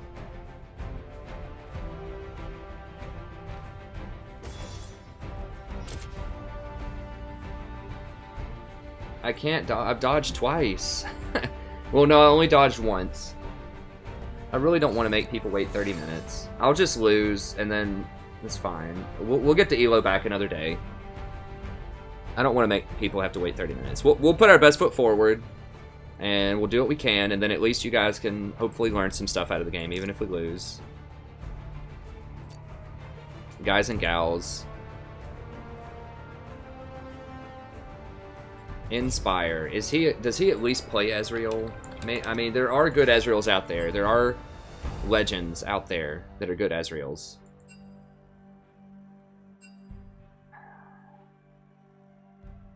So he's auto-filled.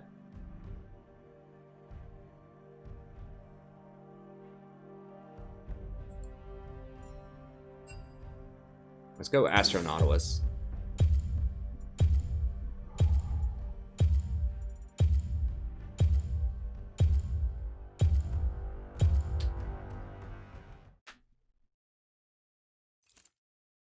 Bane is actually good in Ezreal is the thing. Okay, let me refresh this so I can see. I don't know what's going with this.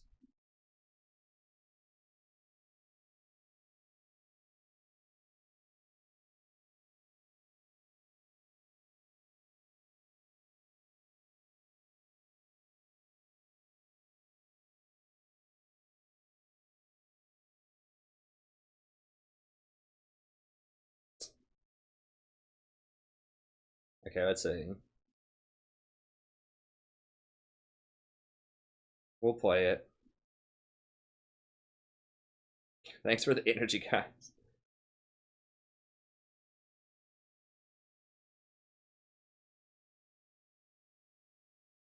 I can't Zyra into Master Yi. That's just a suicide mission at 30 minutes. He's just gonna murder me.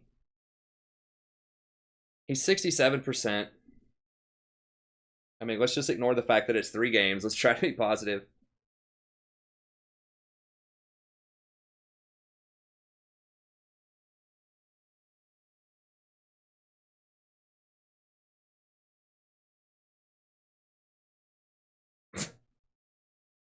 Now, you can't play Karma. Like, we don't have a pick for Karma. Like, Karma's a very niche pick below Diamond.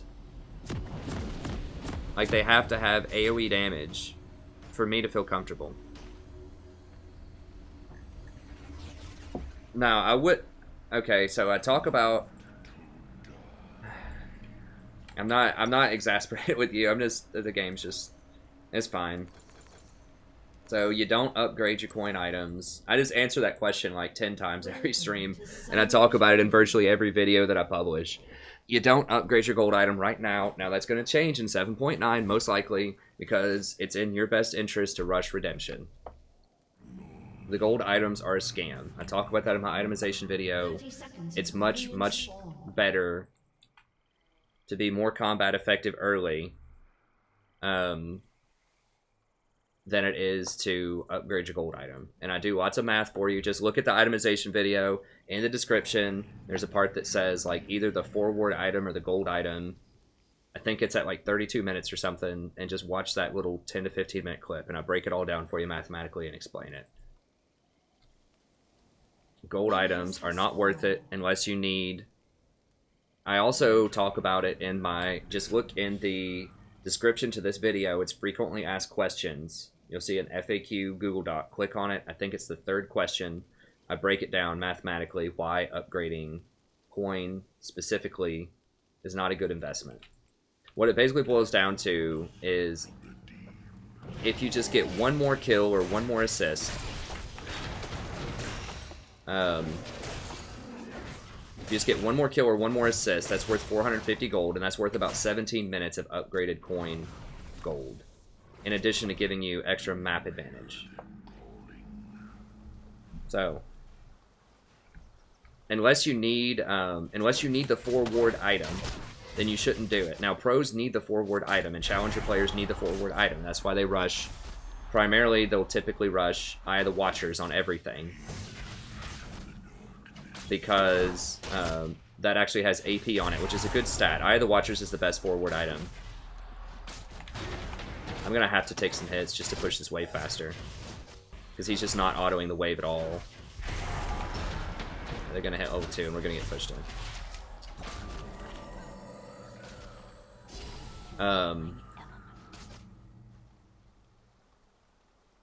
But yeah, I mean, that's basically it. Now, that's going to change in 7.9, because you're going to have to upgrade to tier 2 to get your quest item. Now, I think coin's going to be the best one, and I think right now I would still recommend selling the tier 2 coin down the line.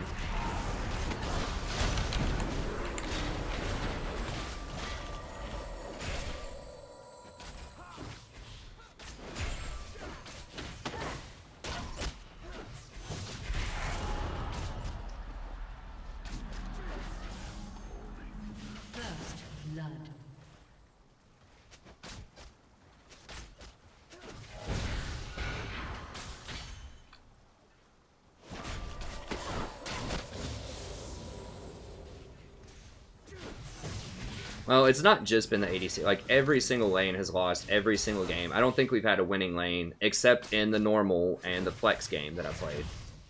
Or maybe, I don't remember, the non-ranked games, we always win those by a landslide. Every lane wins those. It's not just me. It's, for some reason, every lane knows how to play if it's silver. But if it's platinum 2, nobody knows. It's insane. But anyways.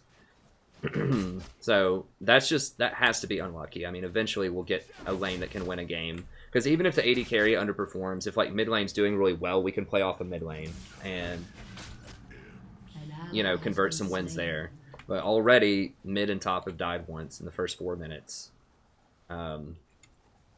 We can still win, but we don't have any insurance. Like, we don't have Ezreal. If we had, or like we do have Ezreal, if we had Twitch or something, you know, we could be like, okay, we can fall a little behind. Or if we had Draven, okay, we can fall a little bit behind, still probably pull it out later. But with Ezreal, you just have no margin for error. You have to get carried if you're Ezreal most of the time. I could engage while that's down. I mean, Vayne is low, but Ezreal doesn't do any damage, so... And their minion wave's a lot bigger. I'm just gonna thin this out a little bit. I should probably try to do that a bit more and just try to push it into their tower, just to make them miss under tower. But I have to take hits from Vayne to do that, because Ezreal's not gonna really do it.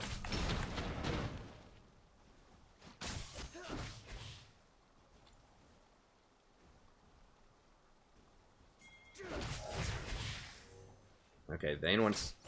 Or, Eve wants to come down.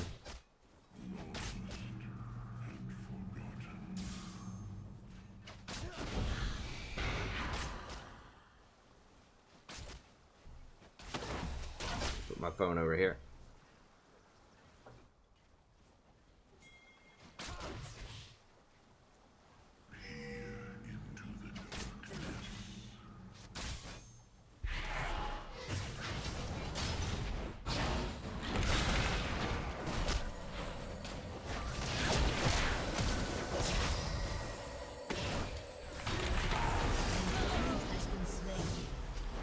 Please, Ezreal.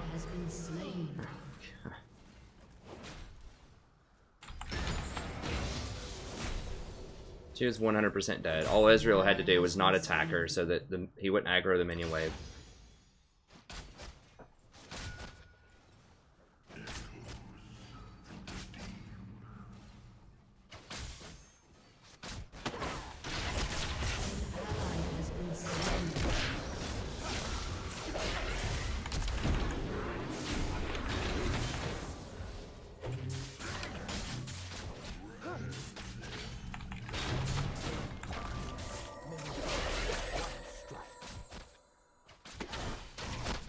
We could have baited him. He was in this huge minion wave.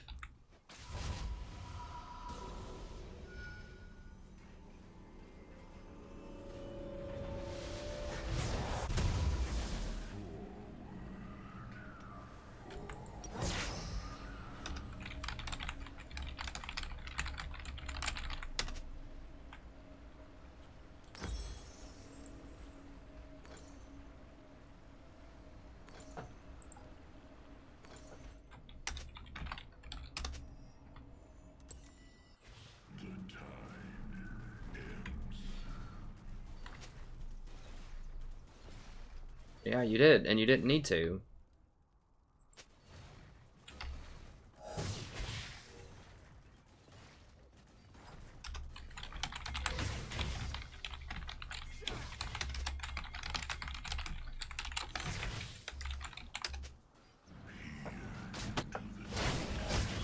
I don't think I could have exhausted it there.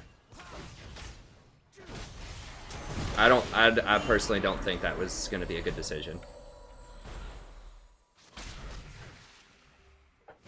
God, they're 5-1 already? I mean, she was like right there.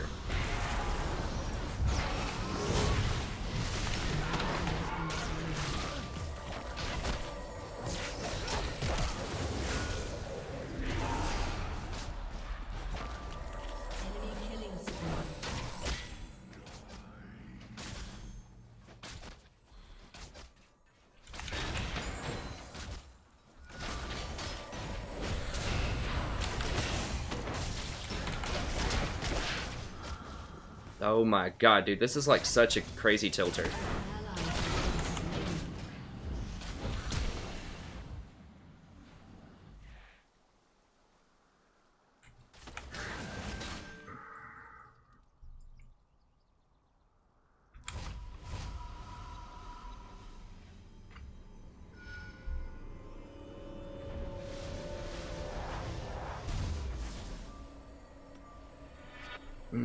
I'm trying to stay positive. I really am. If we had any other AD carry, like even Lucian, we probably would have won. That's what I get for getting too excited for seeing a Lucian ban. Cause, like, the reason we lost is because he has Tear of the Goddess into Vamp Scepter. Like, if he had a BF sword like this Vayne, we would have killed him. He would have, like, 4 kills right now. He would have killed Morg, would have killed Vayne, probably could have killed Master Yi.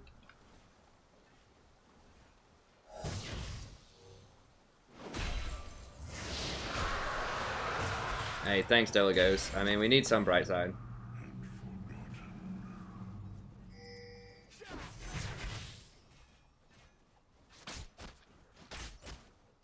He said he was playing with some girl or something, I don't know.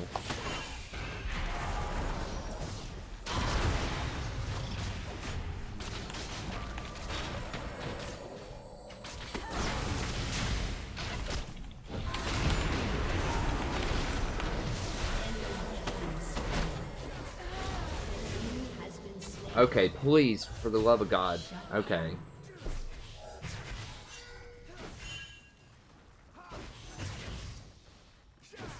I was gonna be pretty tilted if I died there and he didn't kill anybody. If we're being honest. Wait, we have an what? We have an Alistar top? Or they have an Alistar top and they're winning? Has it really come to that? Okay, well at least we got Ezreal a couple of kills there. Who the hell is dying so much? Yorick's died 3 times to Alistar top. And he's died 3 times to Veigar. Now I guess he's winning in CS. We're winning in CS by a lot bottom, so... We are winning bottom lane, technically, because we're up 40 CS and 2 kills, but... They have such an innate advantage because the person who's winning is Ezreal. Oh god. And they have a Master Yi, so...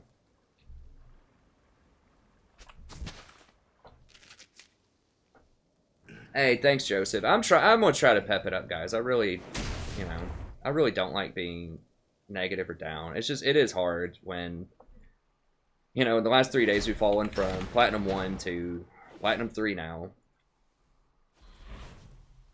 And it's difficult to understand why, and that's frustrating. Well, she's not low-key tilted, she's very tilted. Well, sort of tilted. But... I mean, the game's still winnable, in theory. I cannot fathom how Alistar... I mean, I guess Master Yi's just camping him up there, and Yorick just keeps overextending or something.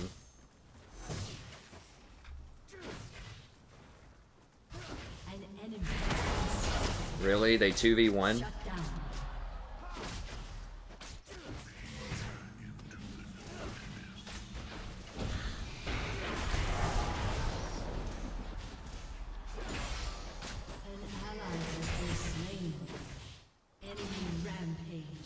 I mean, it's probably over, just because Master Yi is so fed. They just have such a better team comp than we do. If they get ahead.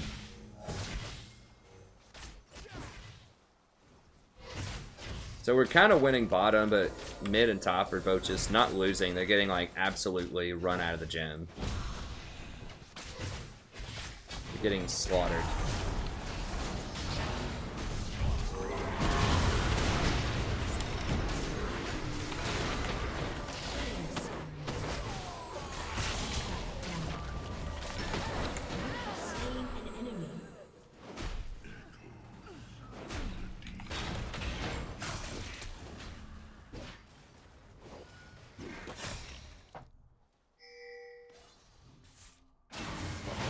Well, Eve just needs to sit on bottom. Like, we're the only...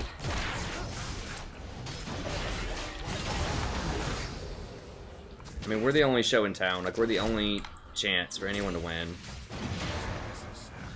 That Alistar top lane is just too unstoppable, you know? It's just brutal.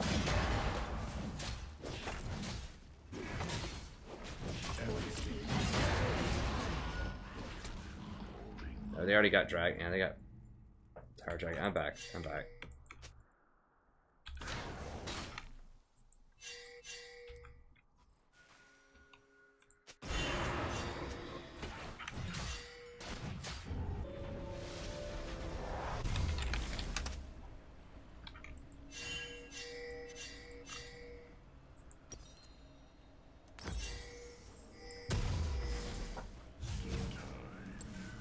And they're all dead.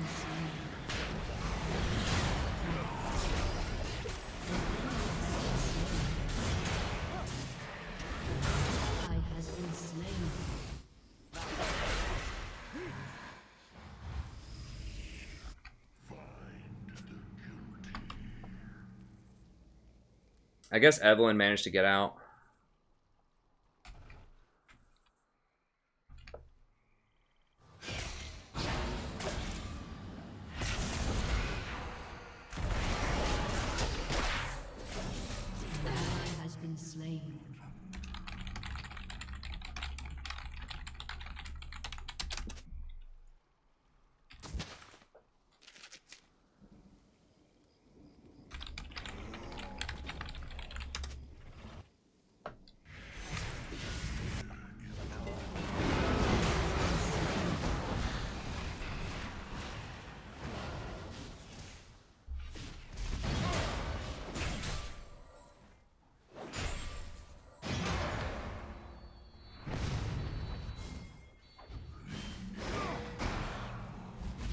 I mean, Evelyn's thinking that she's like 10-0 or something. I don't, like, you can't do that. You can't walk up and try to kill a Morgana when you have no vision control. You know they're going to be there. Master Yi just killed somebody bot lane. Like, I don't know. I mean, all of this seems so obvious, and I'm pinging it and telling them. I can't go into that because Master Yi could be there. Okay, he's top. Veigar is so strong right now.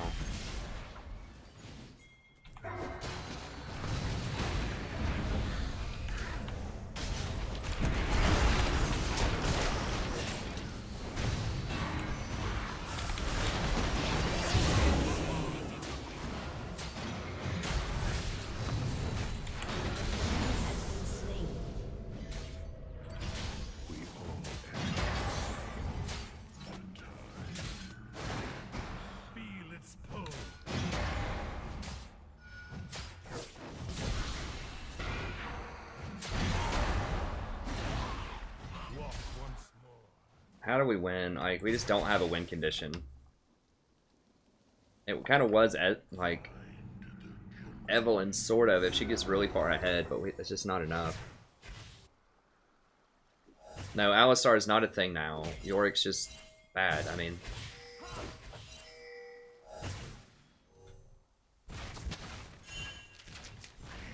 Yorick's not that great of a top laner either, but yeah, he's not a thing. But they're winning with it anyways.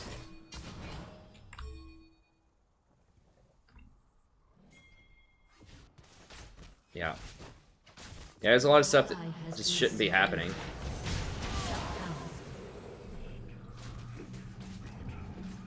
I mean, if Ezreal gets like mega hyper fed, maybe there's a chance for some outplay.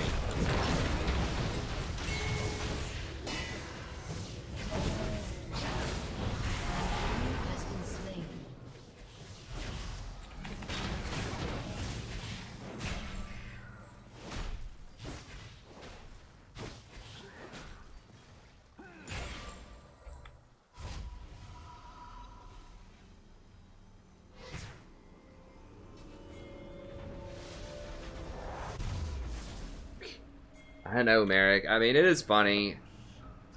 Whatever. I mean, it's a long season. We'll get our elo back, but it's just like... I don't know where they find these people for... Okay. An enemy has been slain. Alright, think I'm going to have to go Frozen Heart. Which I don't really want to do that, but I need the cooldown reduction so I can make more plays with my ult. And I need the armor against Master Yi specifically, so I can't go lock it, even though that would be really nice against Veigar. We need my ultimate too much. And I need a way to deal with Master Yi. Sort of. I mean, it's not going to deal with him. That'll give him a speed bump on his road to total domination, but it's better than nothing, I suppose.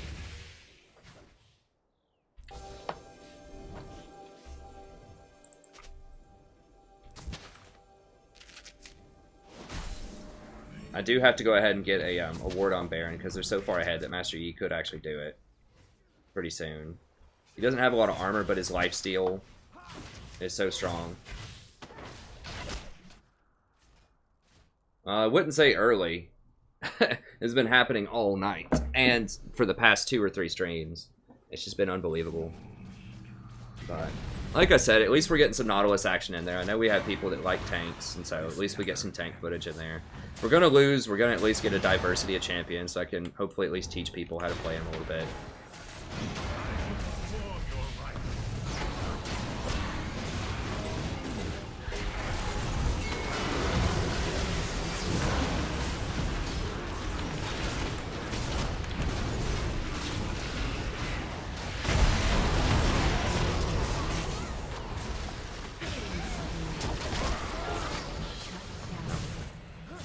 Not unless she gets to the tower. I can't go back in. He'll just kill us all. Yeah. Yeah, just Master Yi things.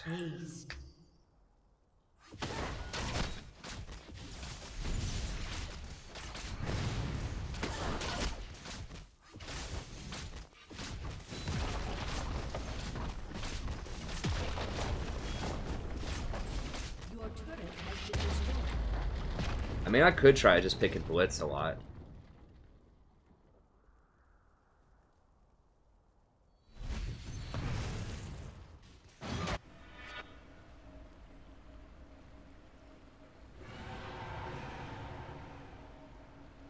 Oh yeah, Yi is very good. Veigar's okay. Yeah, Yi is very good right now. I mean, I think I'm dispelling a lot of myths about Platinum. Hopefully this can give you guys some hope. Right? So if you're in, you know, silver or gold and you're like, man, I don't know if I can make it to platinum. Yes, you can.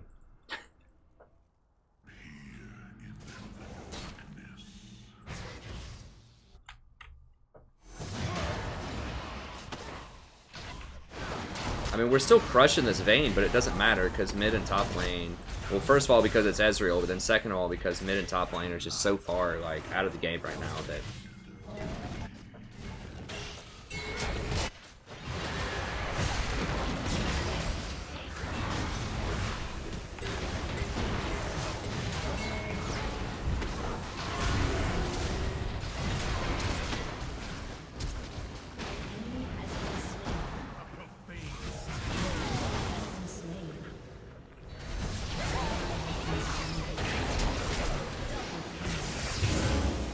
Okay, here we go.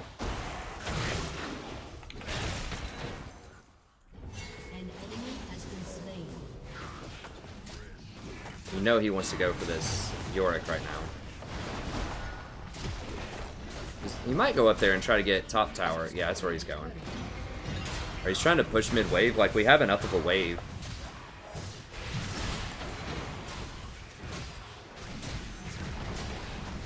We need to get everything that we can right now. Alright, Ezreal's actually playing well. He has enough gold, and he's so far ahead of Vayne that he is becoming a force.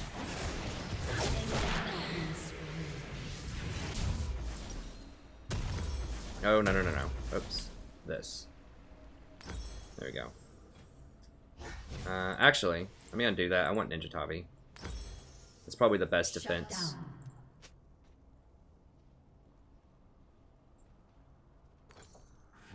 We'll sell that. A couple control wards, okay.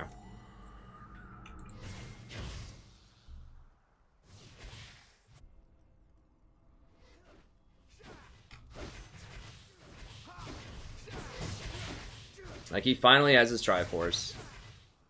Now if he gets a man immune, you know, we'll be in business. He does, like, once he gets 3 items, he is pretty strong.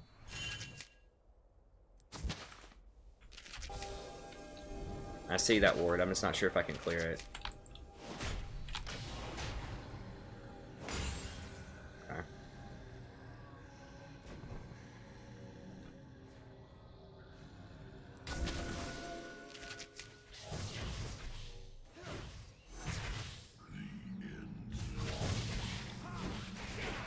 I'm not asking easy to do. I mean, we'll see. If he has really, really good, like late game positioning and mechanics, maybe. But I really, yeah, just not. You're at such a disadvantage if you play Ezreal. I mean, we might win, but a lot of it would be because of our huge advantage early. Like, it still feels like Vayne is almost as threatening as Ezreal right now, and he's up 5 kills and like 50 CS.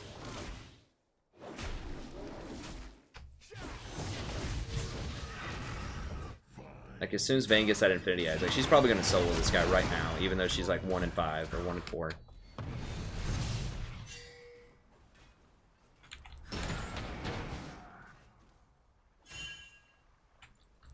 Does he have Mobies? He's got Wind Dragon.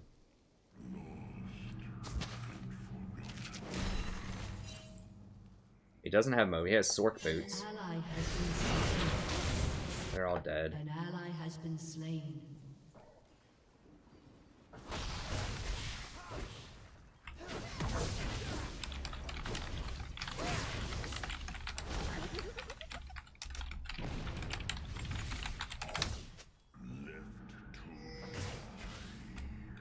Like, we keep kind of getting chances, but Yorick and Eve just keep throwing it away. And they just keep getting caught out. Like, this stuff really shouldn't be happening at Platinum. Like, this should have been cleaned up in Gold. Like, there's no ward coverage here. It's 25 minutes into the game. Everyone's missing on the map, and they're pushing up to tower, like, trying to fight people here. Like, you know, top 3% of players should not be making that kind of mistake. Probably in, like, the top 5 or 6 now that I've got demoted a couple of times. I'm not asking easy to do. Hey, thanks so much, Merrick. I appreciate it. Glad you're finding success. I'm glad someone's finding success. You know, even if I lose some games, if everyone else kind of finds some success, that's mission accomplished, really. And she's gone. She still has no magic resist against a 12-kill Veigar.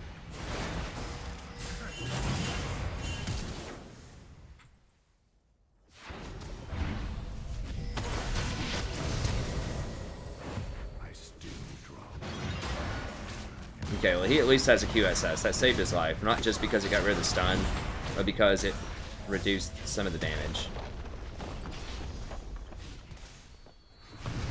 I mean, you can't go that build on Eve when your team's this far behind. You have to have magic resist, at the least.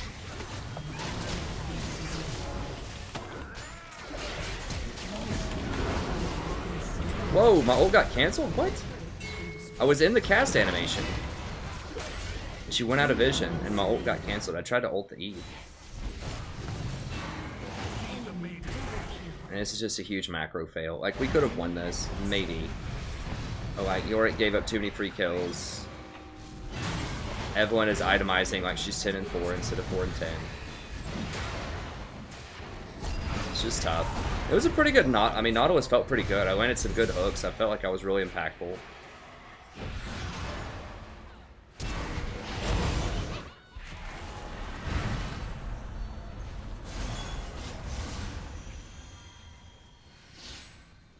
I don't know what to say. Like, the positioning is just...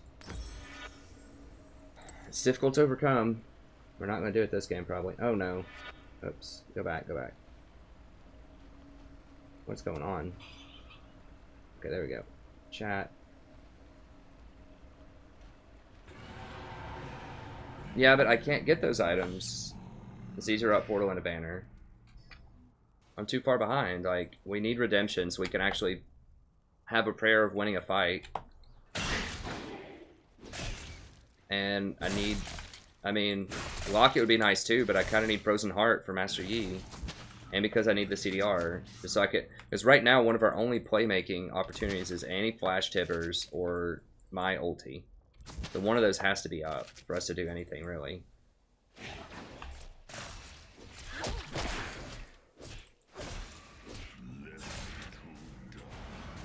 And I'm not a huge fan of ZZ right now, also. Oh, Not's awesome in the mid game too. I think he's the best tank, but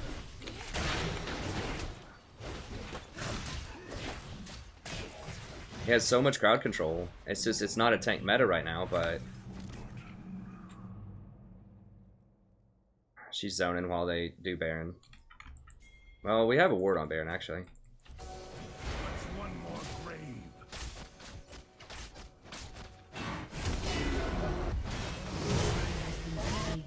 To delay the end.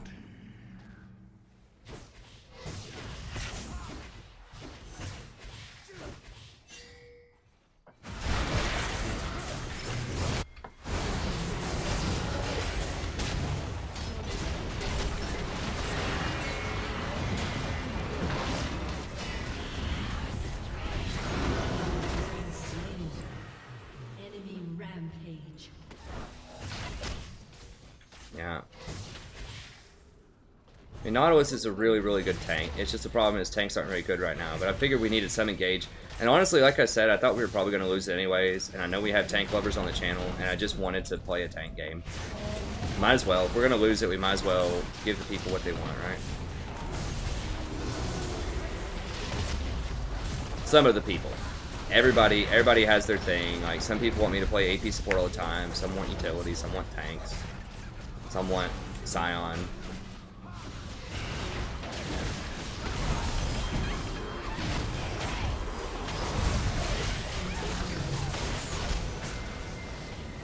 And I had to have some hard crowd control for Yi anyways, so.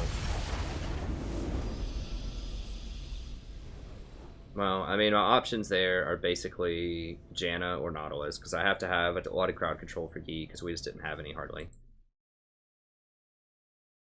Well, Vayne wasn't fed, I don't think. I mean, Vayne wasn't even really in that game. Like, Ezreal was 50 CS up, and 4 or 5 kills the entire time, but he just didn't matter because he's Ezreal. Well, you can win by not playing Ezreal. If you play Twitch and you have that kind of lead, we can actually win a game with it. Somewhat Jinx, that's right.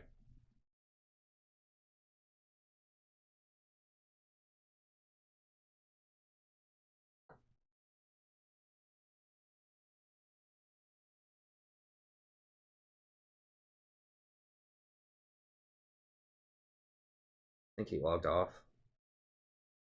I kind of want to play like an Ivern game or something, but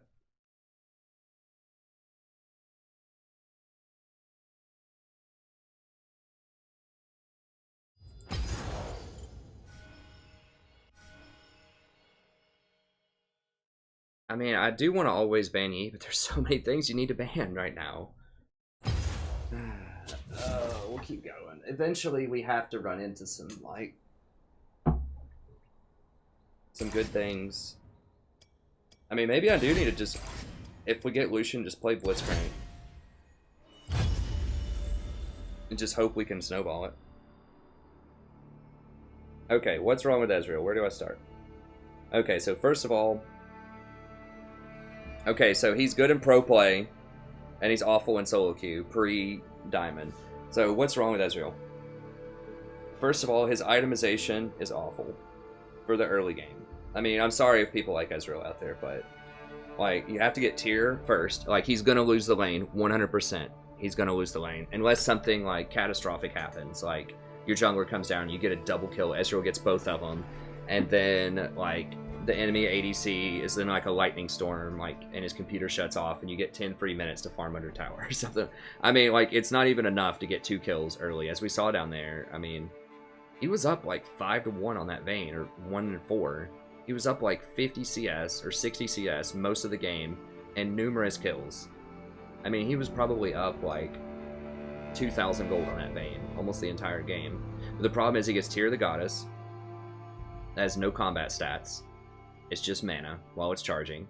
and it takes a while to get the mana immune. Once you get Sheen, that's nice. Like, you have a little bit of poke proc damage, but he's not good in sustained fights. He has okay burst if you use your only escape to try to burst. But yeah, and then he gets Blade of the Ruined King, which is low. So basically he can't build crit. So that's going to make him not scale nearly as well as most other AD carries. He can't win in a straight up, like, just auto attack trade fight. He's really hard to play correctly. You have to not get hit with anything to play him, basically, because you're sacrificing a lot of damage for safety. God, it's the same guy. Oh, is he seriously going... Do not deny me. He's seriously going Lucian top? He's got a 33% win rate with Lucian. Like, what the hell is this guy's problem?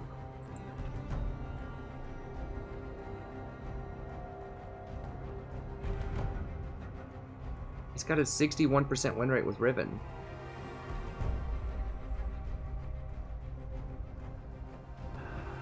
Do I just ban it?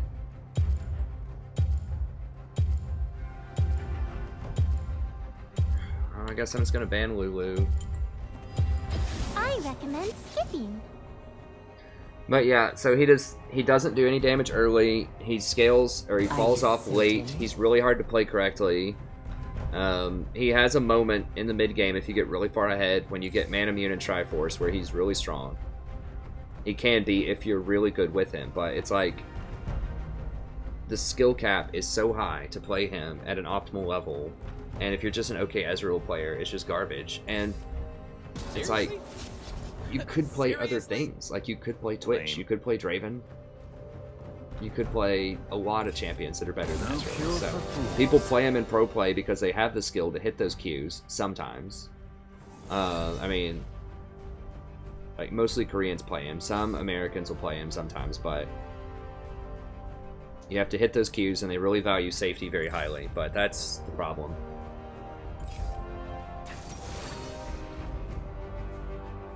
He's just gonna tilt if I ban it, though.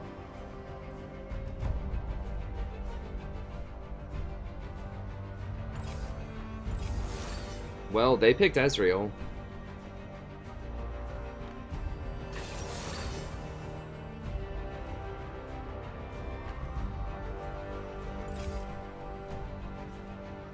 Well, that's what I needed to do, Jeremy, but the problem is that everyone fed, like, Ezreal was the most fed character. Everyone else was just awful, like, in that game. I'm not trying to be mean, but it's the truth. Like, top and mid were both like 3 and 10, so there's no options. And that's been the problem tonight, is every single lane has lost every single game that's been solo ranked. I don't think we literally have not had a winning lane yet tonight. I don't believe. I'll have to go back and double check. But typically, you're right. That's what you would want to do. God,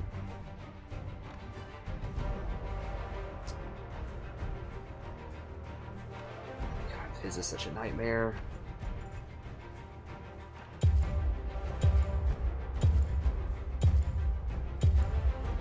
I guess I just Janna.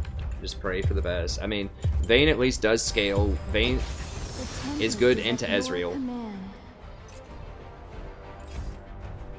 Okay, he's just trolling with the Lucian. Okay. If Fizz doesn't get really far ahead, I think we might be able to win this one. I think Irelia's... Okay. Yes. Thresh. Either Leona or Thresh. Don't do Soraka. Okay, good.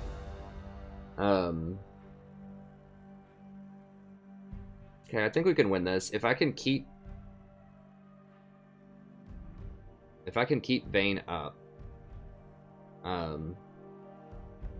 through the Fizz, if Fizz doesn't get really fed and I can keep Vayne up, is that a different Eve from last time?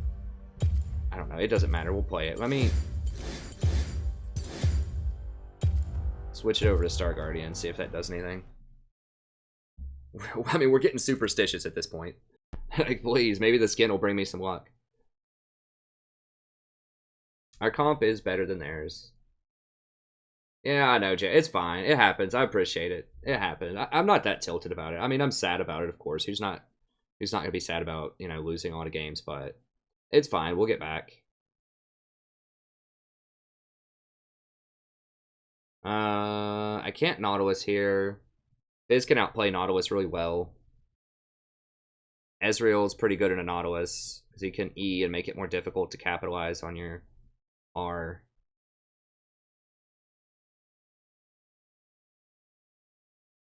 Well, I just think that Thresh was the most innocuous of their picks.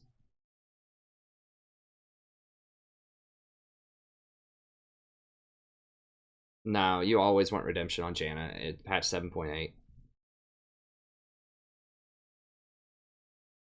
Janna's showing a little too much. Star Guardian's very dressed up. Well, Thresh can be good, but Thresh is very difficult to play correctly. So I'm just hoping that, you know, he's going to make some mistakes with Thresh. Leona would have been the best choice probably, because Janna like can stop Leona from going in a lot, but Soraka would have actually been more of a problem because we don't have any way to get on that Soraka really. Like, I guess Irelia and Eve can maybe flank her, but Soraka's a terror if she gets really far ahead if you pick Janna, because I can't do anything to get on her really, and she's gonna out heal me later on. So we didn't want to see Soraka.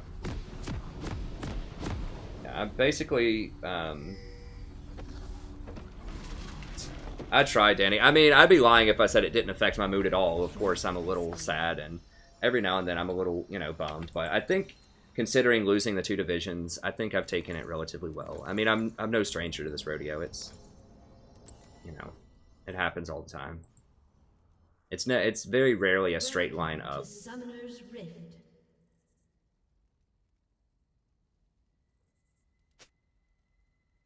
Upon the wind. You just got to be patient, especially in Platinum. It's gonna be a while. 30 seconds until minions spawn.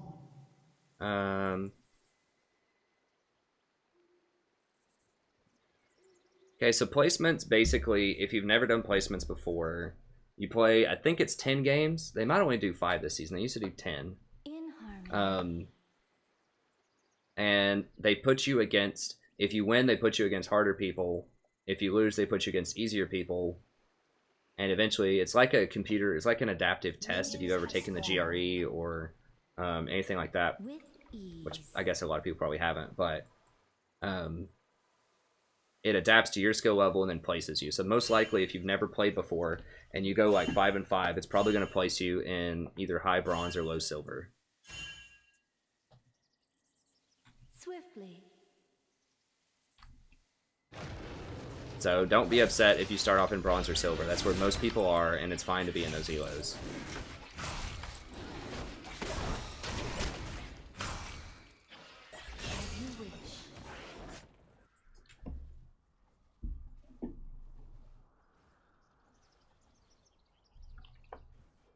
Yeah, Vayne, we can probably get Vayne going. If she doesn't get hit by too many Thresh hooks. I can get her out of a lot of situations.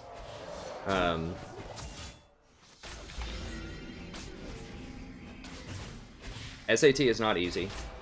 I actually didn't do that well on the SAT. I mean, if you study for it a lot. I didn't study when I took it. It was a very long time ago, too. So if you study for it, you can probably do well. I've never been a great organized test taker. I did study for the GRE the second time I took it.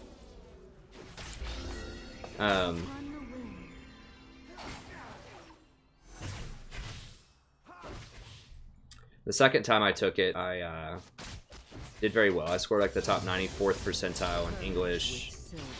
I was about 50th percentile in math, but I hadn't had a math class when I took that in like 8 years or something. Hey, what's up, Merrick? Welcome.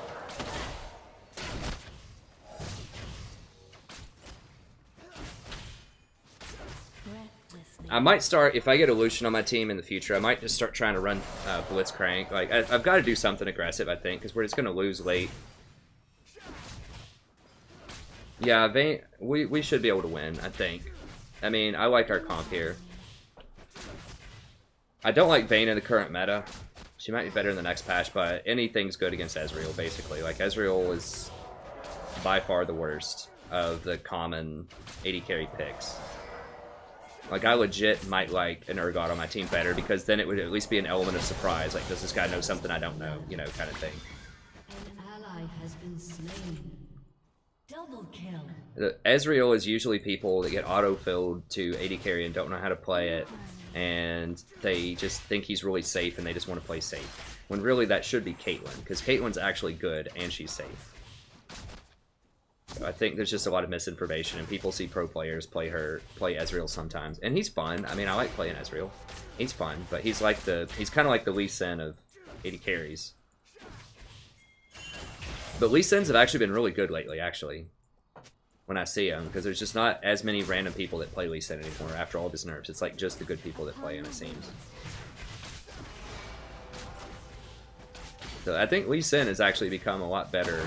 The player base who plays Lee Sin has been a lot better over time. Killing spree.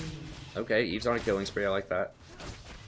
As you wish. They lose a farm off, so I'm fine just farming here.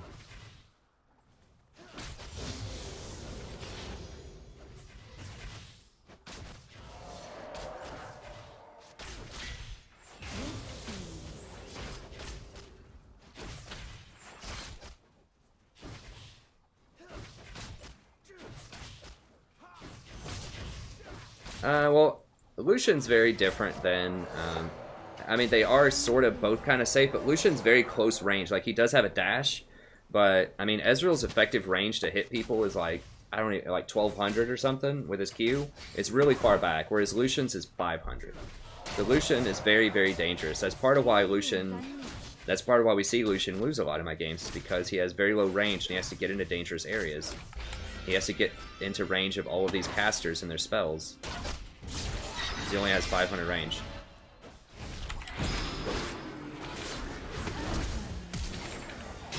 And she's gone. She really had to flash that.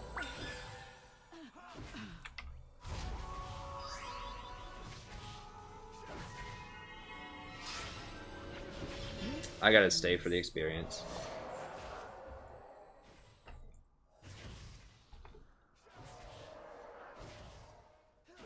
I don't know.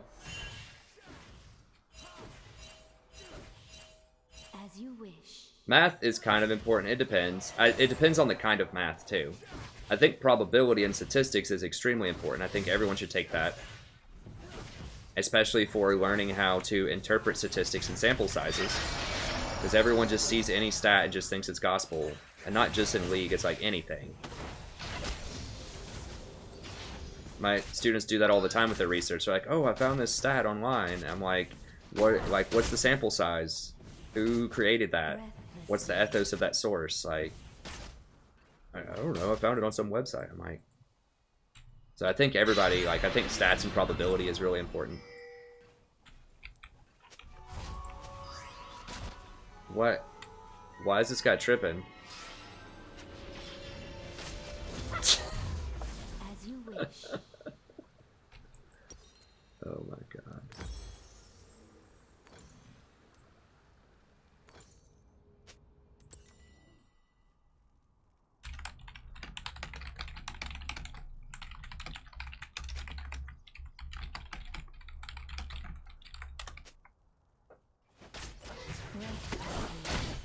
An ally has been slain. I should just start agreeing with people.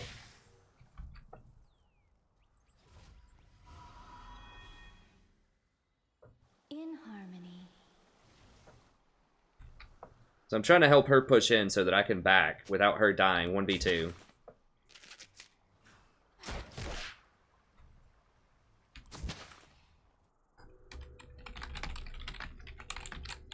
A summoner has disconnected. Are you kidding? Oh, I thought that was Vayne.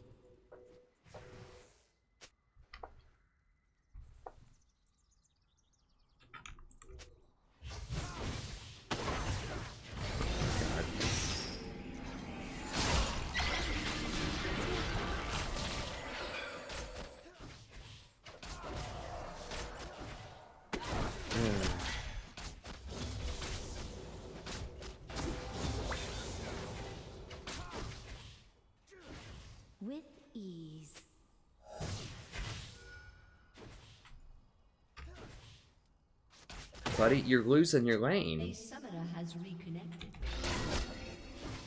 This guy's like, I'm losing 1v1 to a Gnar who's been nerfed into the dirt. Must be my team. Alright. Maybe that's what maybe I just be like absurdly positive to them.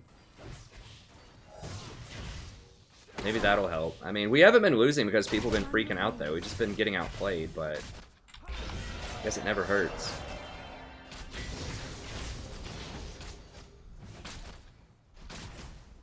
Shut down. Breathlessly.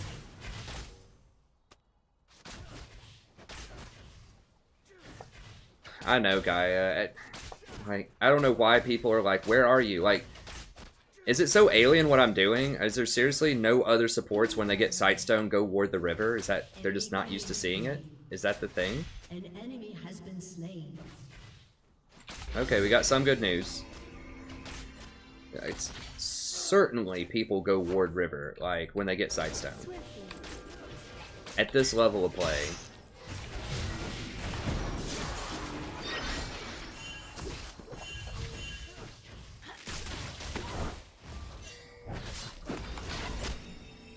For tranquility.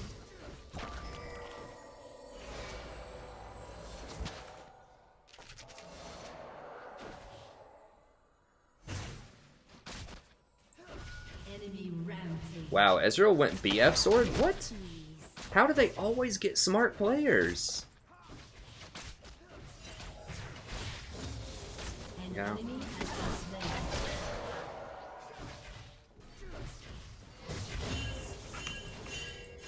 In harmony.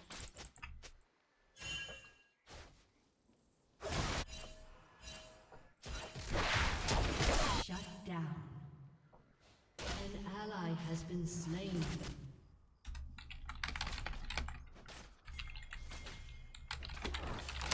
Upon the wind.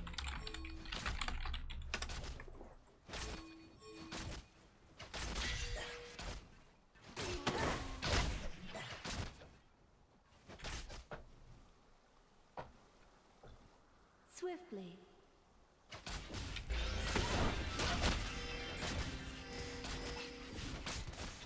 Buddy, I know how to push a lane. Like, did this guy, like, not see my diamond border? Like,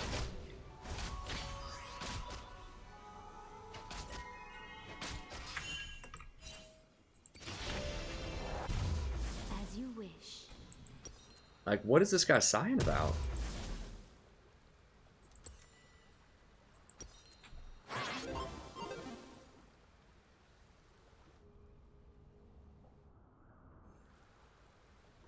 With ease.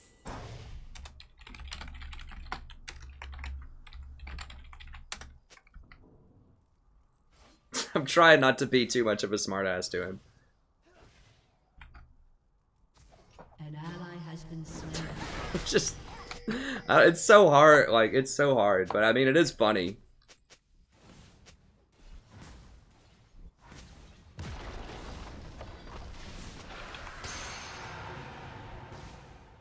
As you wish.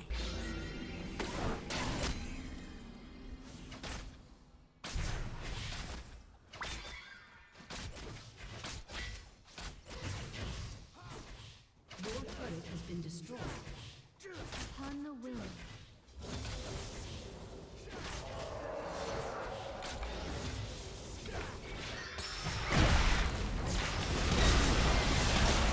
Get this guy. Did she knock him away? Is that what just happened? Did she condemn him? How did he get away?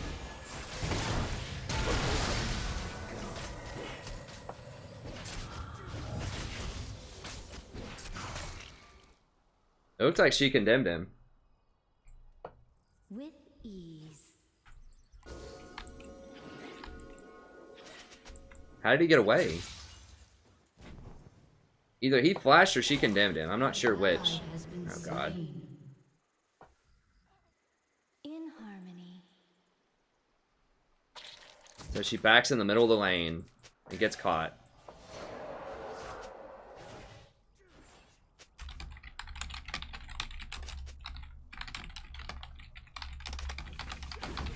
Breathlessly.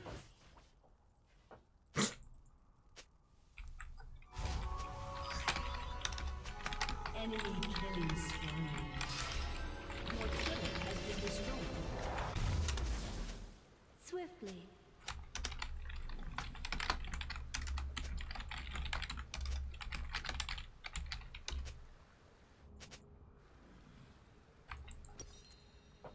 I mean, I guess we might as well make like an outright comedy show out of it because, I mean, that's about all we can do.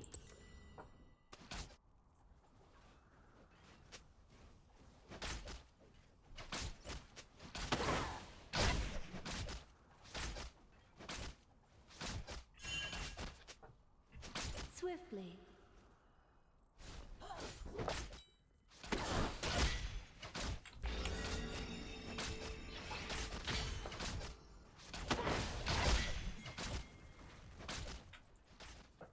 Upon the wind.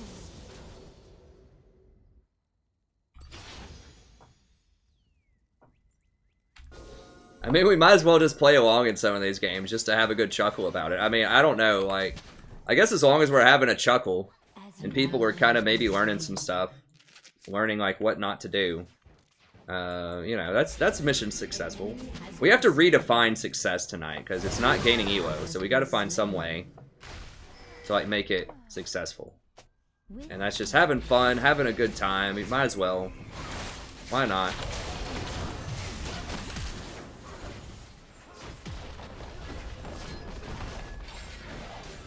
A summoner has disconnected.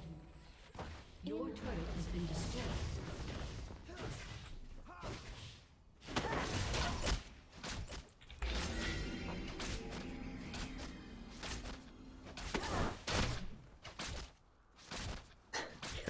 Upon the wind. Oh man, I wanted to say something to Ari. I was gonna ask her if she like can give me lessons.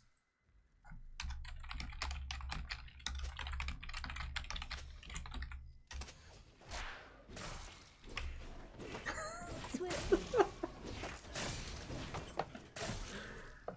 Oh god.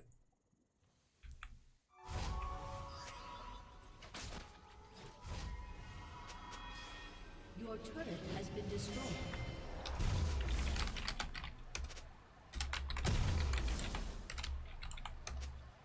As you wish.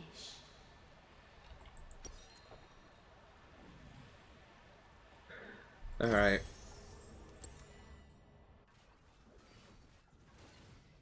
Enemy rampage.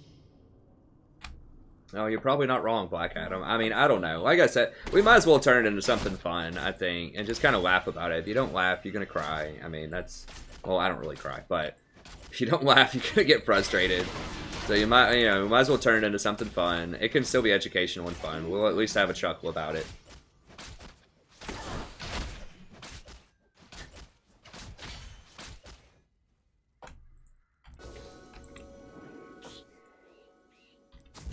Your turret has been destroyed.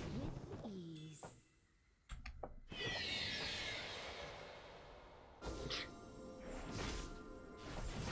We'll just kill him with kindness, right? We'll keep him going.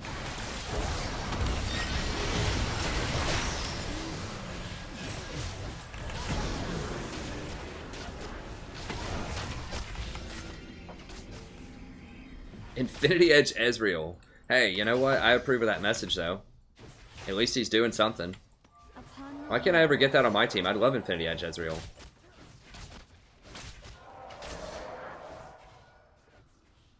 I really is so confused.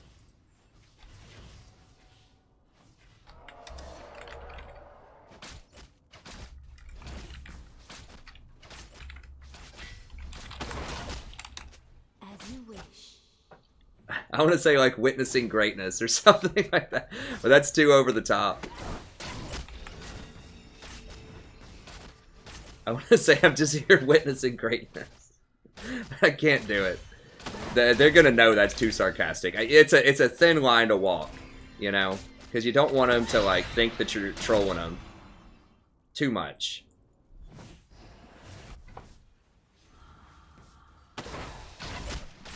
Swiftly.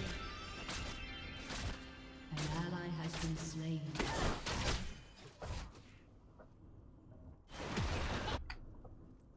Uh-oh. Zelgor's about to hand out a beatdown. I don't know what's going on in the chat. Your turret has been destroyed. With ease. Perfect 5 out of 7. I mean, in theory, like, we could have won, like, if Ari didn't disconnect. I mean, she's going to get back on her main account, you know, her challenger account. She's tired of playing with plebs. She just can't carry us hard enough. Motivational speeches. I could give for real motivational speeches, but, you know, I can give troll ones too. With ease.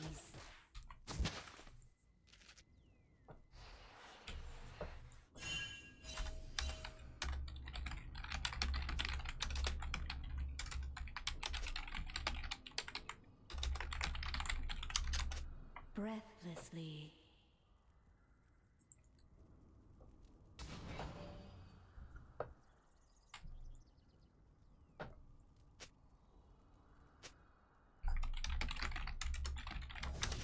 By your command.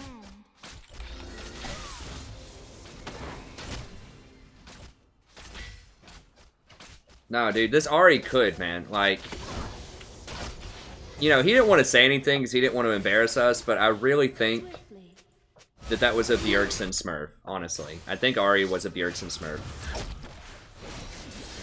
If he's not Bjergsen, he's the next Bjergsen. I'll tell you that right now. I'm gonna make him chase me, at least then maybe they won't burn the base as fast. Oh, Thresh is coming for it. Thresh wants it. I don't think so, buddy. We're getting an exciting chase here, I think. Chase is on. Upon the wind. I'm not going for an execute either. I'm going for getting out. Oh, he's looking for me. He's hitting those plants. I'm going for the escape. Come on, baby. Come on, baby.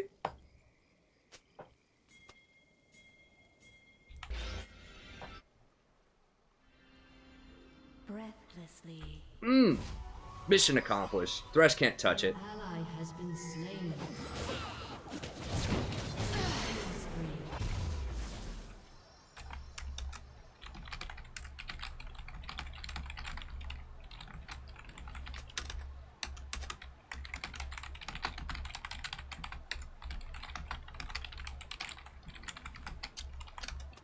Upon the Turret wind. has been destroyed.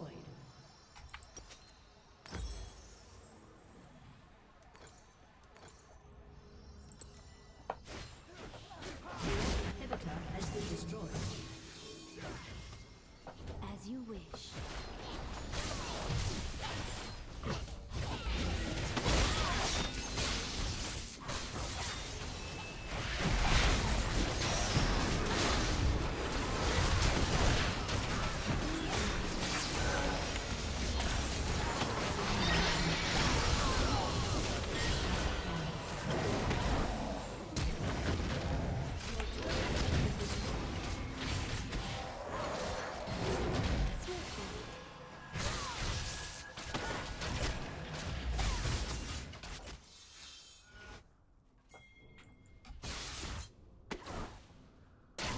Good people in this stream.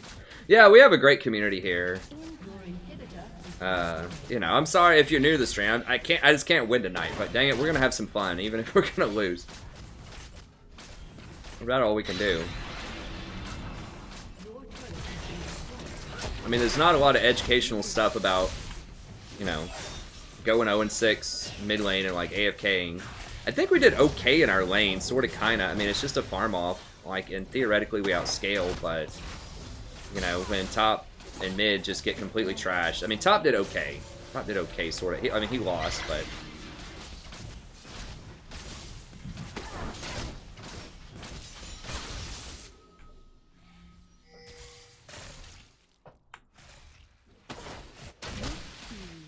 It is hope. See, Celaguar is putting the right spin on it, right? If these are the people in my Platinum... I mean, this is Platinum 2. This has been going on since Platinum 1. I mean, this has been going on with people that are basically Diamond for like 3 days straight. So you too can get to Platinum. Or buy a Platinum account. I don't know which. I don't think these people actually bought them. I don't know. Maybe they're just all out of their element. Maybe it's autofill. Something is in the water, though. Something weird's going on the last few days, but, you know, statistically it will happen in an enemy team. You just have to be patient. You know, they're going to get that Ari on their team at some point. Ooh, we got one, baby. Comeback time.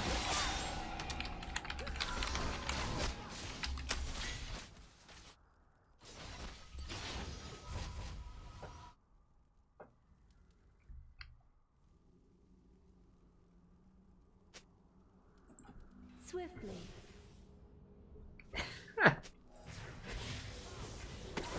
That's what they're doing, really. I think Riot they've scouted me out, and they're like, hey, this guy's got an okay channel, you know, but we just want to put him to the test. We want to see, like, how much can he take before he tells them. And we want to give his viewers hope that they, too, can get to Platinum. So Riot's just looking out for me with the matchmaking. Freak's back there, like, tinkering with the algorithm just for me. I know it. I can smell it. I can smell the puns.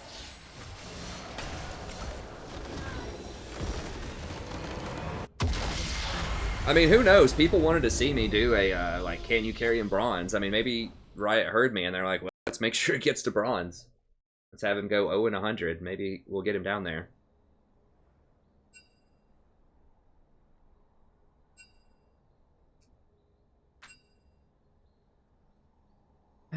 Alright.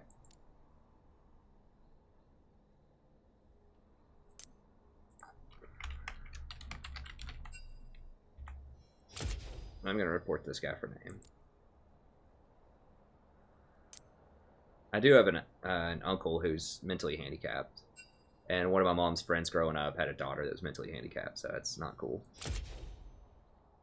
Once again, they're not going to ban him or anything. They'll just make him change his name. It's not a huge deal. But yeah, I don't want to normalize that kind of stuff.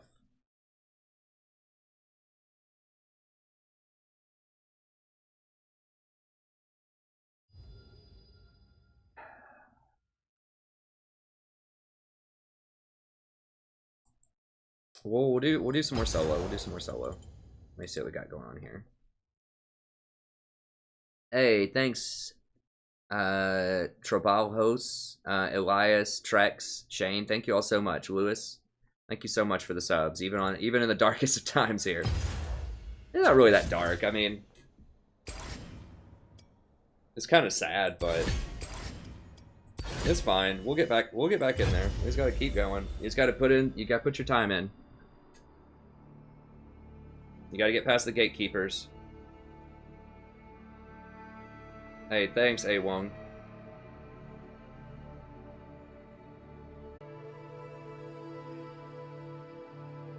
Tower 1, baby. Dude, I'll do it with Tower 1.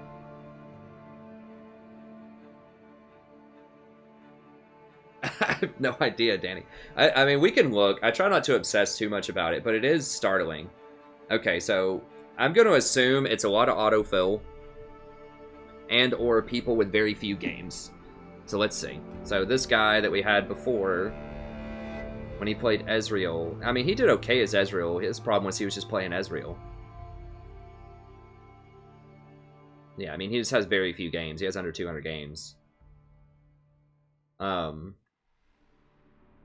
he has really good win rates with Lucian in those 3 games. He was platinum last season, but he has been diamond before. I did have a winning streak yesterday. I won a lot. Like, well, not a lot, but like it felt like a lot.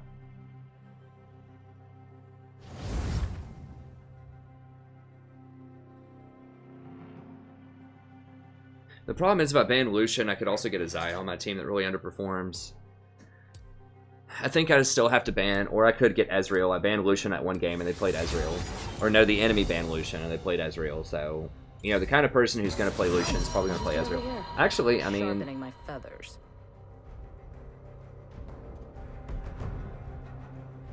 Like, the problem is, like, they could pick Lucian also. That's kind of the...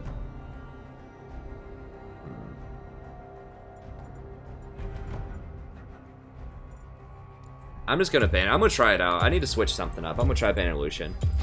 You don't have the heart for this.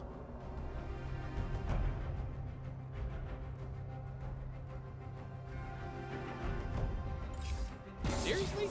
Eh. Seriously? Lame. Hey, X-Paper, I don't play Lucian that much. Or I don't play Thresh that much. I'm not emotional, Sachin. You gotta keep in mind, buddy. I mean, how many like games? I've lost a lot of games. You gotta keep that in mind. But I think I'm very chill. Cool foam. To the briny deep.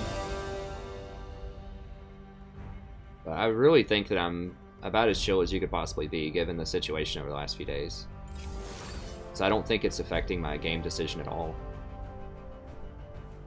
I was actually laughing. I mean, I was having fun last game, even though, like, kind of trolling that guy.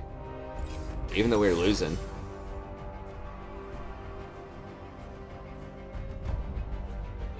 Well, I don't want to do it with a booster. I don't need a booster. I just need someone who plays, like, good champions.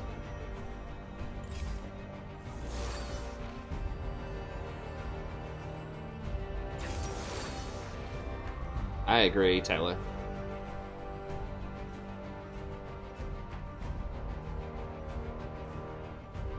Hey, thanks, JJ. I appreciate it. Okay, they're going for the old Janna, huh?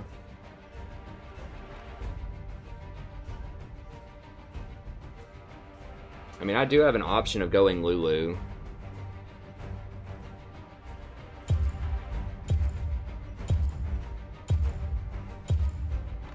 I'm gonna try Soraka against Janna. Hopefully they don't pick like 2 assassins in a row here or something. Let me guide you.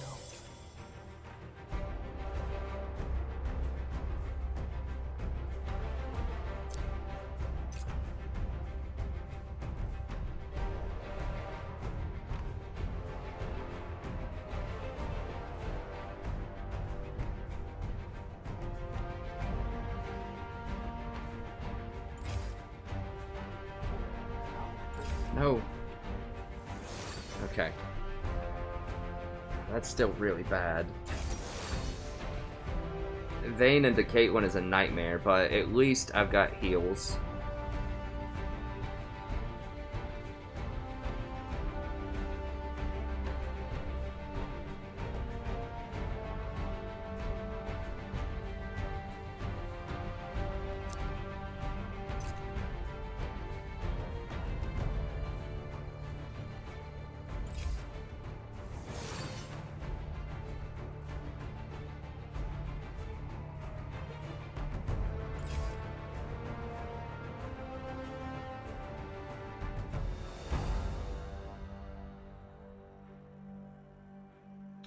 LeBlanc and Vi are not great, but I can kind of deal with them, I hope.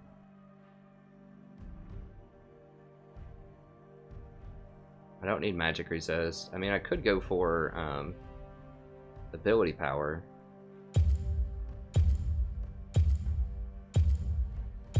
I'm gonna try it out. I'm gonna try out the ability power. I've always said I wasn't a huge fan of that, but that's fine. I always said I wasn't a huge fan of the ability power. Why not? I'll try it out. Maybe I'm wrong.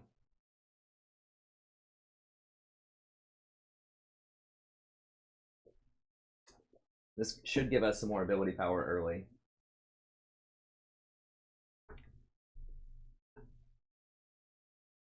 We're probably getting matched with golds at this point.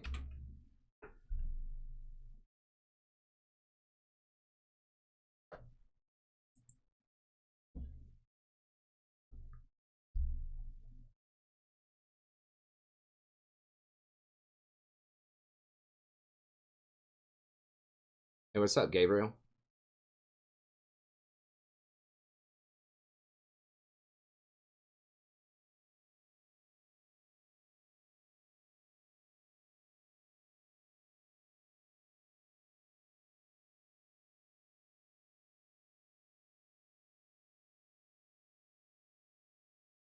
I mean, Vayne's better than Ezreal, so I guess we can count our blessings.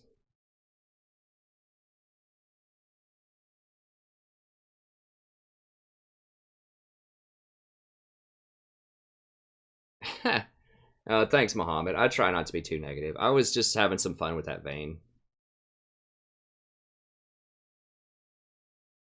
I had to be sarcastic and had to troll.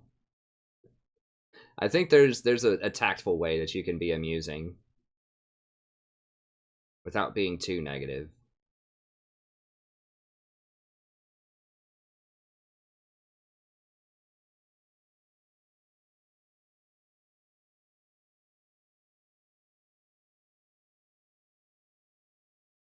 I'm going to try to go Ardent Censor second after Redemption. I mean, maybe I should just give up and go Illuminati. If I'm going to go... if I'm going to go Ardent Censor and not go Locket, then I need to go a forward item, because I'm only going to have one activatable.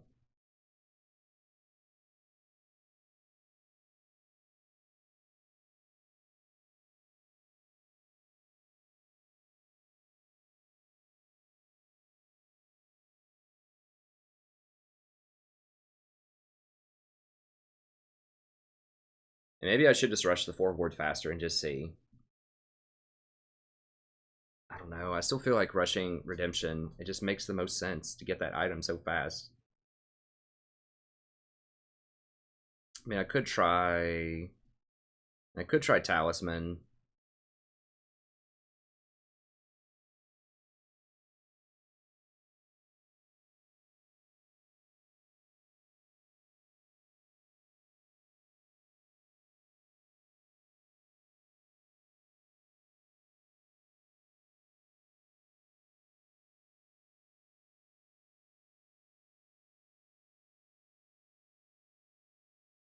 I mean, I could just go for the Seb Bernal special.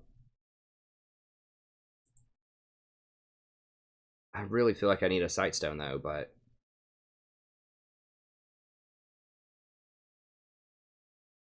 Oh, is he lost? Where is he? He was in the top 40 a couple days ago.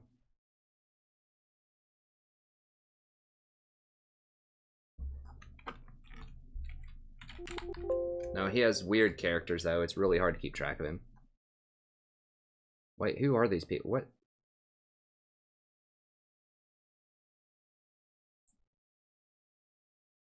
English North America.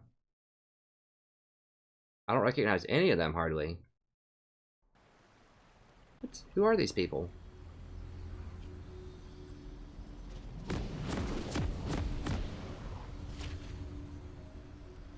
$4.89. Oh, it's a new season. Oh. A new Challenger season.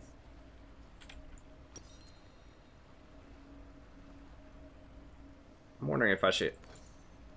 I mean, maybe I'll try it. Maybe I should just try Illuminati. Hell, maybe just give in. I think it's because it's a new season or something. I really can't explain it. I don't recognize any of those names at the top of that list, though.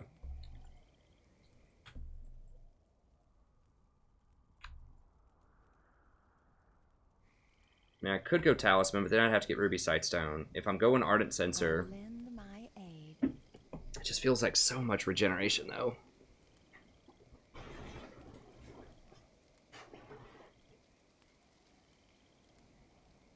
I teach persuasive writing at the university. Mostly. I can teach 19th century British literature, but they just don't offer a lot of classes in that anymore. I guess Black Adam, I don't know, because I don't recognize any of those people. And the highest points there were like 400. And, you know, about a week ago, the highest points were like 1,400. So I assume that reset. Hey, David. It's been a bit rough. It's been a bit rough. But it's okay. We're having a good time.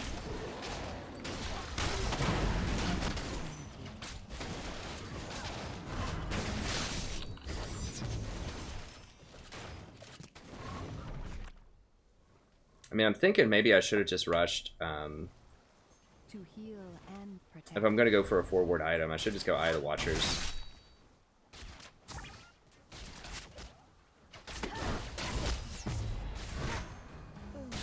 We'll go ahead and bot this one. Hello, buddy. Welcome back to your point of the game of League of Legends. I'm the Strategy Professor doing a little Soraka action here.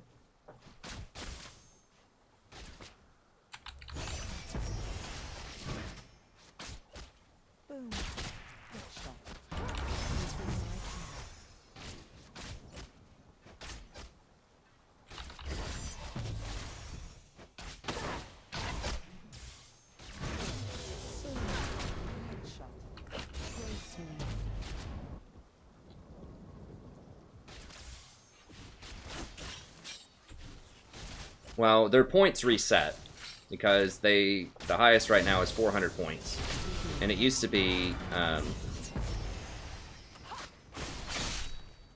like I said, the highest person used to be 1300.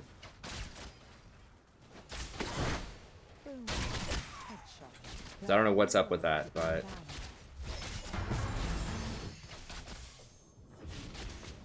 I mean, I'm really not doing any harassment with my Q.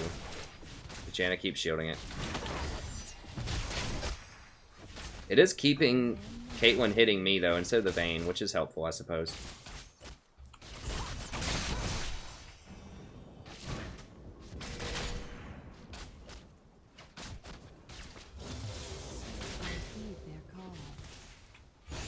At this point, I think I'm just going to try to duo with anybody that doesn't play Lucian.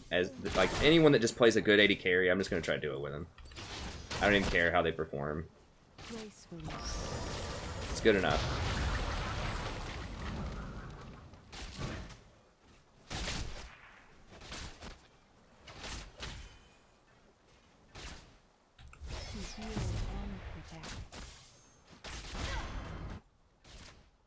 Destroy the Illuminati. I won't go full Illuminati. I'll use some of their own ways against them.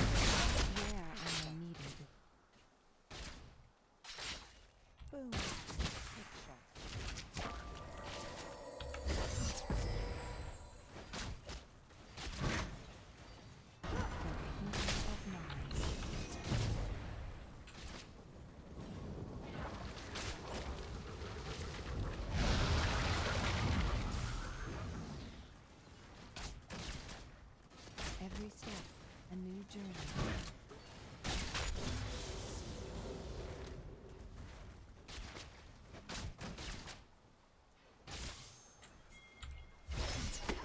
Got him. Give me that heal.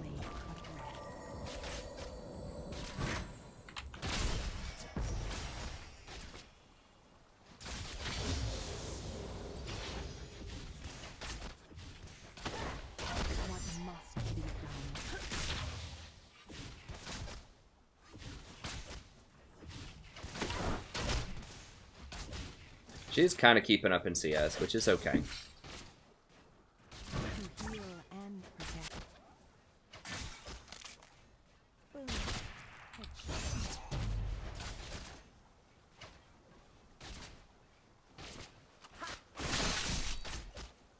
The whole world in balance.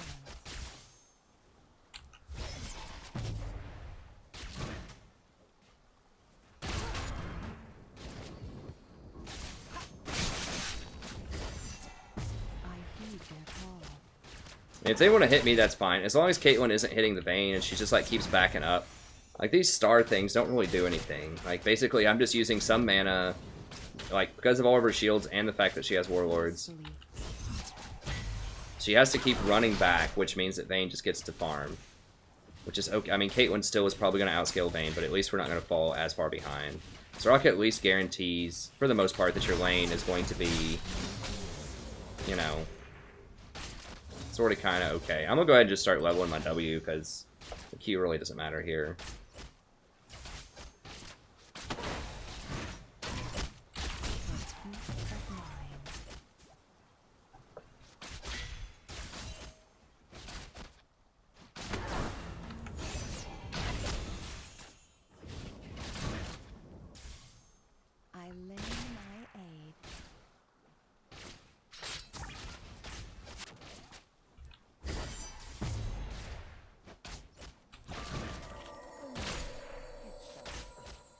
Yeah, I think I'm just going to try to go just like max plus healing. Try that out. Just like a lot of AP with max plus healing and just see how that goes. Not a lot of AP, but just like max plus healing and then some AP. This is my path. Boom. So we'll try to go Redemption into Ardent Censer into Mikhail's.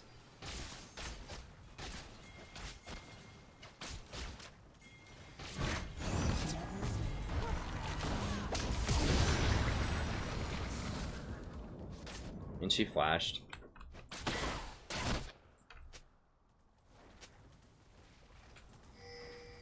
For peace of mind.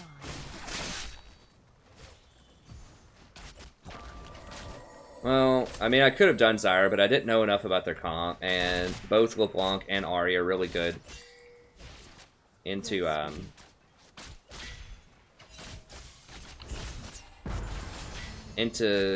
Zyra, and Vayne really can't follow up on early Zyra damage, so... Be at peace.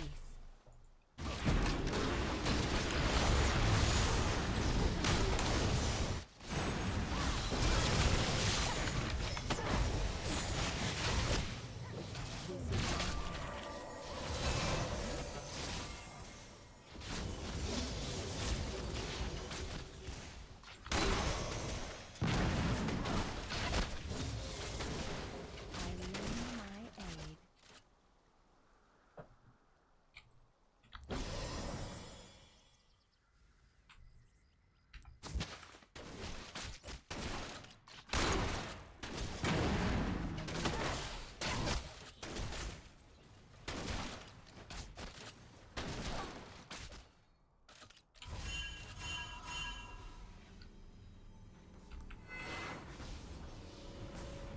Alright, we're basically even on CS, so that's mission accomplished so far.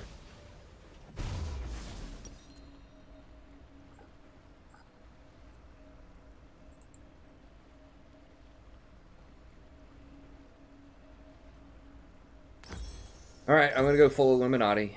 We'll try it out. The extra ward, maybe it's worth.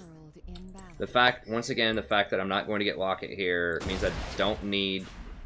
that the 20% cooldown is not going to be nearly as effective as it typically is.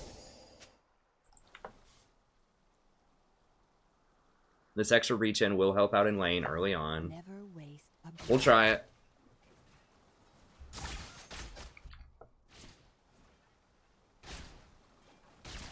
And we're not going to be able to fight that much early on anyways, because Vayne's going to need time to scale, so...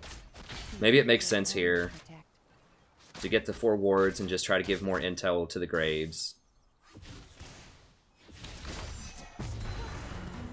I think that I should have gone Eye of the Watchers if I was going to do this, though, instead of Eye of the Oasis. Eye of the Oasis is just such garbage.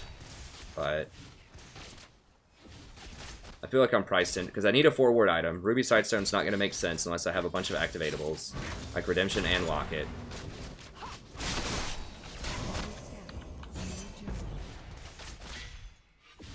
This will give Graves a lot more intel early on. Oh god.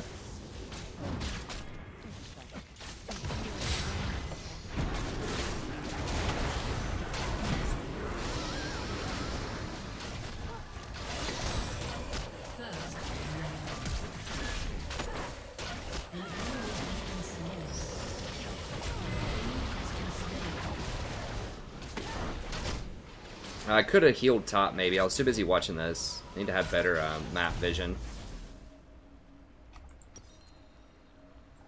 And if you're going to get Oasis, you got to get it early, because there's just no point in getting it later, so... the whole world in balance.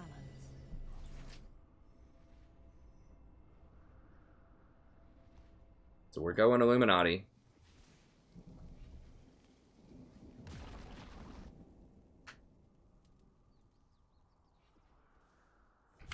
Never waste a breath.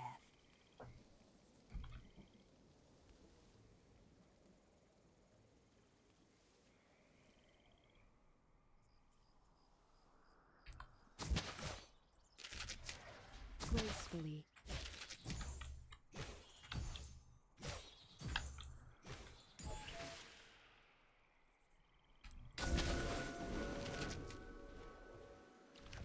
By the power of the stars.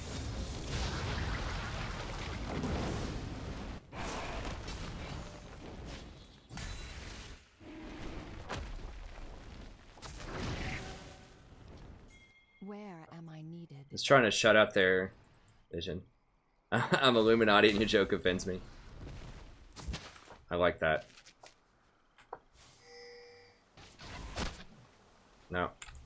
I lend my aid. I'm gonna have to... Probably should have flashed. Like, they've had 3 pinks. How do I buy these teammates that actually buy pinks? Like, their team has 3 pinks so far that I've found in the river.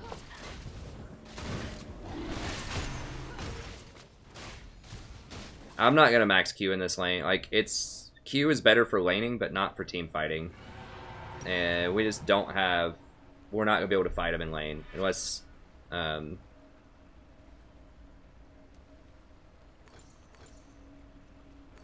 heed their call. Unless the jungler comes down. Nah. The black market. Yeah, I need, I don't know.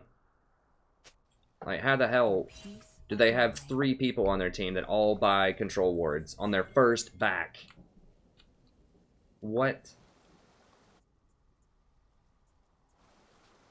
Hey, thanks, Merrick. I appreciate it, friend. Usually we win more games than this.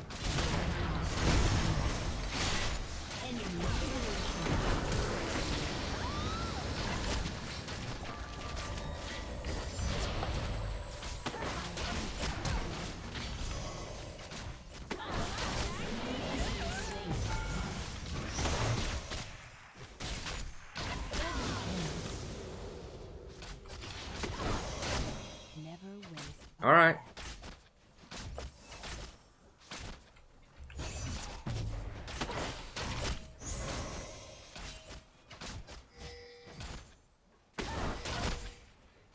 To heal and protect.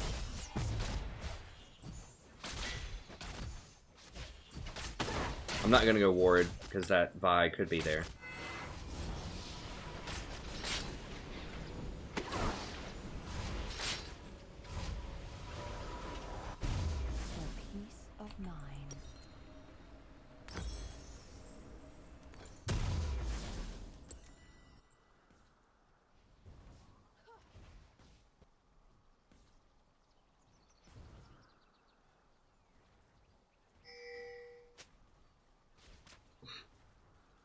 Vader. Vader's pretty cool.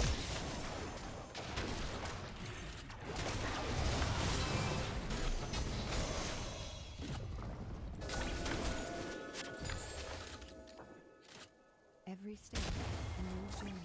Okay, that means they have that warded. Right? Maybe not. How did they see that to hit it?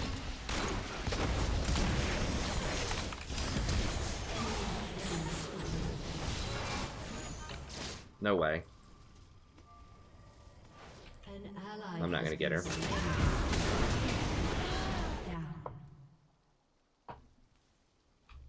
I mean, I silenced him. I silenced her. I hit her with the Q.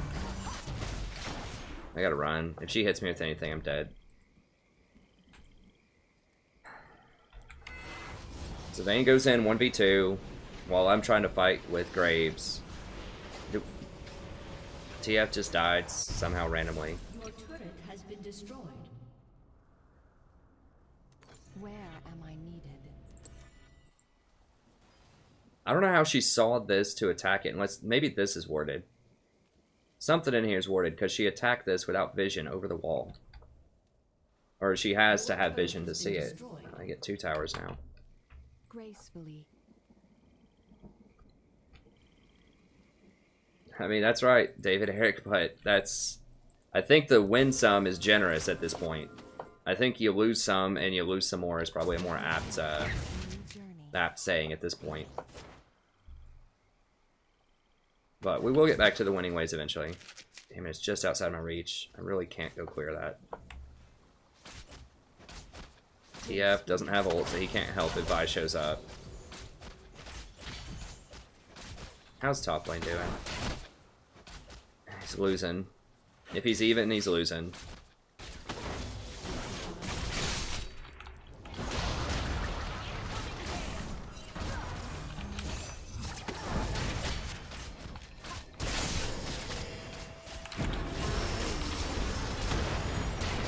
We're all gonna die, I think.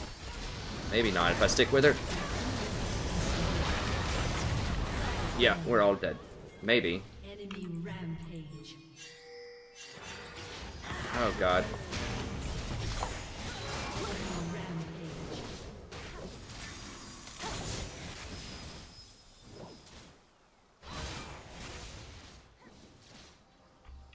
This Ari is just almost single-handedly winning this game right now. TF could have ported down to kill the Vi with me if Ahri wasn't there.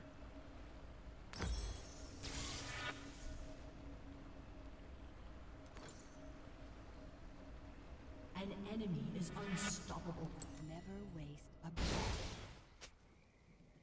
Your team has destroyed a turret.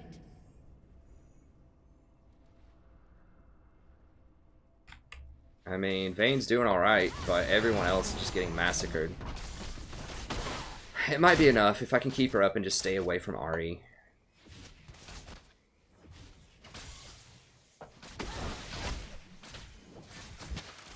I lend my aid. Graves. Come on, buddy. Like, she might be hanging. Yeah, there she is. They're all going to be there. I mean, they're going to get it. Graves just has no macro awareness. Here, just back up.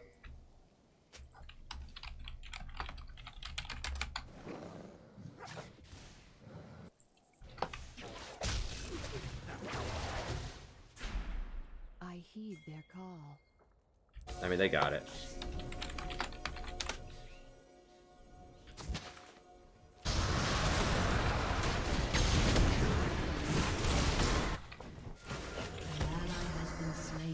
Why are we fighting that?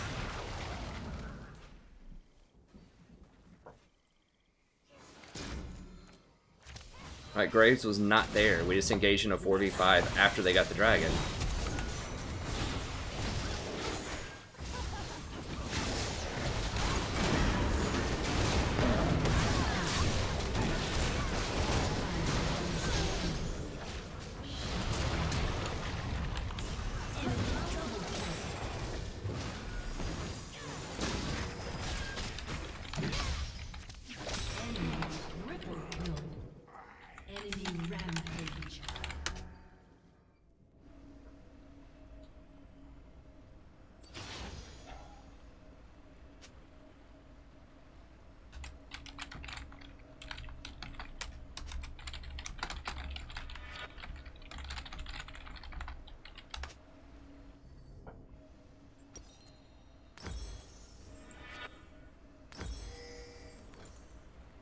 Gracefully.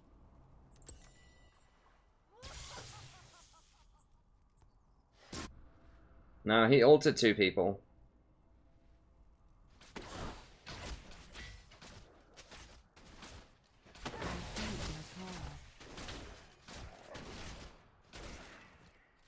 Lev, buddy, if you're advocating that I should have been there to contest that dragon 4v5 when we don't have our Graves, it was our smite, I don't know what to tell you. I'm at every fight we should be at.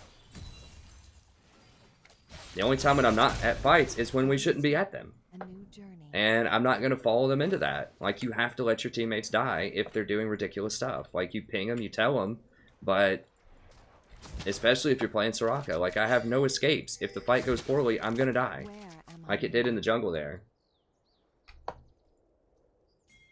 Hey, Daryl. Yeah, it went bad because we tried to fight a 4v5 at Dragon.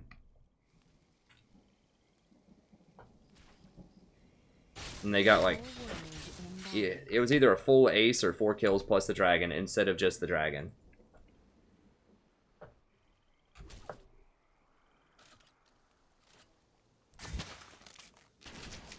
For peace of mind.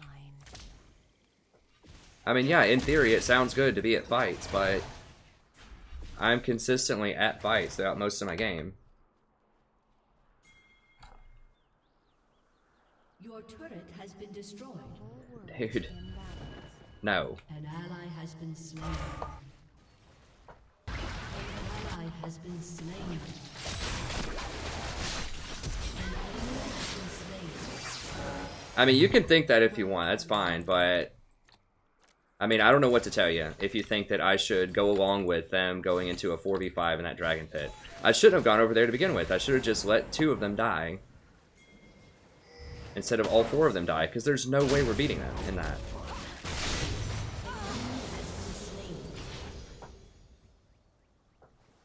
Like, yeah, in paper it sounds good, be with your team, but you also can't encourage your team to do bad things.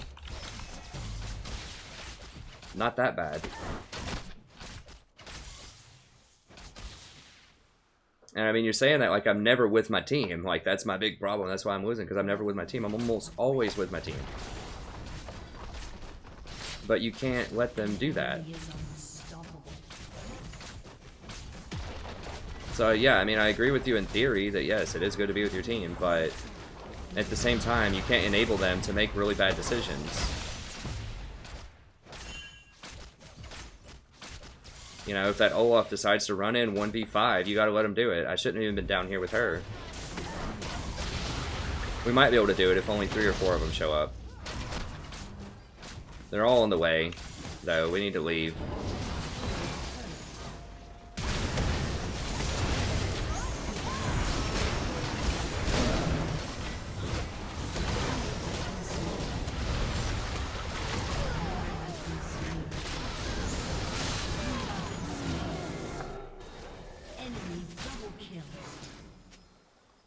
So, if I wouldn't have been there right then, if I would have just left, it would have just been Vayne that died, because Malphite would not have TP'd down for that, and they would have only gotten 2 kills instead of 3 kills. And if I was still alive, I could hold this tower. Maybe. So yeah, I mean, it's being realistic with what your team can and can't do, and minimizing losses. Like, you communicate that they shouldn't do it, and then you can't go in like that, or you're just going to give the enemy more kills. This is my path.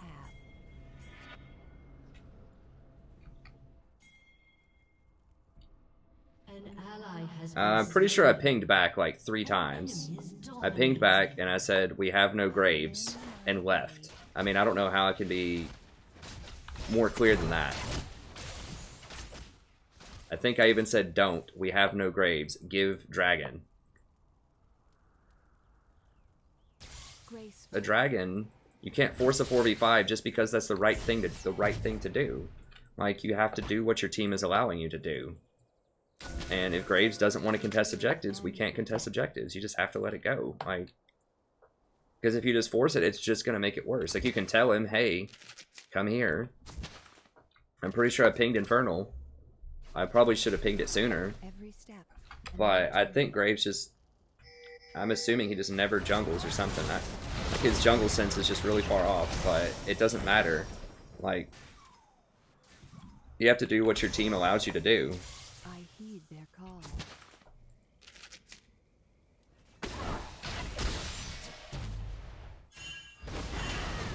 And if your team is...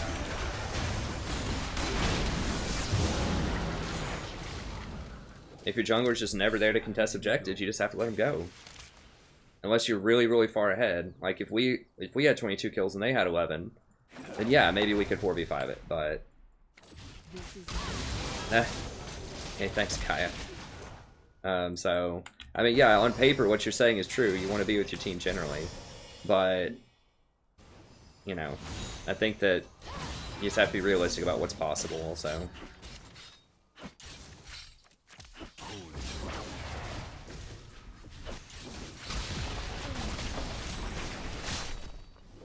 I mean, it might be winnable. It's really hard with the Graves, though. Like, if Graves suddenly figured out how to be a Platinum player, then yeah, we could win. But he's going to keep making big mistakes.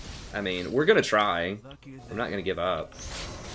Yeah, but, you know, I'd be lying to you if I said that we were, you know, even 40% right now. We're probably like 25. Mal falls off over time. He's a...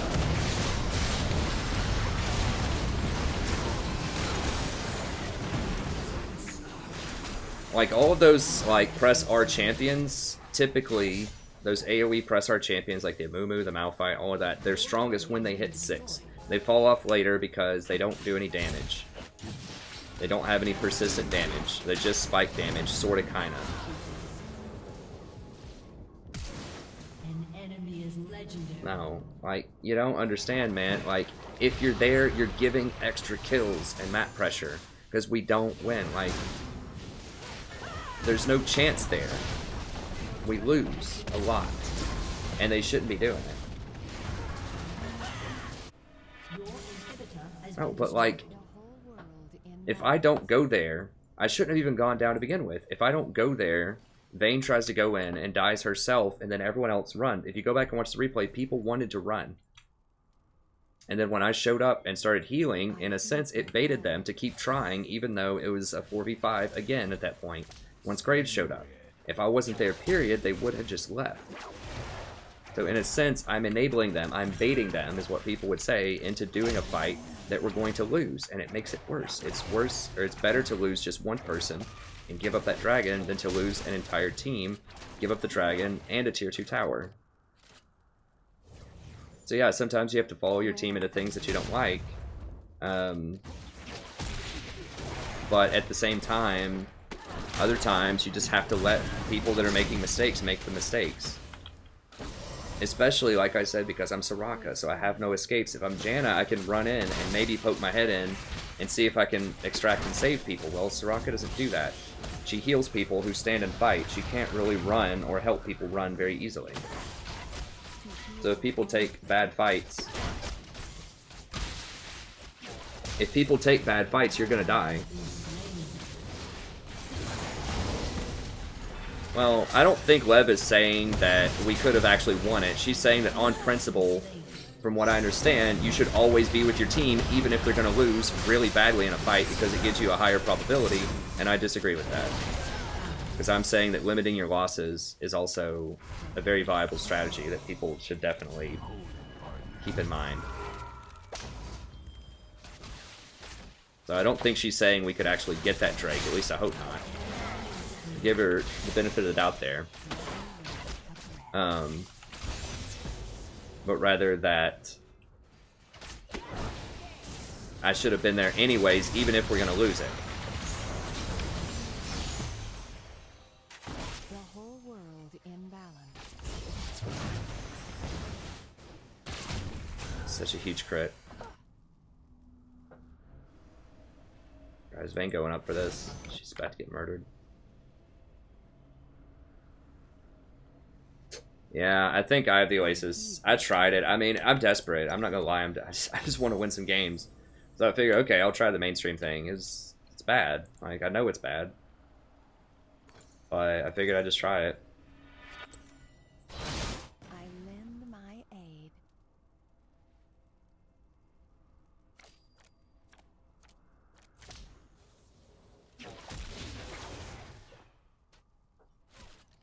I mean, yeah, sometimes you have to take that kind of risk. Like, if it's 28-13 right now, and they're all doing Baron, and, you know, we've got inhibitors down, like, yeah, we have to try because we're going to lose the game anyways. But at that point, we weren't down that much. Like, we were down enough to where we shouldn't do it, but we weren't down enough to where we couldn't afford to give up a Drake and then make a comeback later with a smarter play.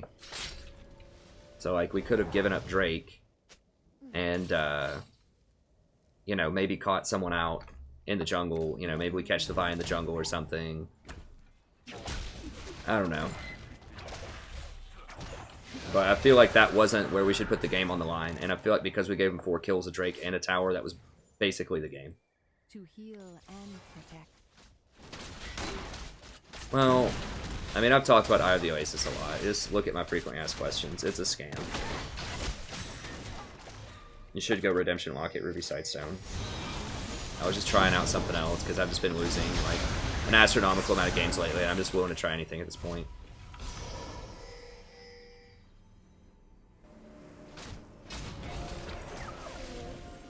For peace of mind.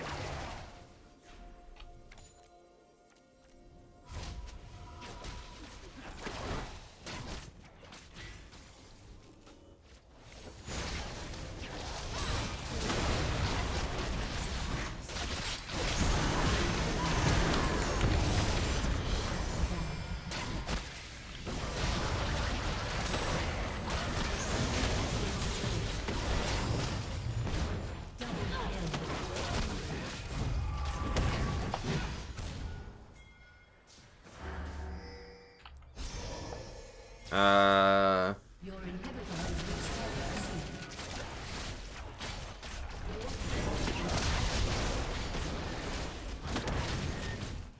Here comes Ari.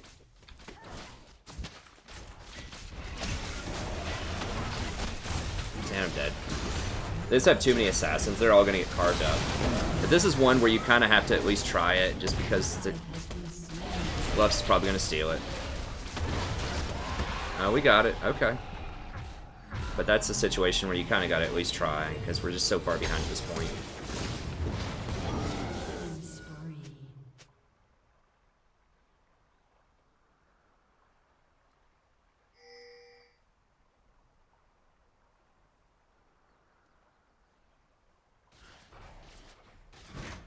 I mean, it's not Oasis's fault, but it's a contributing factor. I tried it. I mean, it's okay.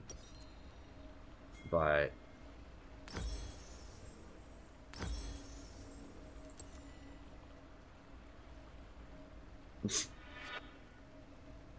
Never waste a breath. I mean, if I can keep Vayne up, like, we might be able to win it.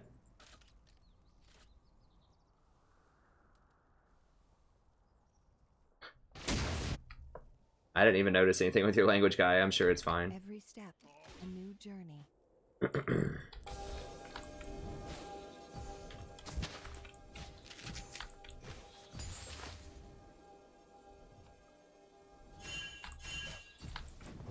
The whole world in balance.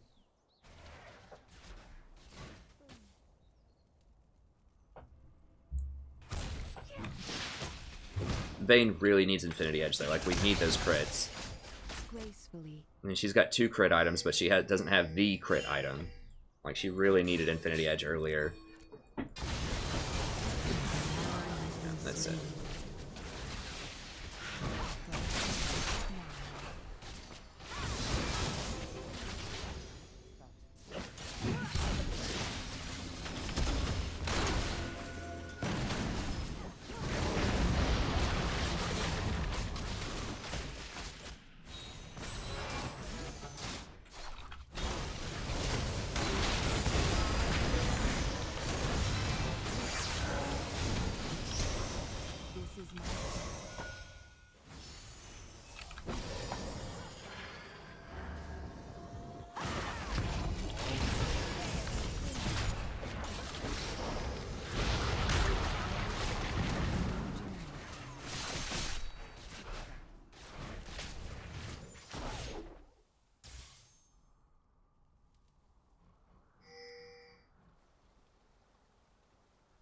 Where am I needed?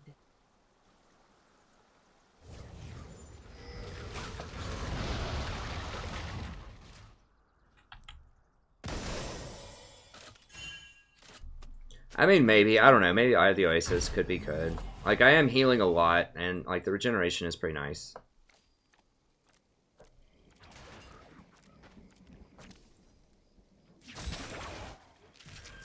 This is my path.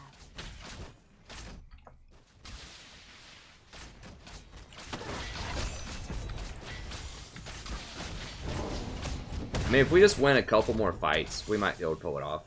The whole world in balance. Yeah, she really needs Infinity Edge. Once she gets Infinity Edge, we might be able to pull off some miracles here. We'll see. I need to get a Mikhail's too. Back up, back up, back up.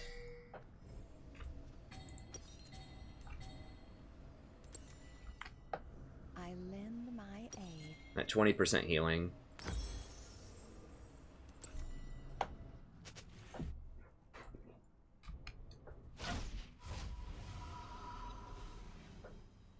Never waste a breath.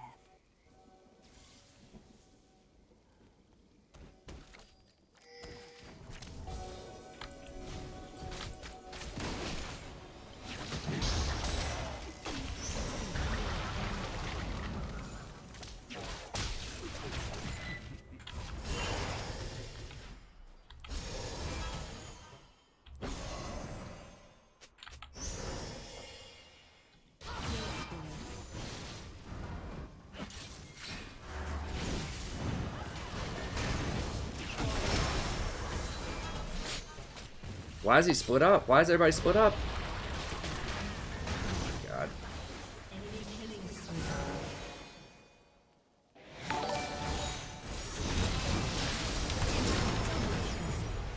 I don't get it. I mean, we just had...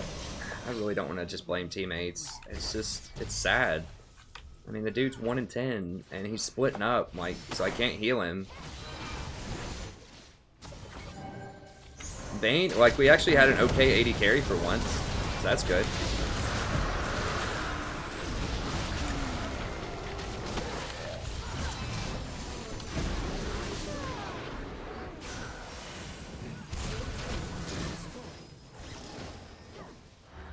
Shut down. Hey, what's up, Deja Vu? Yeah. Ace. Your inhibitor has been destroyed. Your turret has been destroyed. You can't do a Spirit Visage Rush, Bob. I know you love that item, man. You have to go. Like, your options. Redemption, not an option. You have to rush that. Lock it. Typically not an option. You could go Ardent Sensor over Lock It as your second item if you want. I tried it that game. I'm not impressed. I think Redemption Lock It is the way to go. Before you get Ardent Sensor, and then you can get Ardent Sensor third. No, I'm not going to flame him. We'll just have to play our way out of it. We'll eventually get some good people. It just tries a little bit. It just takes a little bit sometimes. God, Sadie, honey. Cat's like wandering over here. We've got the cat. We've got the cat here. Let's just pet the cat for a second, and then we'll... I shouldn't play another one, but I do. I want to go out on a win. I hate losing that much. Right, Sadie? Let's see if we give the people a win. Is that right?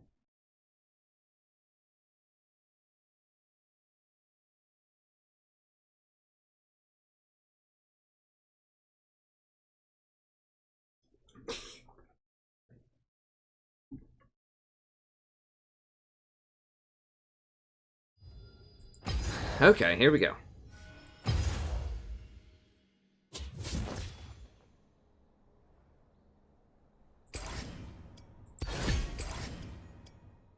It's a test. Rito's testing me. How positive can he be? Sadie's our good luck charm, aren't you, Sadie?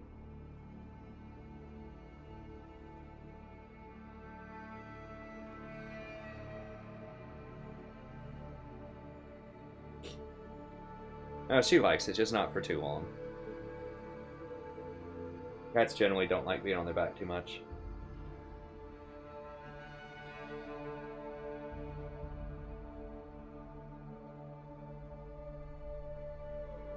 Hey, thanks, Daniel. I appreciate it.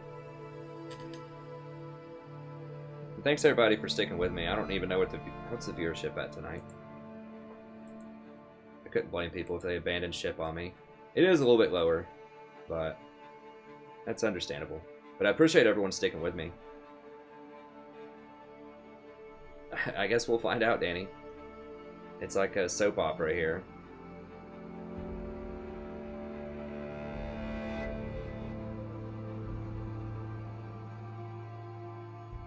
Hey, thanks, Deja. Good luck, friend.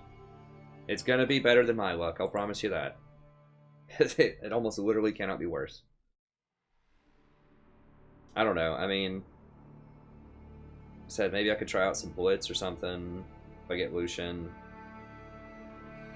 Could just try out Zyra and just pray that we can kill him before 25 minutes.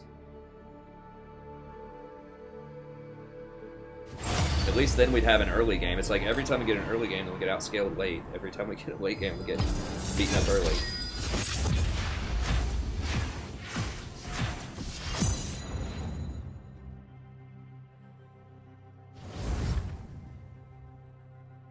Hey ZS, I might play Janna. I mean, I played her a lot tonight. But yeah, I'll probably play her again. I mean, she's still a winningest support.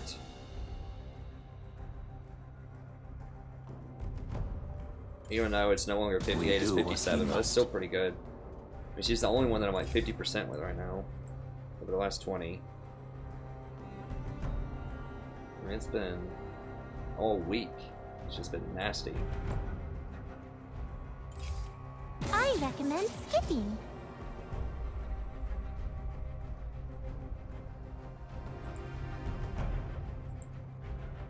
That's not up to date, bros. You used to be cool.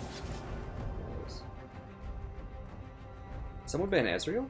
No, Echo. To the briny deep.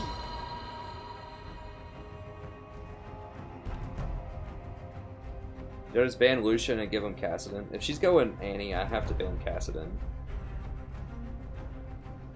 Okay, let's just ban. As you wish.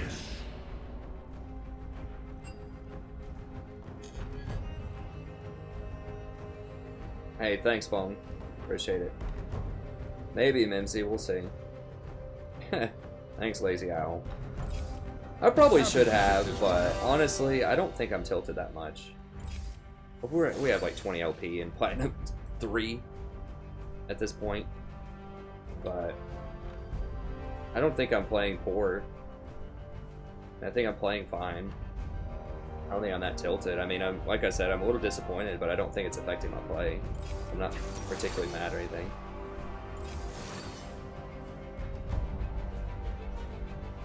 I do have that 100% on Ivern.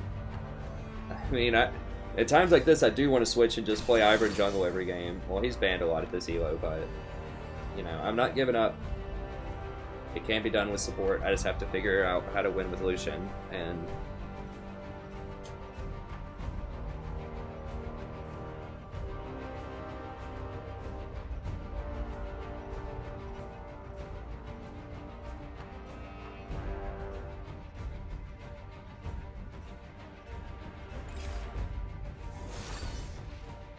I just need, every game, I just need to say Twitch is OP, and then maybe someone will listen to me.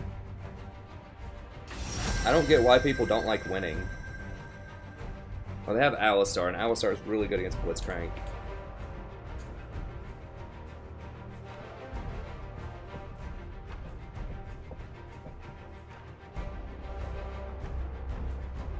We've been missing a top laner. Well, this is going to be really dangerous against Katarina, but we're just going to go hard in the paint here. Let's see if we can get this. Feel the thorns embrace.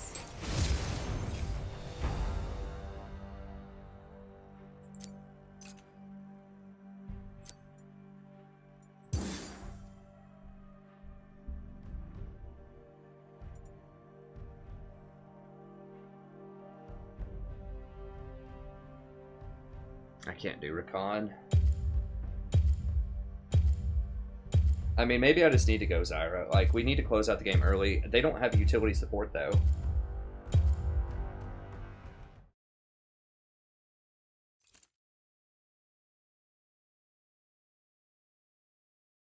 I don't know. Maybe I just have to, like, just kill him, like, 5 or 6 times in lane, just over and over and over again. Just go, like, super hardcore AP build. And just murder him. Well, I think you're probably, I think you're newer to the channel, Gaia. I don't remember, but I played Zyra almost, like, as much as I played Janna now, I played that much Zyra for, like, January and February. So I played her a lot. A lot. No, we're not going Redemption. We're going Massacre Zyra. We're going one-shot Zyra. Wait until my seeds take root. We're going like Leandri's into Void Staff or something like that.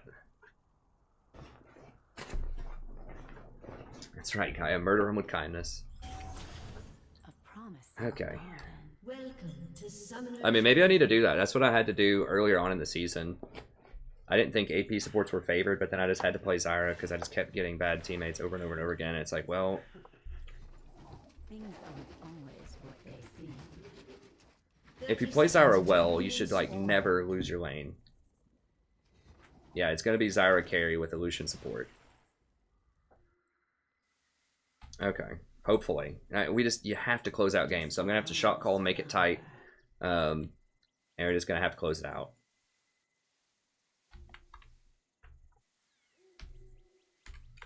Hi, buddy. Welcome back to You're playing a game of League of Legends. I'm the Strategy Professor. The forest holds Minions have spawned. Doing a little Zyra action here. On a bit of a loss streak. This is 7.8. I think that's a bit of an understatement. But you know what? We're just bringing back some old favorites here. Such a busy world. See if we make it happen with Zyra. Zyra's a little rough in this meta, but if we can dominate hard enough early and just convert that to a win, maybe that's good enough. We'll see.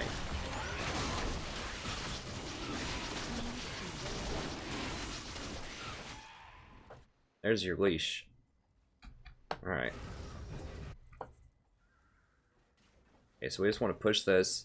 Now, Jinx is an immobile carry, too, which is why I want Zyra also, because she can't really, like, dodge my roots that easily. She just has to sidestep them.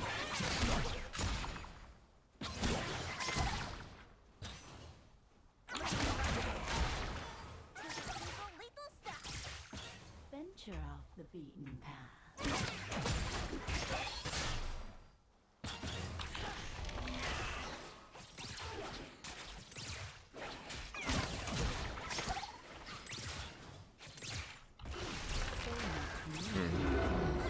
Stomp those plants.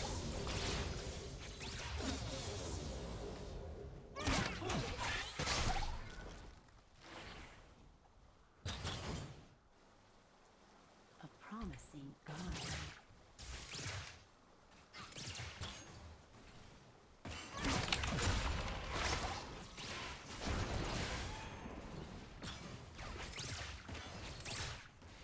Come closer.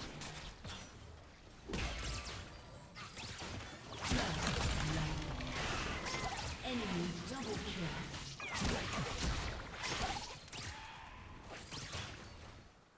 So much more to see. Alright. We gotta keep going, though. Allie can't really go in right now, because Jinx is just gonna get butchered by the plants.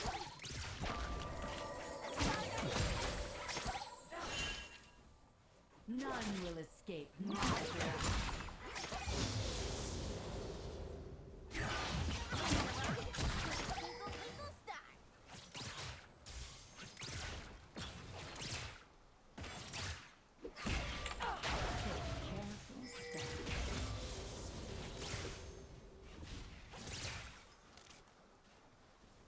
I didn't see who was saying abuse my auto attacks more. You can't do that in front of an Alistar with a WQ.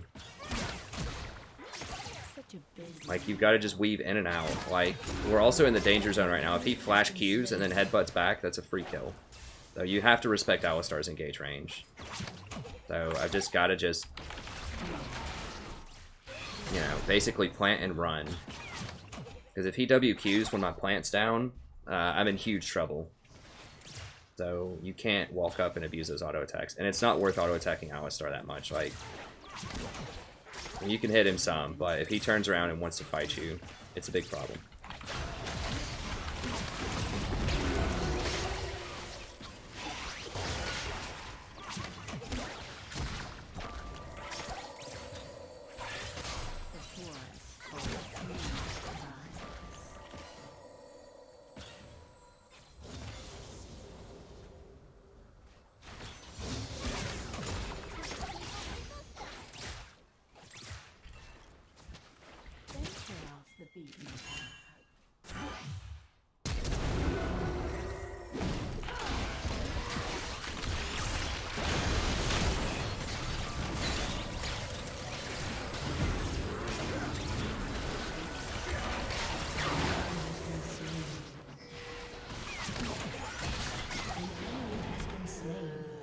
Please tell me Annie can kill somebody.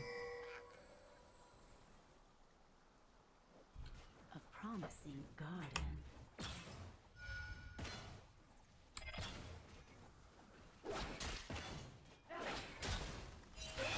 Yeah, Nami, I mean, Nami's okay here, but it's just not as lane dominant as Zyra. And I just wanted a bit more scaling.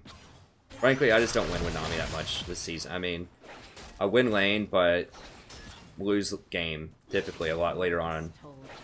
Like, Nami's fun, I like Nami a lot, but Zyra can at least one-shot people in the mid-game if you catch them out. Hey, what's up, Fat Manju?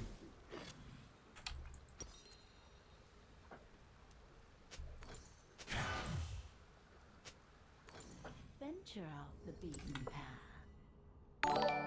I'm going hard for the damage here. I'm gonna just rush a mask and Sork boots, and then we'll get a sight stone after that. We'll at least go mask first. Yeah, Annie did have stun up. Well, Jinx knew she was dead. That's why she ran in after me. Because she saw the Annie coming up behind, and she knew she was 100% dead. So she was just hoping that maybe she could kill me if I wanted to keep fighting her. But I knew she was also dead, so that's why I just ran. No point in giving them an extra kill. Okay, Zen's middle. Such a busy I can't fight her in that many minions.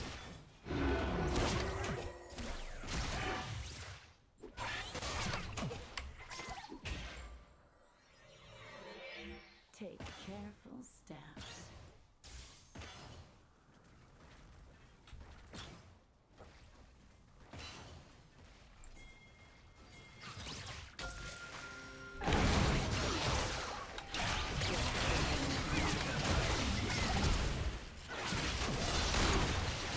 Seriously, y'all can't kill her? Okay, good, he got him.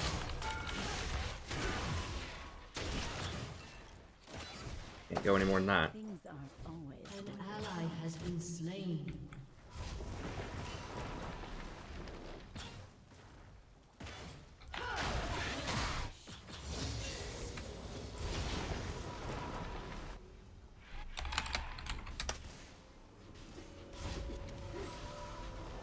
Okay, I'll go ahead and get a side stone since I don't have enough for this right now. We'll get one biscuit. That's really combat effective. It basically gives you 150 extra HP if you use it at the start of a fight, so it's a pretty good bargain.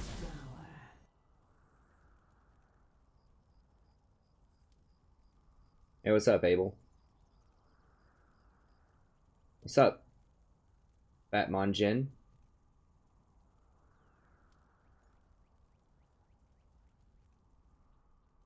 So much more to see.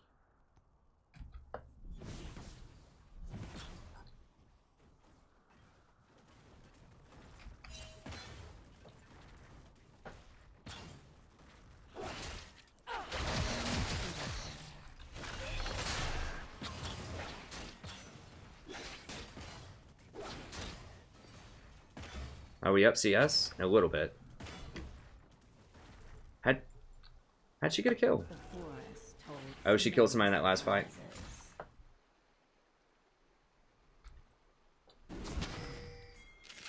Oh, he has the same kind of wards I have. Interesting. Okay. An enemy has been slain. An enemy has been slain.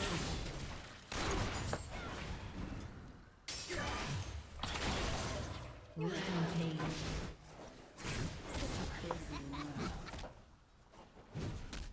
Gonna be a base race. They're probably gonna. They might beat us bottom. I don't know. We have more people.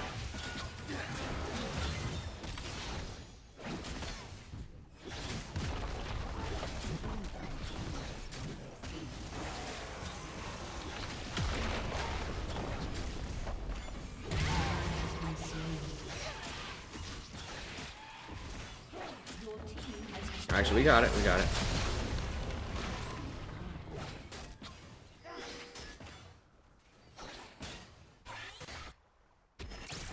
Yeah, they're gonna get it though. Has been destroyed. So much more to see.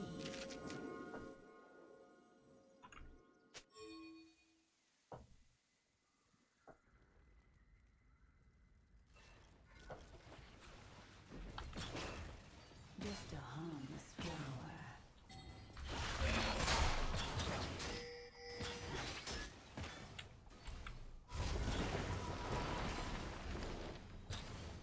Well, this is how Zyra games always look. Don't get too confident just yet in the chat. I mean, I want to be confident too, but you've got to measure. You got to measure your enthusiasm here because I almost always win lane decisively as Zyra.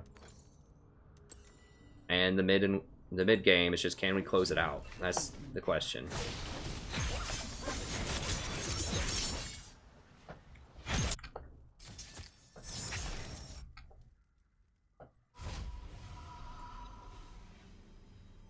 Come closer.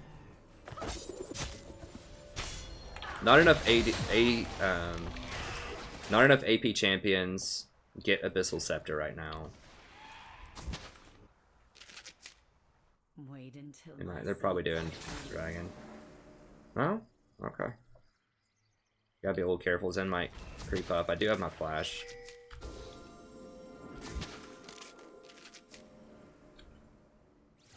a promising garden.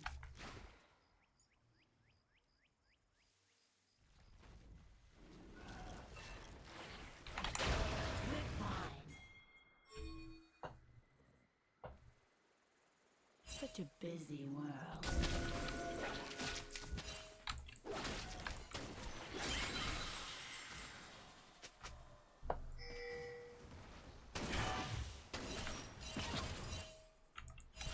So much more to see.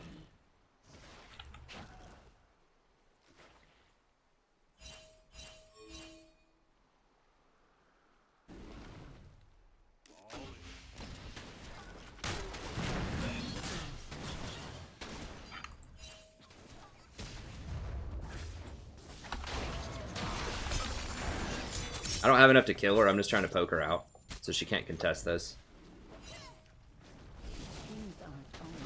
She's got a Negatron cloak, so that's pretty brutal early on.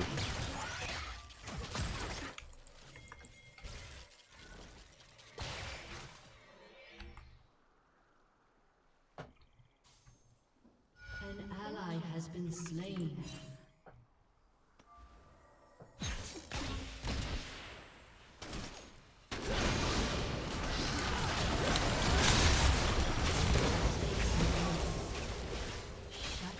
Damn it, how did he die? Ribbon's getting murdered top. We lost our smite. We're gonna lose top tower.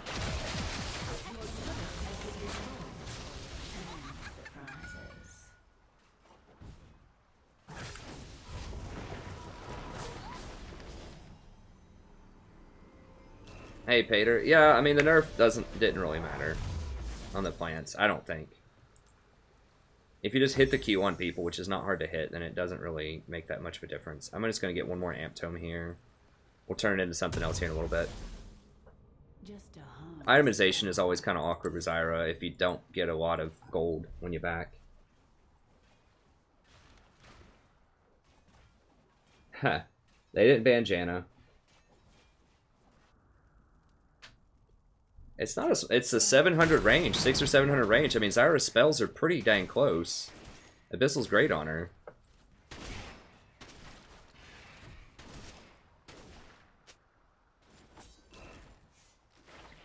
Just a harmless flower.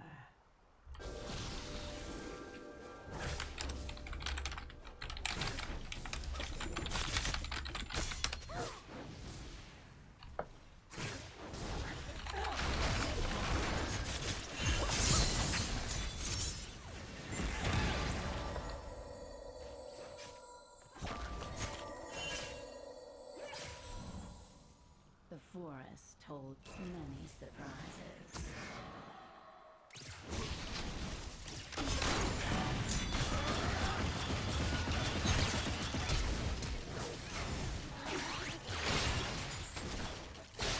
Come closer.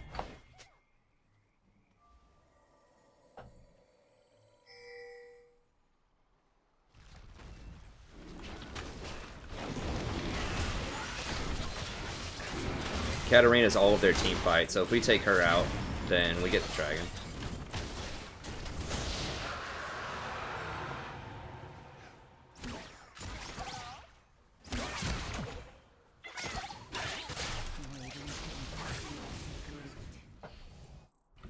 I need to go make a play on this Fiora, but I just can't right now.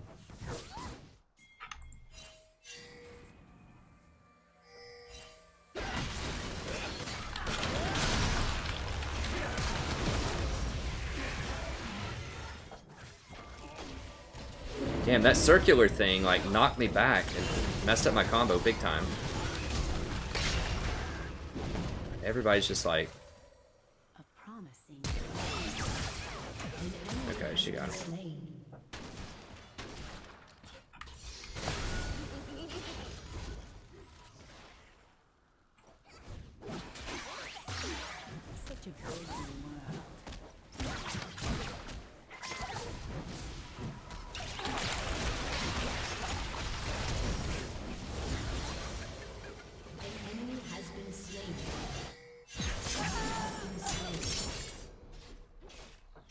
god, now they're all gonna die. Like, what is Graves waiting on? Like, I don't understand. He was sitting right here. And I walked up. Blow her up, Annie. She's gonna try to suicide. Okay.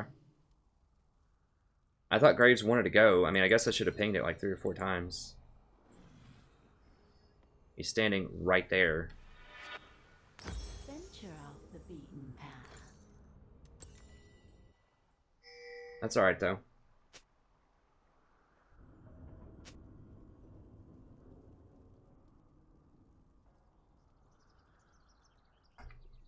Wait until my seeds take root.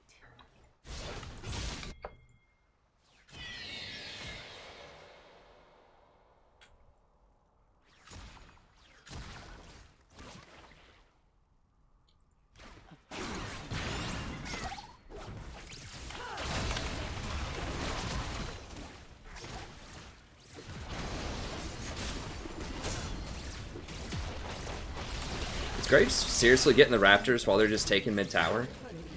Like, is this real life? Alright. Sorry, I'm trying. If you're just watching the VOD of this, I'm on a massive loss streak and I'm trying to be positive on the stream, but it's been a very, very difficult time lately. An ally has been slain.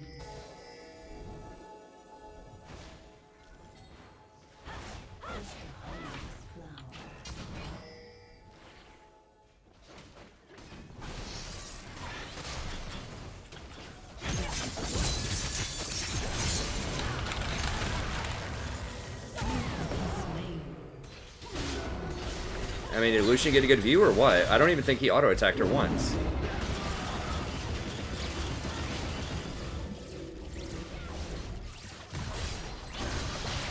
Like, they're just walking through every tower. I mean, this always happens at Zyra. Like, you have a great early game, and then your team...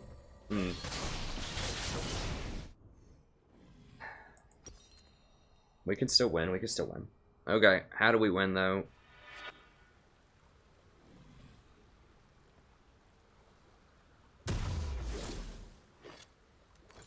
I don't even know. I guess I just get some wards here and just wait.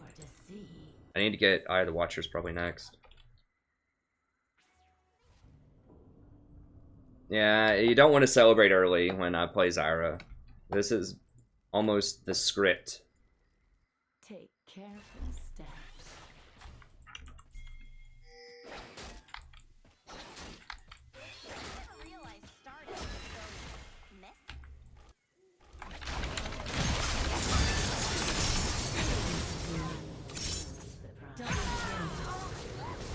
Enemy rampage.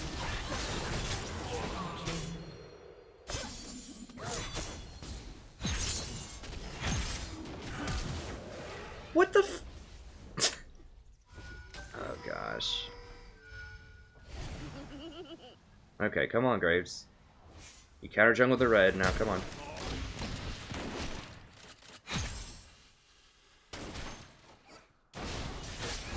Alright.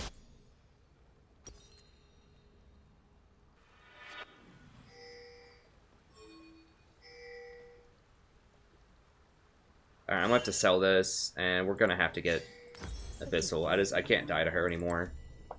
She's getting way too huge. She's the only person that's really threatening me, so.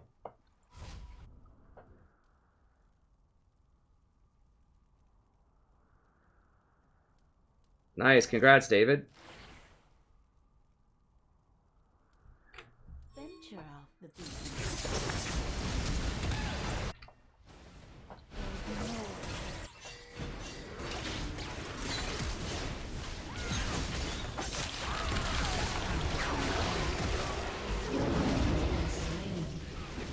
Where the heck? Where are these weasels? Okay, Annie's here. Alright. Oh, I killed them both by myself. Got it. Guys, can we get a little help? Little help?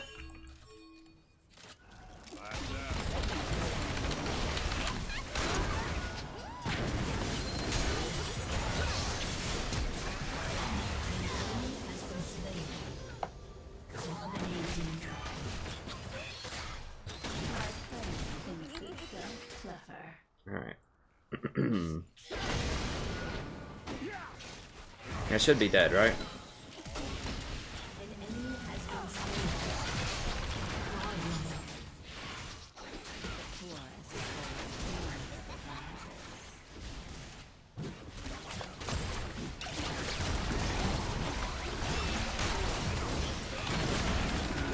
Oh shit, I missed him. That's bad. No, back up. She's too big.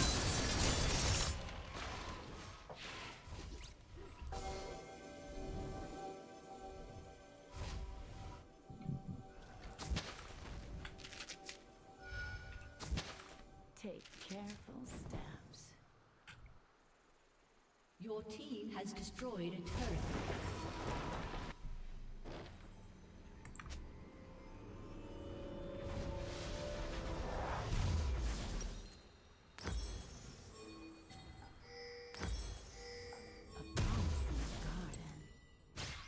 I mean, they're gonna get it soon. No. Guys. We can fight it.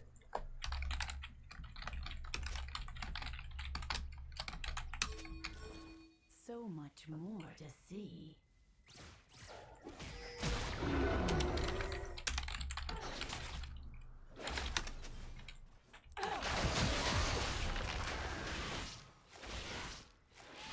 Wait until my seeds take root. Like, what's with the Graves tonight? Like, I don't understand. Not this Graves in particular, but we've had several Graves on stream tonight that are just like, maybe they're just auto-filled or something, I don't know. Like, we could easily contest that. We're huge right now. Like, Annie's 8-3. Like, Annie plus me is dead everybody in a team fight. Like, we need team fights.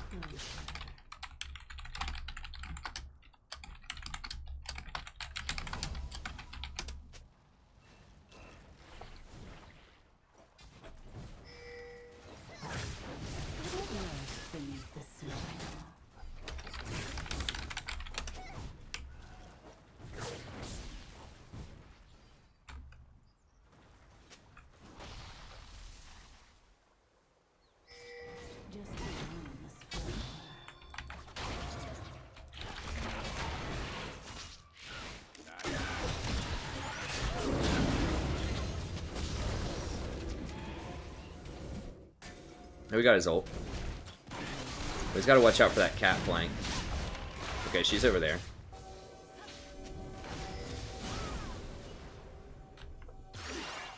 Lucian's okay. He's doing a good job supporting this game.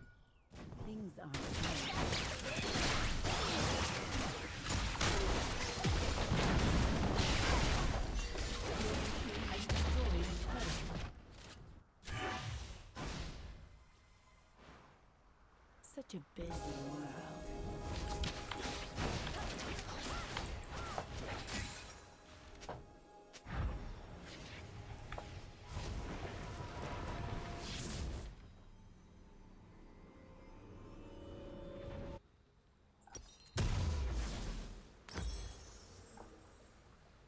A promising garden.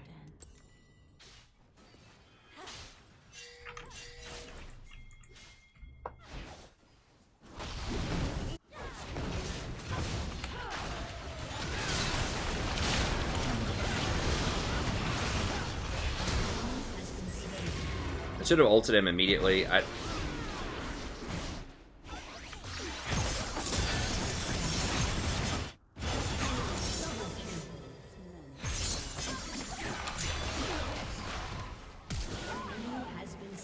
Good job, Lucian.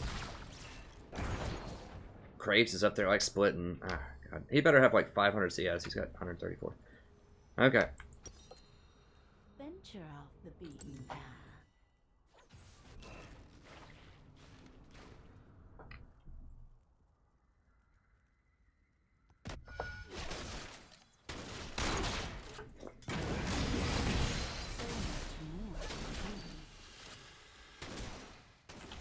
Be ready.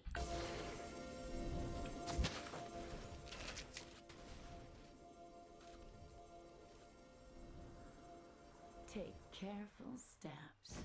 All right.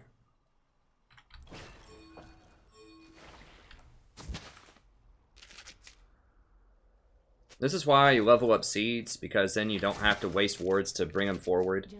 You can scout with your seeds, and then put your wards a little bit further forward than you would normally be able to put them safely. Like, normally I would have to ward this, and then ward, like, here.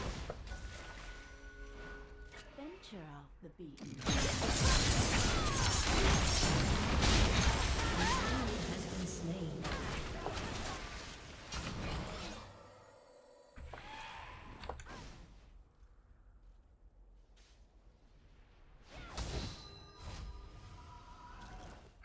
So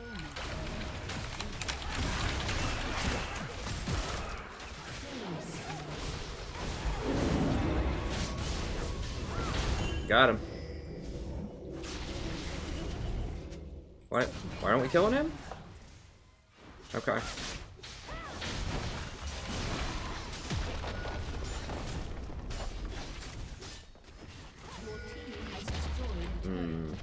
That's kind of annoying.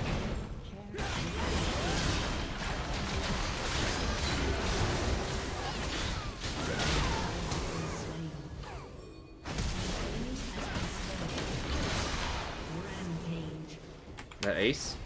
Katarina's up.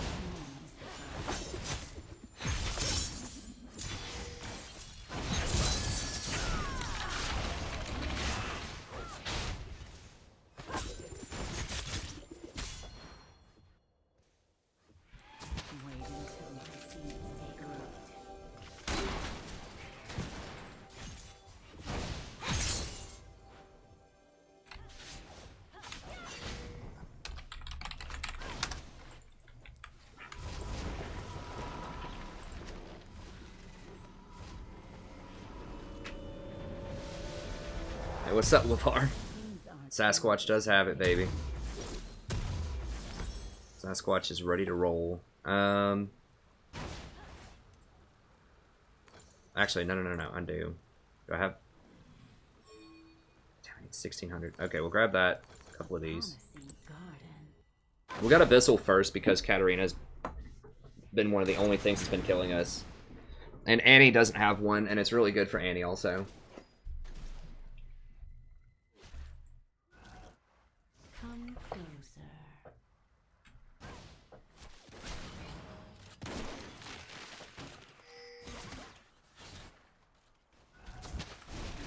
They could, in theory, go for Baron, but Zen's down here. We just saw him, so...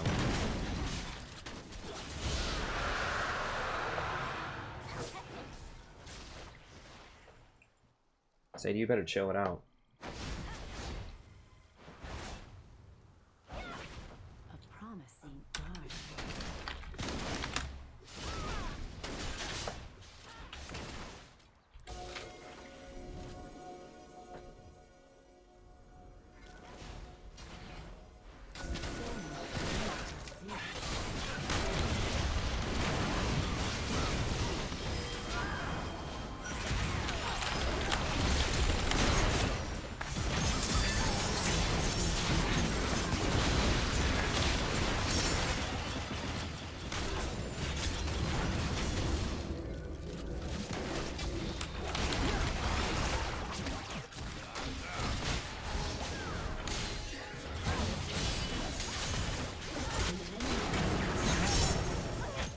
Shut down. Unstoppable.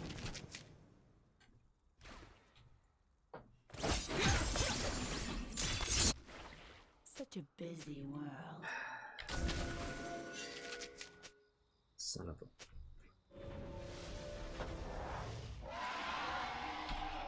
We shouldn't have done it. I thought Zen was bot side, but apparently he was not.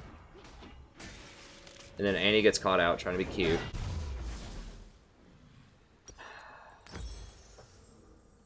Just a harmless flower. Hashtag prof life.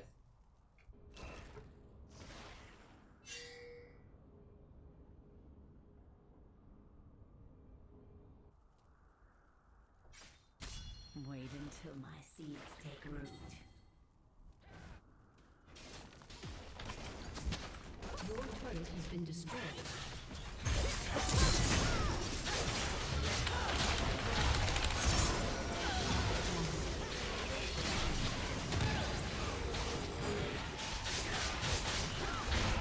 Now, that should stall him for a little bit.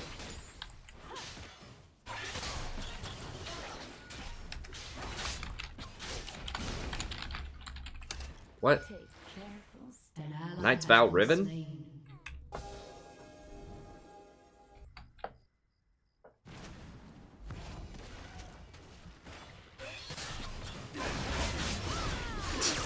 I like the spelling of prof there.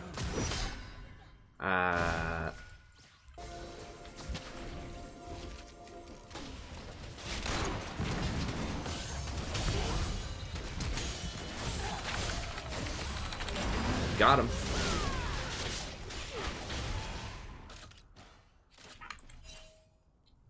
Don't go there, don't.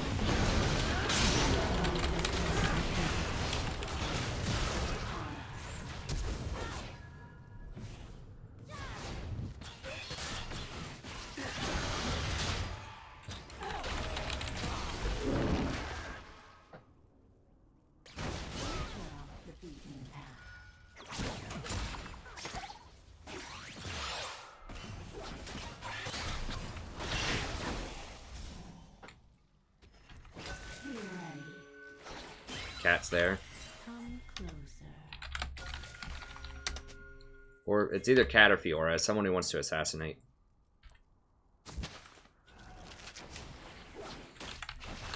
Oh god. So much more to see.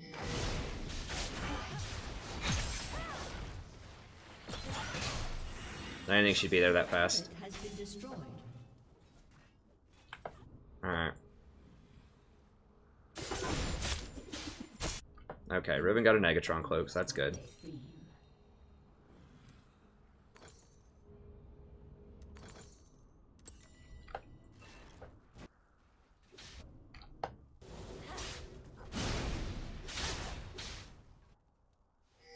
Wait until my seeds take root.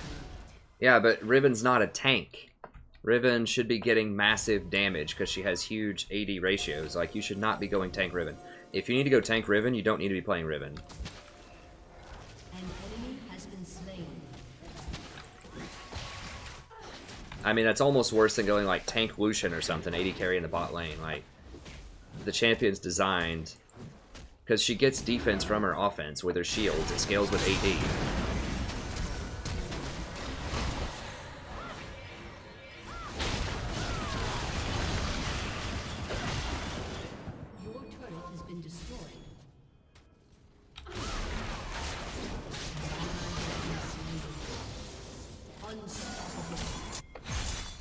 You died.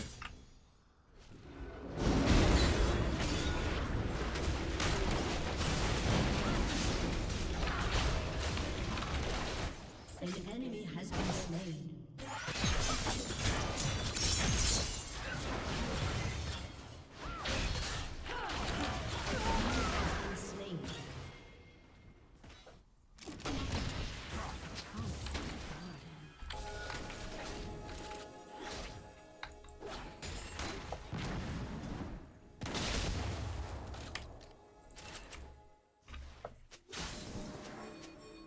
Come closer.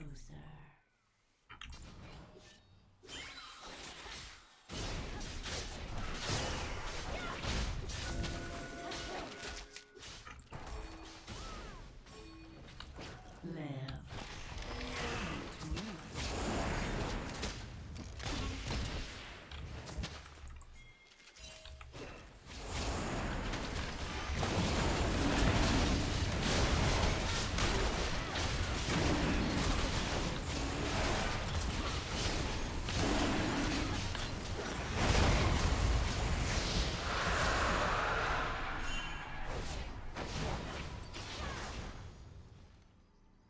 Just a harmless flower.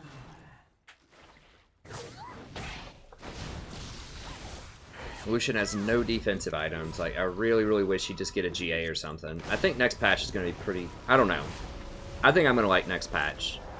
The Mega Tank. It's going to be really good for supports. I feel like. And if people out of position, you're going to have time to actually go and help them, I hope. So they can't get one-shotted by doing ridiculous crap like this.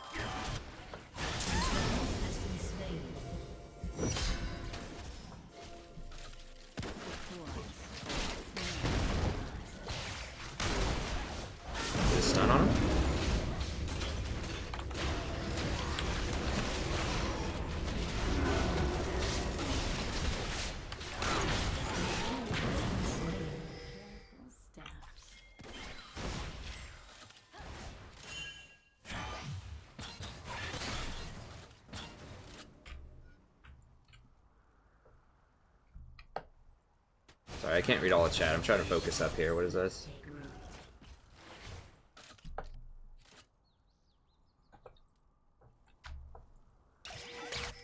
Still got 10 seconds on Cat. I think we should be able to beat these clowns.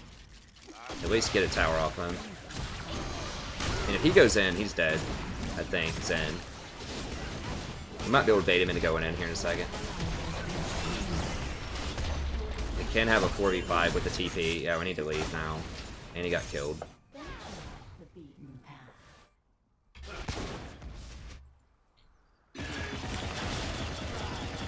No, no, no, no, no, no, no, no!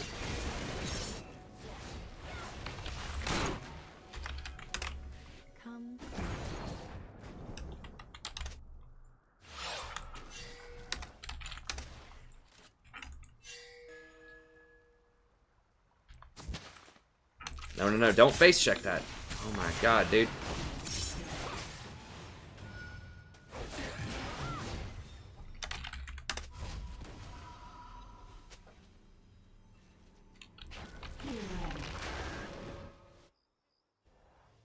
Wait until my seeds take root.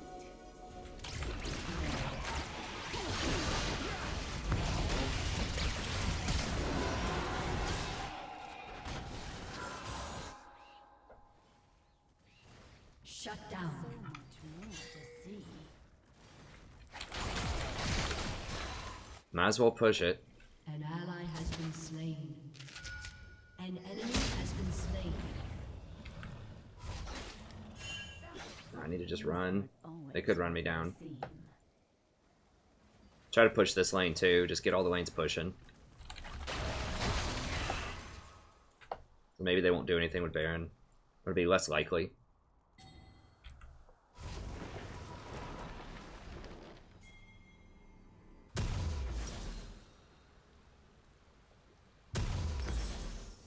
A promising guard. I don't know what I'm gonna buy with that. I'm just gonna get more AP right now.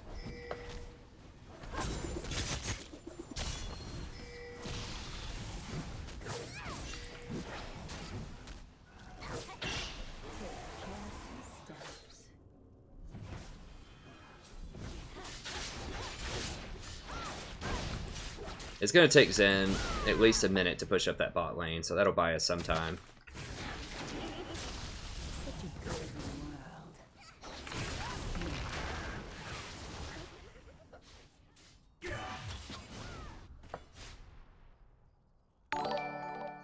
Hey, thanks for the sub, friend. I appreciate it. On the darkest of evenings here. It's not dark. I mean, we're having a good time. It's just, I mean, it's sad, but that's okay. It's just gonna make it even more joyous when we make a comeback. Yeah, they're both down there. We gotta watch out for a flank, though. I'm not getting Rylai's.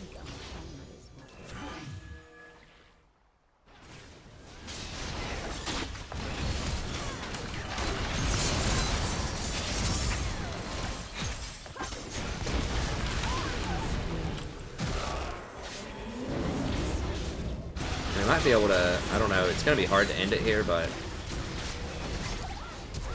if she just gets a stun. No, she's not gonna get a stun.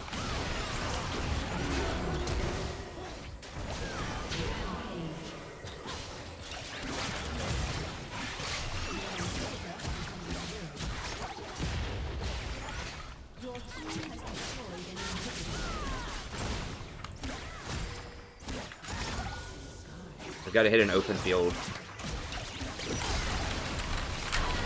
Come on, guys, guys! Jesus Christ. Okay.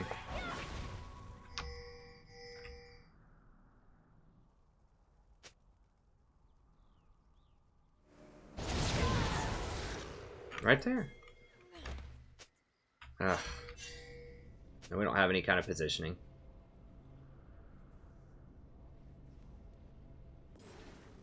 Alright.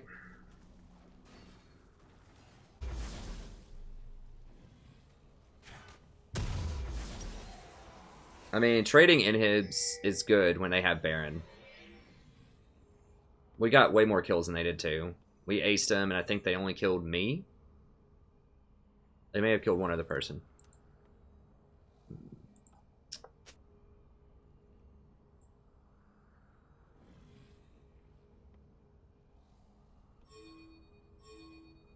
might just save up for a Just a harmless flower. I think let's go get a flask here. This might be the fight of all fights. Who got that ZZ Rot? Annie got a ZZ Rot portal? Where are these kids getting these builds? We need her to have a lot of damage. Like, vaporize people. What happened to, like, Glass Cannon Annie or Glass Cannon Riven? That's what I want.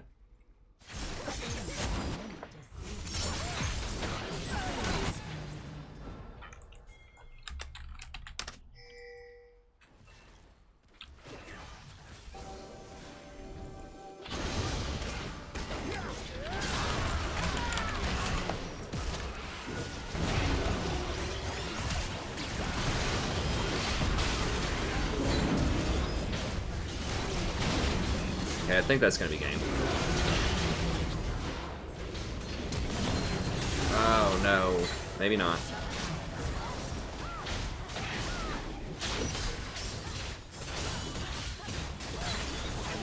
I didn't get Magnite off. Okay, maybe if they can keep Annie up, don't get killed by the things. Okay, yeah, right here. Ah.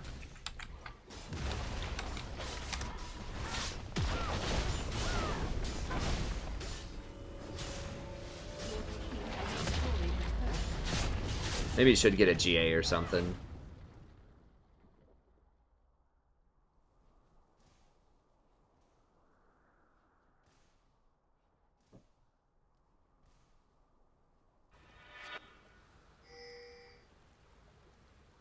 Your team has destroyed a turret. Such a busy world.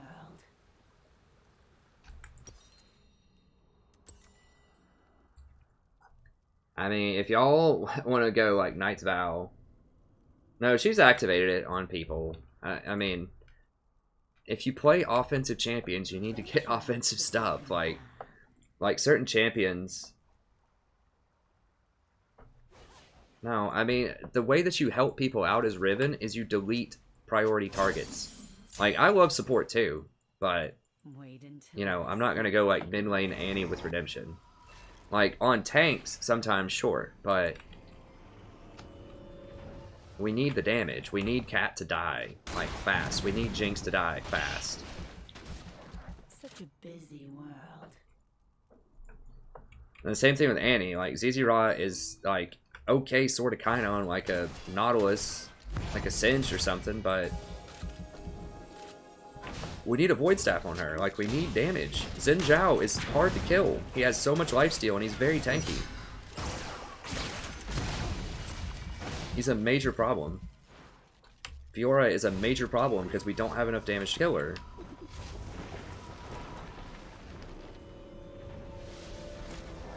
The forest holds many surprises.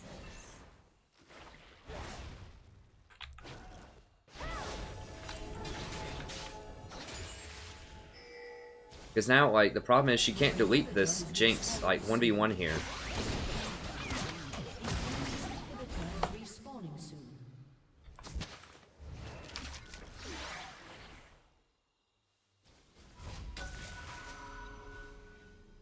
I'm out of sweeps. A promising garden. We need Annie in this fight here. Okay, get him.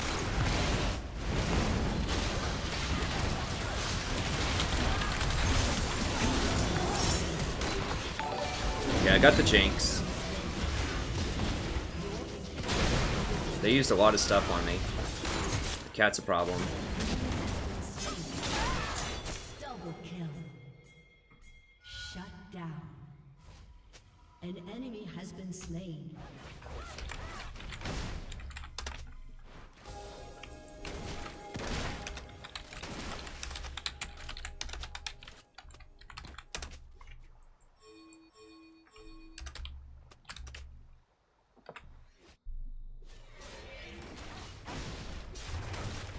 Are you guys kidding me?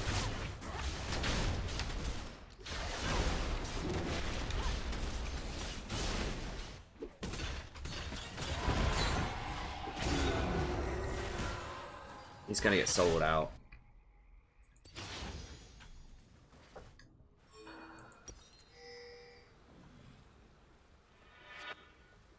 Come closer.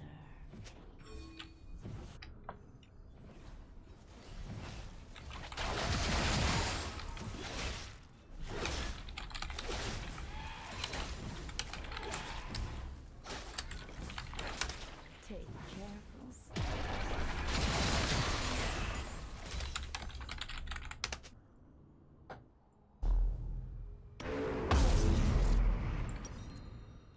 I mean, Baron's cute, but what happens if we lose the next fight? We lose the game.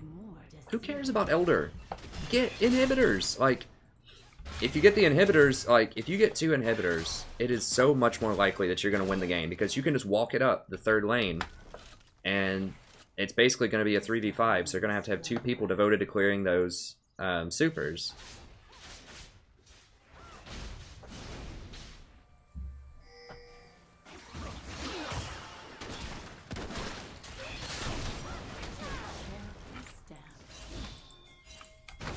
Yeah.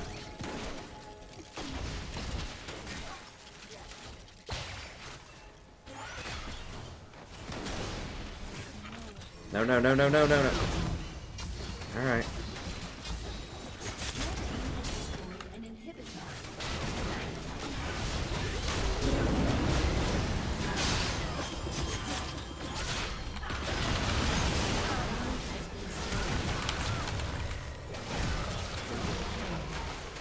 Alright, we got him.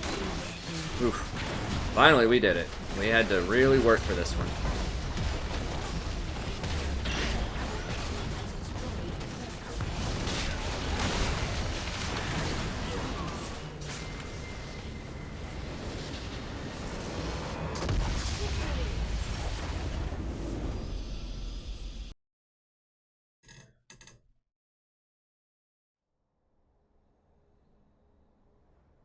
Guys, there's no way Baron's the right call there. Like, they're dead for 40 seconds. Like, the only person up is Alistar. We have 3 people up. Like,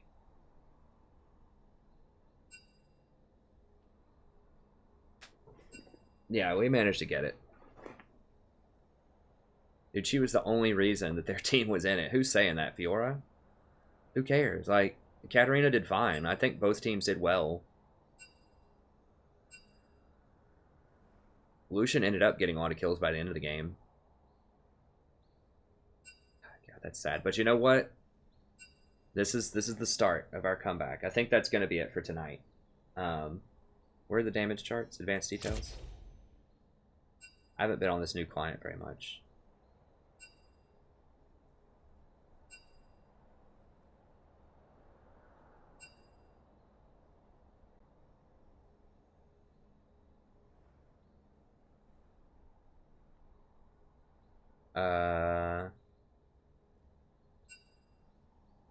Yeah, I had okay damage. I mean, I did more than their Jinx and their Fiora. Wait, is that right? There's no way Fiora only did 19,000. I did more than everyone on the enemy team except for Katarina.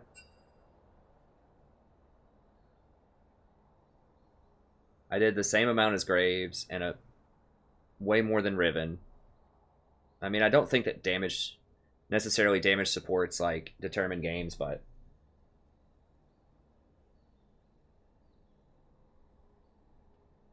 I mean, whatever. We won the game. We had some goofy stuff going on. Wait, is there a graphs tab? Okay, there we go. That's a visual representation, what I was talking about. Yeah, so I did almost as much as their cat, surprisingly.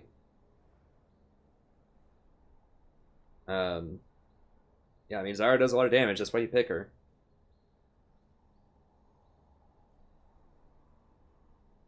But, yeah, I mean, well, like, no one could really dive into us because chat's triggered. No one could really dive into us because I would kill them. Like, if it was Fiora or Zen or whomever, that's what Zyra's really good at. If someone dives in and you got a nice, clean shot at them with your full combo, it's gonna... If it doesn't kill them, it's gonna come close.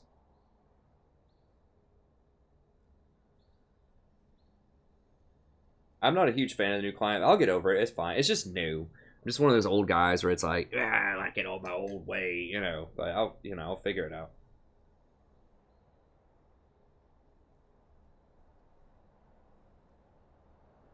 The curse has been lifted. That's right.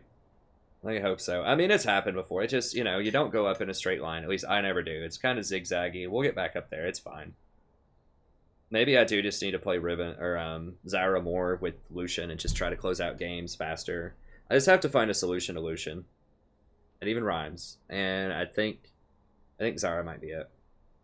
I know a lot of people will be very happy about that. Zyra is one of the most beloved supports on the channel, if viewership is any indication. I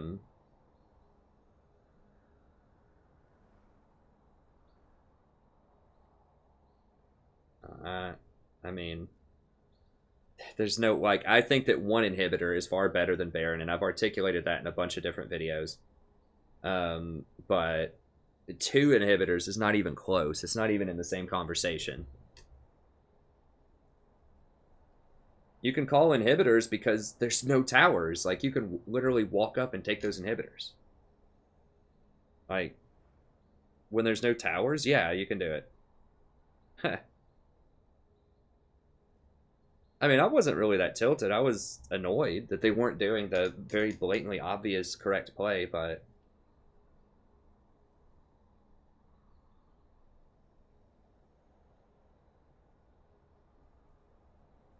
Like, Riven, I think... I mean, I'm not a Grandmaster Riven player, but I think she wants... What is she? She gets, like, Death's Dance, like, Hydra... I don't know, honestly. I don't know. But I do know that it's usually a lot of damage. Or at least kind of, like, hybrid damage stuff. Like, Maw is probably pretty good there.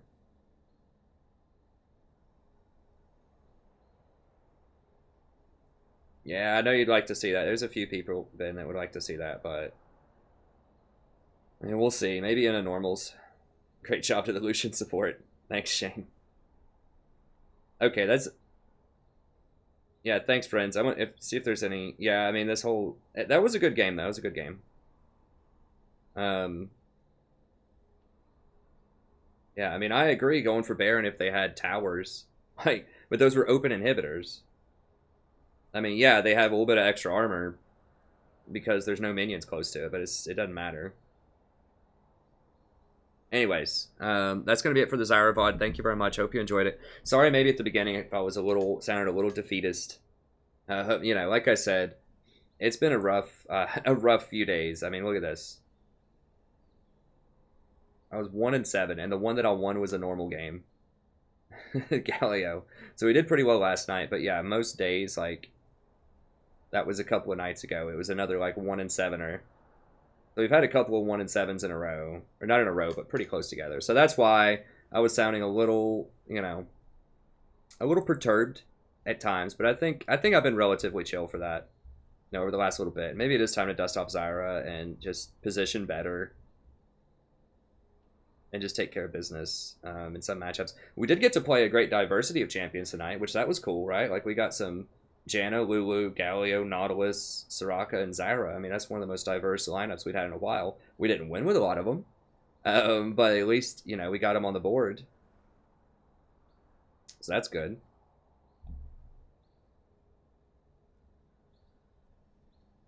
Okay, that's going to be it for the VOD. Thank you very much, and I'll see you next time.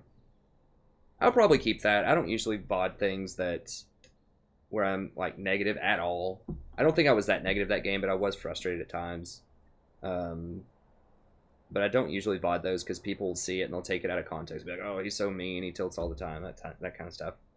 Whereas, like, people on stream, hopefully, that watch me long enough know that I'm a pretty positive person. I mean, I don't know many people that would be much more positive than that after going 1-7 and having pretty good games. I mean, like, there was that one Lulu game with the Baron call that was questionable. That was about 50-50. I probably should have gone with the Baron up there. When the GP, like, 1v3'd him. So that one, you know, I could definitely see myself playing a part in that one. Being at fault there. But most of these other ones, I think we've played fairly well, and we just lost. So it is frustrating when you can't see much that you could do outside of it. But there are going to be games like that. I pointed out before, you know, even if you have a 55% win rate, like some of the highest people up here, you know, 55 to 60% win rate. Oh, here it is. Now it's normal. Like, what was I looking at earlier? Now they're up in the 1100 range. Am I crazy? I was looking earlier and I thought it was the top 4. It was like 400 or something. Maybe I started on page 2 or something. Or like they only had 400 LP.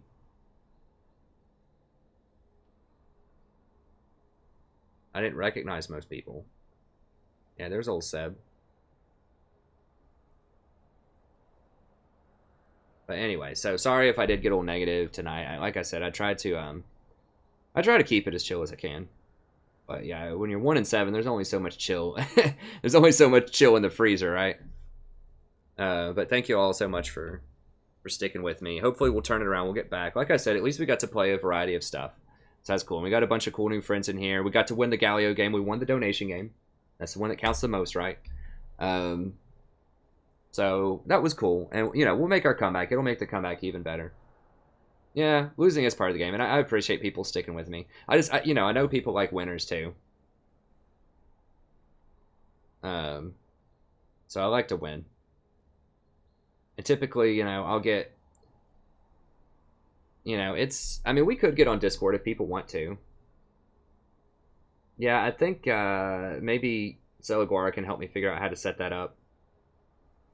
Hey, XXX. Sometimes.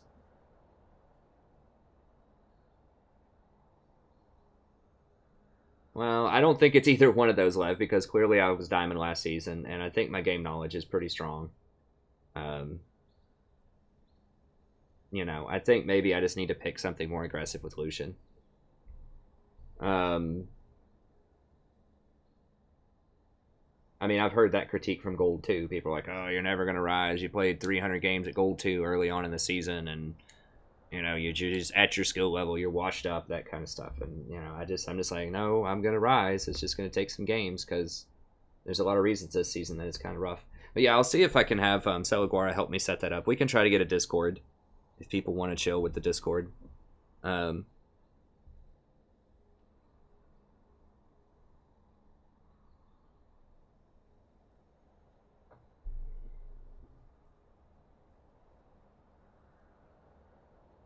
Oh, a general comment? Okay, let me see.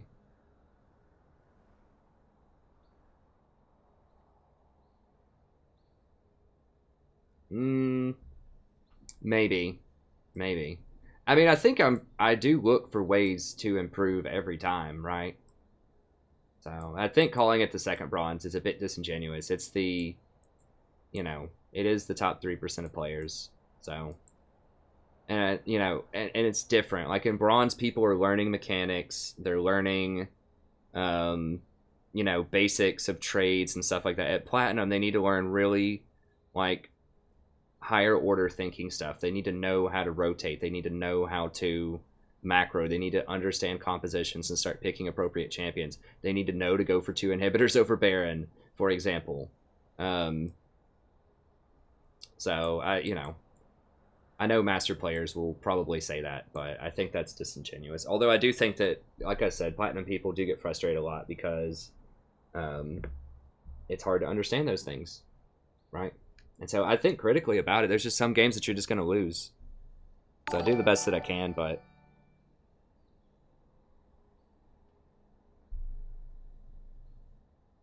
Thanks, JJ. Hey, thanks for the sub, too. I appreciate it. Hey, thanks, Tella. I really appreciate the donation, too, friend. Sorry I missed that earlier. I need to... Tomorrow, maybe I can tinker with the software here and get, like, a money sound or something if someone donates, so that I can tell the difference between a donation and a sub. Because it makes the same sound for all of them. So I appreciate you sticking with me, and especially the donation on rough nights.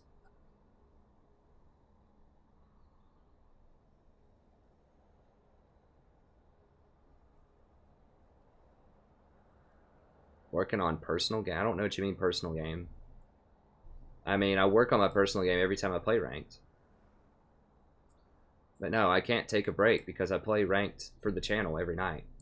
I don't play any when I'm not on the channel.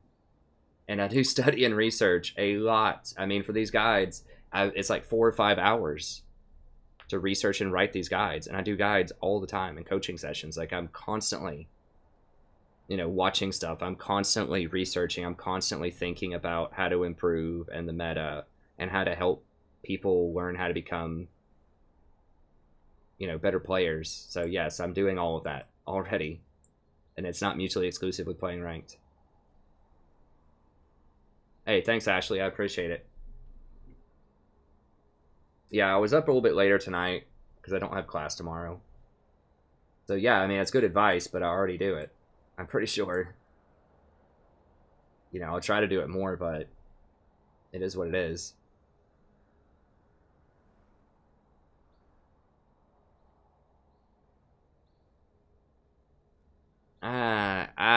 I think Braum has problems. I mean, I like him as a champion, but I just think tanks have a really hard time right now.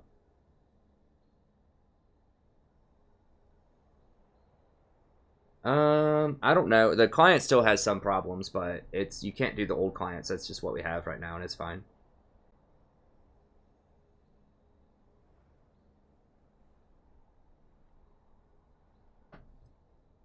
Well, that's that's also not true, Lev, because I'm doing a lot of the stuff that I did last season to get to Diamond, and I'm not Diamond yet.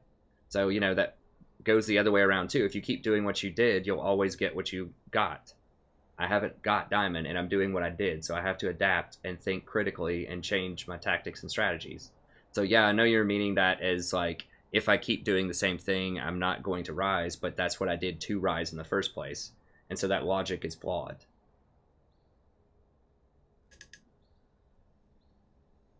Because if it was a simple formula like that, the other way around, if you keep doing what you did, you'll get what you always got, which was Diamond last season, is not true. So I have to think critically and adjust and constantly, you know, change my gameplay outlook. And that's what I do. So I think that's what you're saying there, but I'm saying that logic in and of itself is also somewhat suspicious.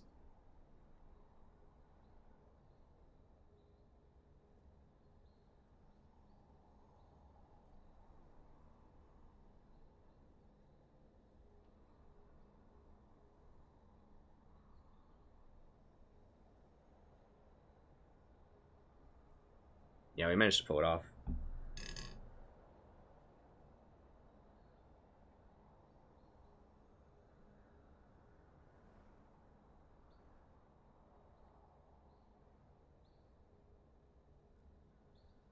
I don't think so, Lev. I think demonstrably I play better than the vast majority of people in these games. I mean, I don't think there's any way around it. In terms of my knowledge, I don't think I'm a platinum player. I think I'm a diamond player because I earned diamond last season, and I think I'm working my way back to diamond. So,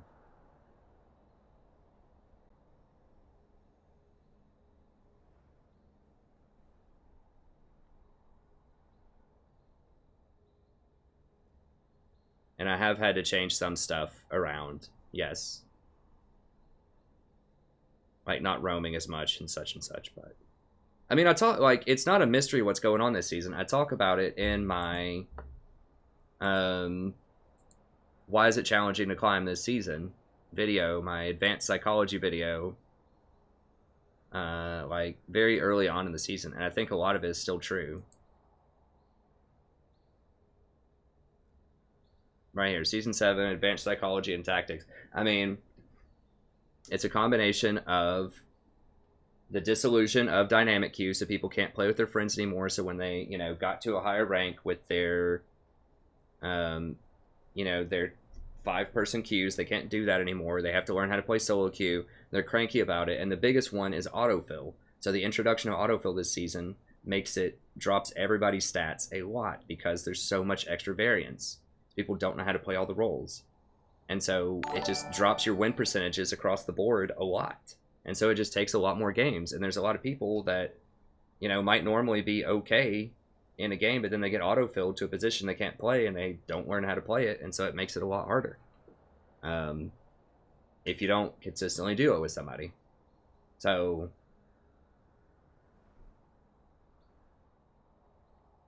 you know, that's just how it is.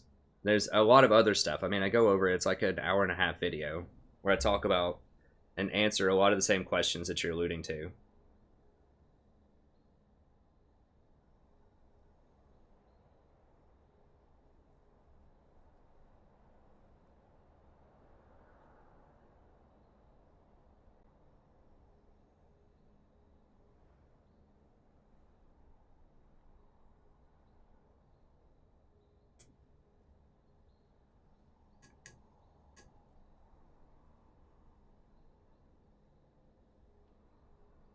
Hey, Arkyle, if you want to send me, just email me, and I can send you a video that shows you how to get the replay that you want to send me.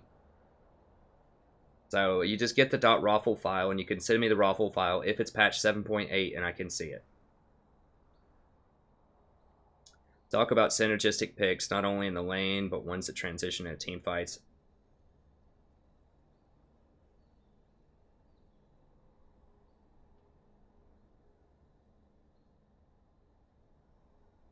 Yeah, I mean, I'm currently plat. I was diamond, and the season's not over, so I could be diamond again. So I don't know. I think snapshotting,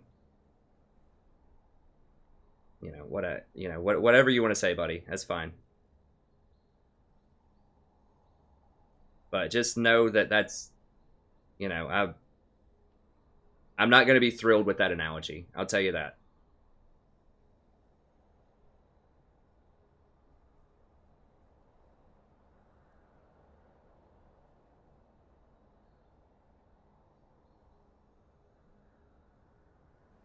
That's akin to saying someone that, like, got silver in the Olympics or something, like, last year, that they're training for the upcoming Olympics. And you're just like, yeah, man, you're not really silver in the Olympics. It's a new Olympics. I don't care what your silver was last season. I don't care what your training is or what your knowledge is or your competition or whatever. We're not in the Olympics yet, so you're not really a silver medalist in the Olympics anymore.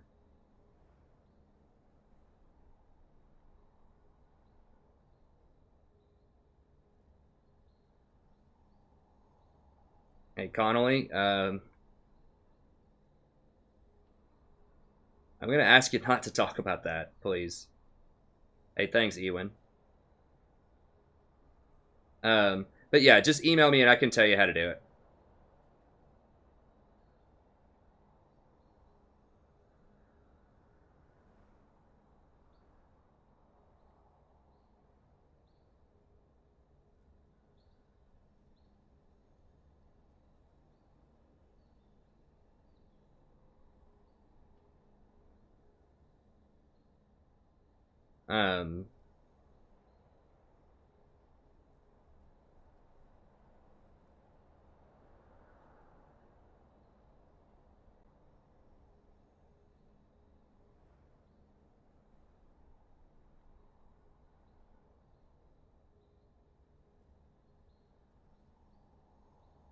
Anyways, I think I've got just about everything here.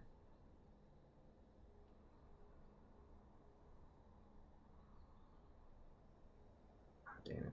Press back here. Let me just look on here.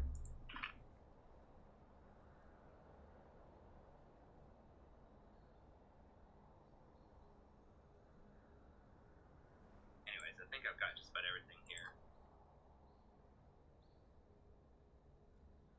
That's fine. We asked him to stop. He's trolling. Let's get him out of here.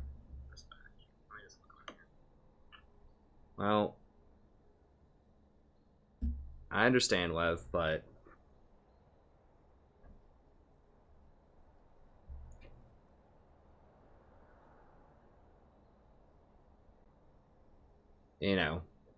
I think I've described. That's not, I mean, but you understand how that doesn't, I mean, I appreciate the trying to help, but saying, like, you're in Platinum because you belong in Platinum, even though I was Diamond last season, and even though you know what I'm saying? Like, that's not the kind of rhetoric that's helpful to me, personally. I mean, I know what you're saying, but I do most of what you're saying. Right, so I'm constantly thinking. That's the whole stream. I'm constantly thinking, constantly questioning. How could I have done that better? What could I do better? What are these people doing? How can I adjust my play according to these people? How can I shot call more? How can I think more critically about champion select? How can I figure out how to crack this meta with Lucian? And I don't think it's groundless and pointless to say I lose a lot with Lucian. What can I do about that? Like, it's not raging on Lucian. It's not displacing blame. It's a fact. It's a statistical fact that I lose a lot of games with Lucian. And I think critically about that, and that's why I adjusted and played Zyra last game. So I think I'm doing all of the stuff that you're asking me to do. So, you know, I appreciate it, but... And I see, you know, kind of the logic there and the quoting the Masters players and things like that, but...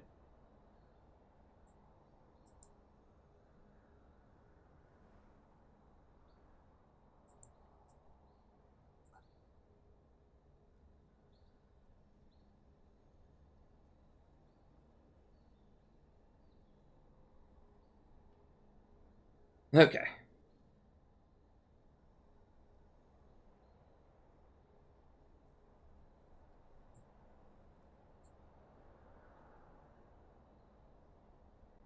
I am 33. Nah, I can't play anymore, unfortunately. I gotta go to sleep. I'm just... Yeah, it is, Ashley, unfortunately. It was a good... It was a mixed stream. You know, we had a bunch of different champions that were cool. We didn't win a lot. I'll spoiler a little bit. There was a couple of wins in there, but we didn't win a ton tonight, but we did get to play a bunch of different champions.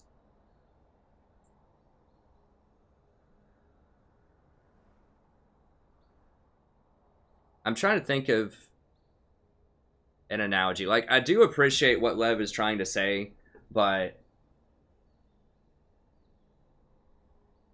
it's like, I don't know. It's like if you've been to a place before and you know all of the roads and you're just chilling, you're on your drive, you know, there's been a little bit of traffic, so you've been delayed a little bit, so it's kind of frustrating because you're kind of caught in traffic and you're catching every red light, and it's just taking a little while to get to that destination, to get to your favorite beach house, and, you know, it's like someone sitting next to you while you're driving and, you know, saying stuff like, hey, man, I think you need to take a ride up here. And you're like, bro, I know I need to take a ride up there. And then you're just like, hey, man, you know, I know traffic can be frustrating, but I think if you go this, like, other back way or something like that, if you take this alternative route, that it might actually be faster. And you're like, well, I've tried that route before, and it's still a lot of traffic during rush hour because the stoplights are set up in this way and that way, and that's usually how the traffic routes and things. And you're just like, I think I'll go on this route, and then you're just like, but I talked with some, you know, some race car drivers that are local here, and they're, you know, they know how to get through this traffic pretty quickly, and they say that, you know, if you try some of these alternate routes or whatever, then you can get there quicker. And you're like, bro, it's just traffic. Like, I'm gonna be annoyed by traffic and, you know, red lights and stuff, and I know how to get there for the most part. I've been there before. It's one of my favorite beach locations. You know, you just got to be patient and just do the best you can and just work your way through the traffic. And, you know, if there is some construction, you might have to reroute a little bit if the routes changed a little bit. But for the most part, you know the turns to get there.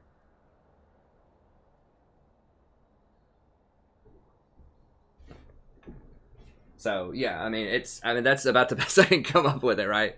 It's like, I don't know. You get frustrated, but you know generally how to get there. You might have to change, like, your route a little bit, or, you know, maybe you want to stop and get some...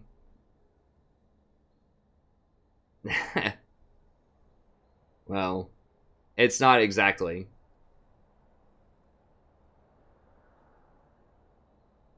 I mean, it's not an exact analogy, but... I'm kidding.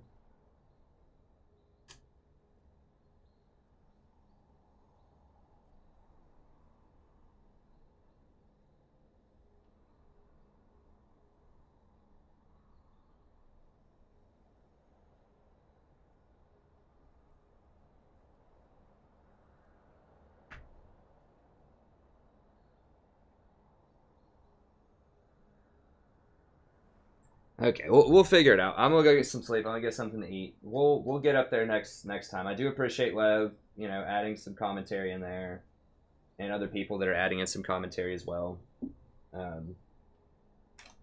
But anyways, okay, thank you very much, and I'll see everybody next time. Have a great day.